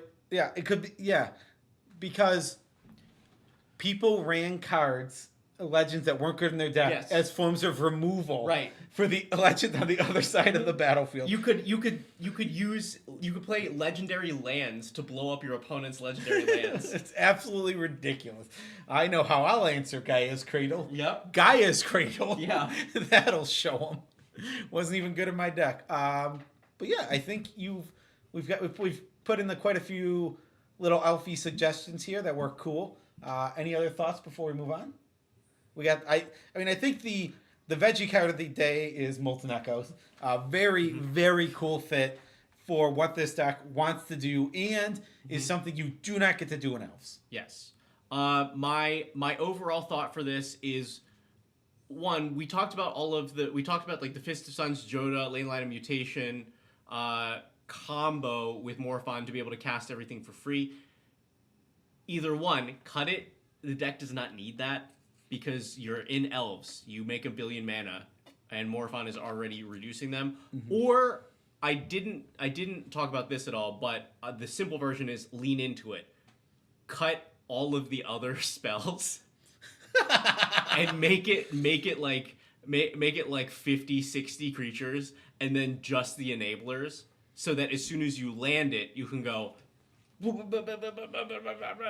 and in that case, I'd also play more variations. I know they're not necessarily else, but play more Beast Whisperer effects. So you just win when you do that. If you want to do the big thing, put a couple more of these effects. Put in your... It just doesn't matter. Anything that says, cast a creature, draw a card, throw it in the deck just so that is the way you win if that's what you want to be doing. Yeah. Yeah, let's move on to the last one. The one that we are totally prepared for. This is Dargo the Shipwrecker and Jessica Thrice Reborn. Do we have a primer? Dargo Jessica. I mean, I can sense the idea off the commanders here. Jessica can triple damage. Dargo has a very, very useful power. 7. If he hits... literally a useful power. Yeah, that's what I meant. Which basically says, oh yeah, he can just... I lost track of what I was saying there for a second. He can just one-shot people by being targeted by Jessica to make him deal triple damage. Yes. Cool. That's yeah, I love it. It's a setup that people know is coming because it's in the command zone. I already see a theme that I did not know was here. We got kobolds, baby. Oh, yes. I cut none of them. I love this. This is so flavorful. The idea of Dargo's not really like a dragon that eats them, but the idea that Dargo just eats them is very fun. Yeah, Dargo's just a big old pirate that eats them. Yeah. Also, one of my favorite things about Dargo while we're here, first thing we have to change this art because it's gonna. How do you change switch printing? Switch on it. Oh my god. Okay, this one's fine because you went to the. Hold you gotta on. switch his printing to the Magic Online printing. I just wanted anything where I could see his art better. That's okay. So he is a giant. Yes. This man is large. Yes. How big is that lobster? It's a real big lobster. It is absolute. Same thing with the shout, whatever he's holding in his hand. Both of these, this man is supposed to be huge. Right. That lobster. Yeah, he wrecks ships. Yeah, that lobster is so big. It is a giant. I want the lobster to get its own card. I want the giant lobster card that comes out in the next set. Because that is just hysterical to me. Dargo eats a bowl of kobold soups and then proceeds to punch you in the mouth. In the interest of flavor, I'll forgive. What pun? I missed the pun. Is there a pun? Flavor. The interest of flavor, because he's eating kobold soup. Okay, kobold soup. Okay, we didn't miss the pun. Don't you call us out. But yes, I actually do really like this kobold thing. Again, I always predict. I predicted wrong last time when I said, based on this design and the picking of kobolds. Sorry. I assume this is a player who's been playing for 20 plus years. Kobolds are not something that Magic players think about nowadays, other than exactly... A lot of them don't know about them. Yeah, exactly. There's one. We have Roga in the past. The one that... Well, I mean, Rograk is the only one that they would think about at all. Yeah, at all. Nobody also thinks about the one that was printed, Dominar United.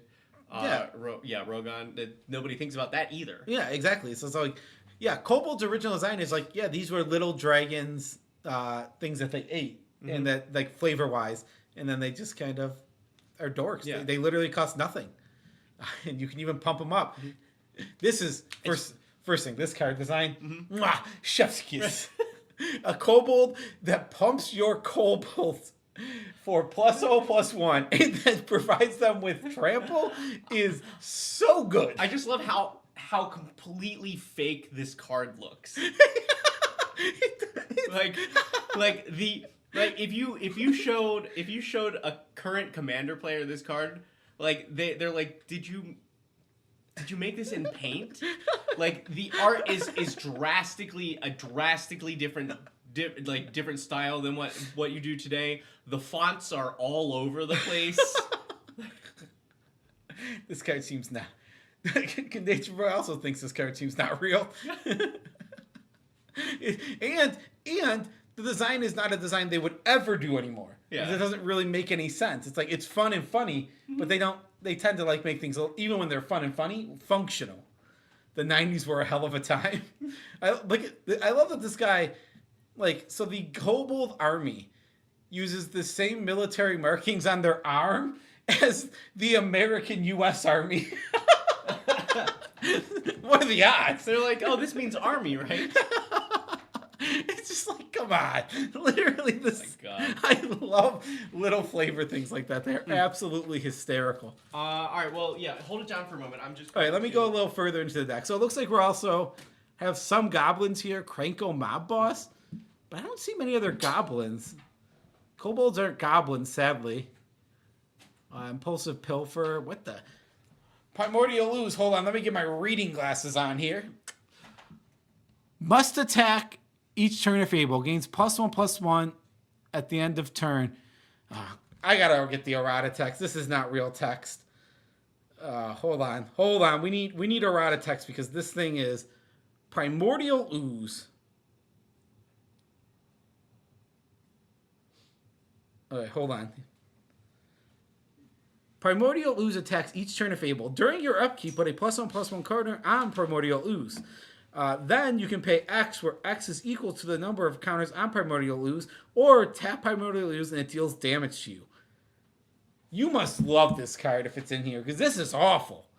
Like, this isn't even, like, remotely playable as a card.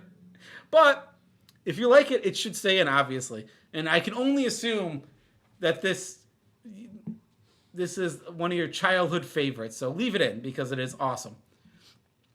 Yeah, I like all this stuff to sacrifice. I love Voldoran Epicure. Makes 2 permanents for us to sacrifice. This gives us an advantage when we're sacrificing. Impulsive Pilfer also gives us 2 to sacrifice. Conquering Manticore lets us steal creatures, sure.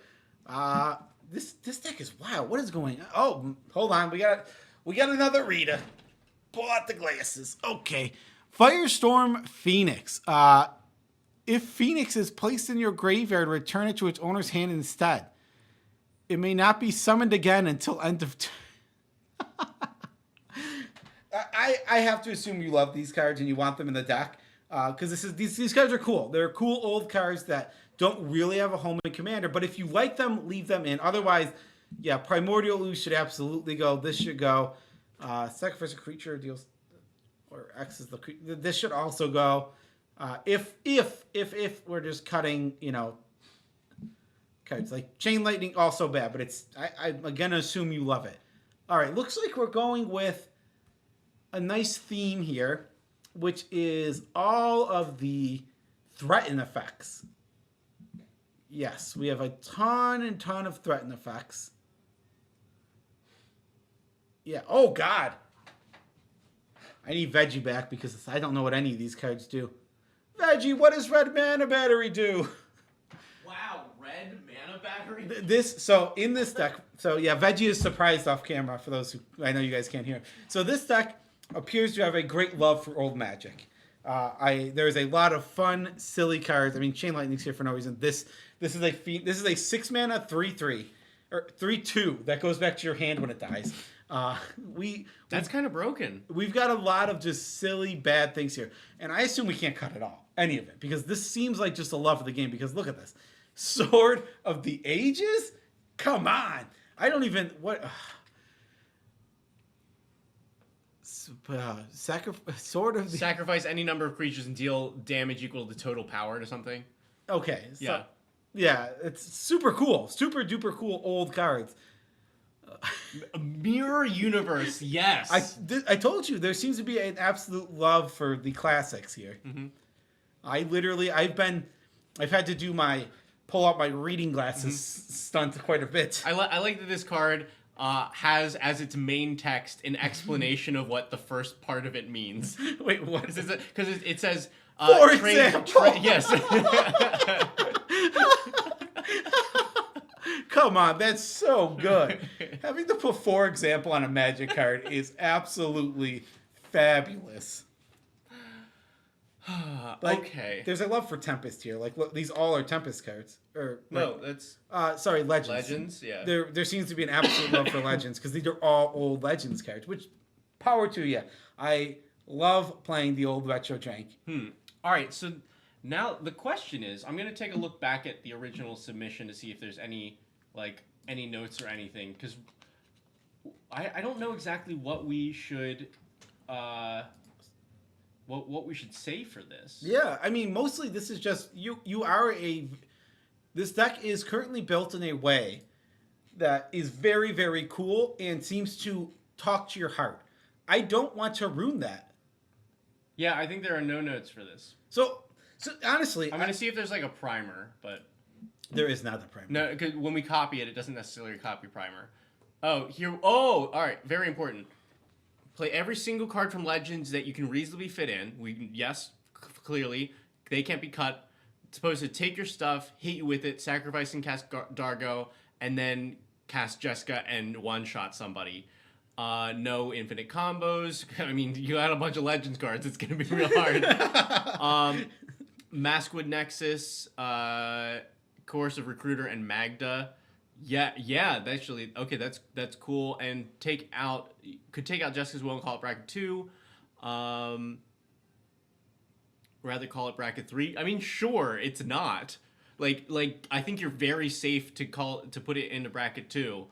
I mean, this is this kind of deck is a passion of love. You clearly have things that you want in this deck, and you just are putting them because they're cool, and that is awesome. That is one of the best things about Commander, when you can just play all of this silly, all of it, just jam it in the deck because you love it. Yes. Don't change this. Like, we're gonna give a few suggestions, but honestly, this deck is awesome. Yes. But you should cut Jessica's Will. You should make it a 2, and then you can more embrace what this deck is, which is the silly. Right, because that's like the definition of, oh, but I need this one really good card so that my bad, silly jank deck works.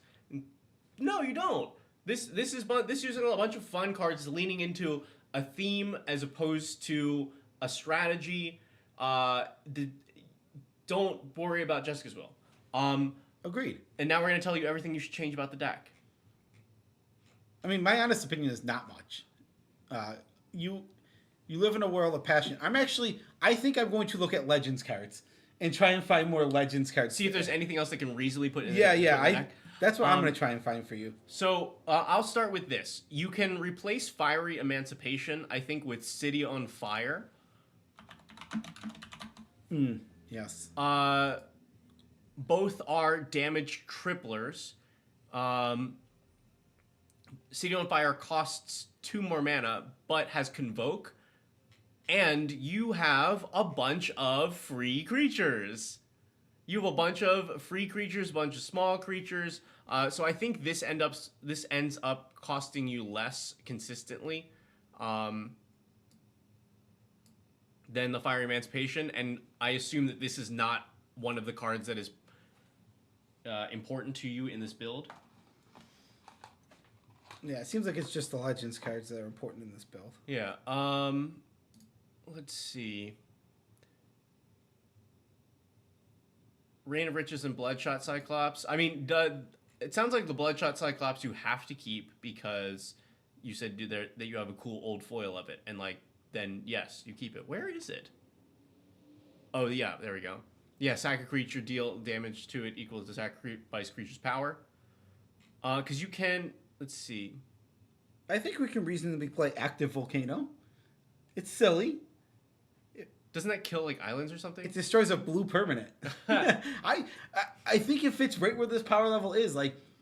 Is it a great card? No, but it's Legends, and if you want to include Legends cards, I think you just put it in. Honestly, it also bounces islands. And if you want to bounce an island, Yeah, it destroys target blue permanent or return target island to its owner's hand.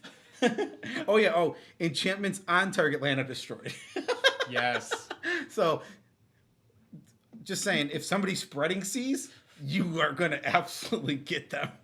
Let's see, sir.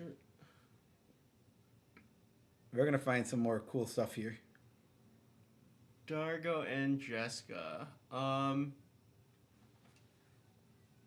Right, and our extra filler are things that give us more permanence on the board.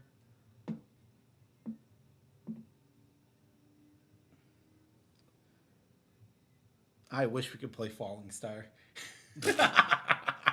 That is, I would put it in so quick. Rule zero, Falling Star. Rule zero. Here, hey, I'll bring it up for everybody. That's definitely a card that people are not going to know. In chat. Oh yeah, it's not. It's You have to go. Just go to Skyfall. We're gonna actually have to go to Skyfall. Search this one right here. What? Uncheck the top box. Oh yeah. Wait. All right. Before I show this, does anybody in chat know what Falling Star is? I'll give you a quick moment if there's anyone that knows what Falling Star is. I'm interested to see if everyone, it's funny because I did not read it. I immediately knew what this card did because I'm just like, oh, what an icon.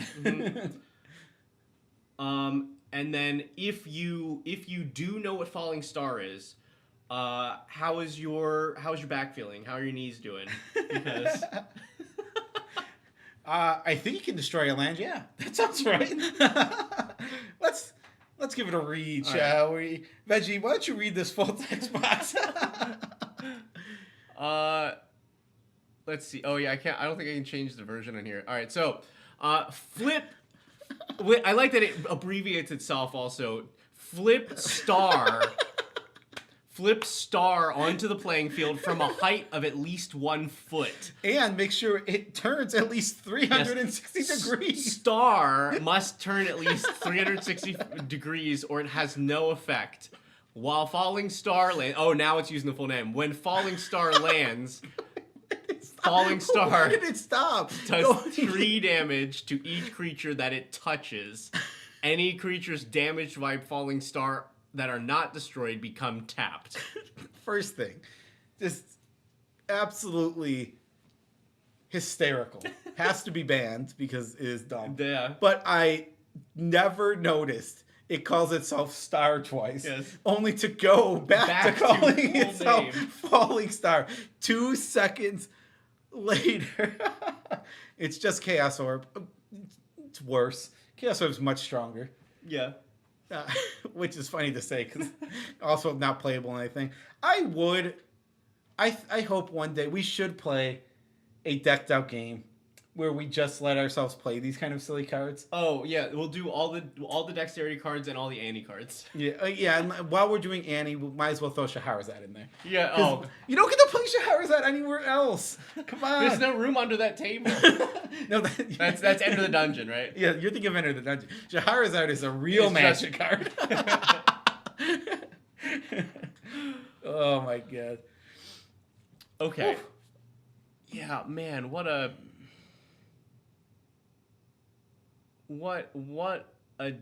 deck to end today on.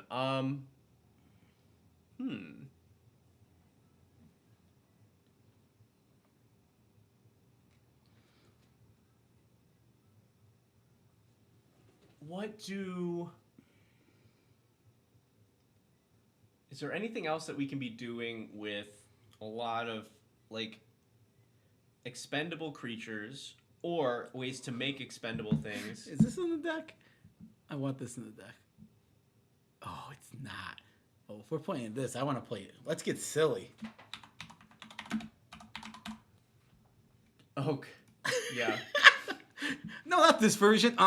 We need to switch printings immediately. Yeah. We need this little, this weird dwarven guy who is clearly supposed to be. It's called Giant Strength, but he looks like a dwarf. Well, because I think that's the point, right? You're granting the strength of a giant to something that is not a giant. And it's just pulling like a train with spiked wheels, which Yeah. terribly inefficient design. Right. What a terrible design for wheels. Well, okay, but even look at how especially bad that this is. So this is designed because you see the poles that are sticking out of it to be pulled. This is designed to be pulled. They put the spikes on the wheels. They put spikes on the wheels, and it is still an appropriate size for this non-giant creature. So what is supposed to pull this if you aren't imbued with the strength of a giant? Like, it just trails off into the distance. How long is this? So they made a thing that could not be moved. And yeah, you're like, I need 2 red mana to be able to I also let me. That was also back from the time You of can pump Dargo's power, so he'll be even bigger and can one shot even harder, maybe through a blocker. Oh my god. Because he do be trampled. Yeah. It's also got the classy Shakespeare quote, the flavor text. Oh, it is excellent to have a giant strength, but it is tyrannous. But it is tyrannous to use it like a giant. William Shakespeare, Measure for Measure. And first thing, and it's last thing, because actually it's not the first thing. That hair, that is some hair. He's balding. He only has side hair. So this man is balding up top and chooses to grow the long hair out to compensate. You gotta just play it. Amazing, absolutely amazing. If there are any walls in this deck, I would suggest Glyph of Destruction. Let me see the land. Are you looking at Hammerheim? Yes. It is here. Okay. I was going to say, it's just free. You might as well play it. Right. We're trying to clue edge. Yeah. By the way, everybody, here, since we're at this point, I don't think there's much that we can adjust for this deck. Yeah. Hammerheim was reprinted. Hammerheim was reprinted somewhat recently. Does anybody know what set it was reprinted into? This is a legendary land that taps for red and removes land walking abilities from creatures. Yo, they printed this in something? I'm gonna guess they printed it in Final Fantasy. That set is not out yet. Oh. Ooh, la-dee-da. Lord of the Rings is the guess under a new name. Is that true? It was a Lord of the Rings reskin as something. Well, I mean, we can just do this. Something word. Edoras. There we go. Yes, Edoras, capital of Rohan. Yeah. So I wonder what is the longest span between a card's original printing and the next printing. I mean, this is from Legends to Lord of the Rings. That is about as far as you can go. So I mean, you can only add a few more years, right? Because Lord of the Rings is what, 3 or 4 years ago now, and Legends is like 97. Because like there were a bunch of 94. Actually, 94 is Legends, isn't it? Yeah, there were a bunch of good reprints in that, but I don't know. There were actually a few more lands like this that were reprinted in that set that we haven't seen for a long time. So there might be another Legends land in there. Oh, was it?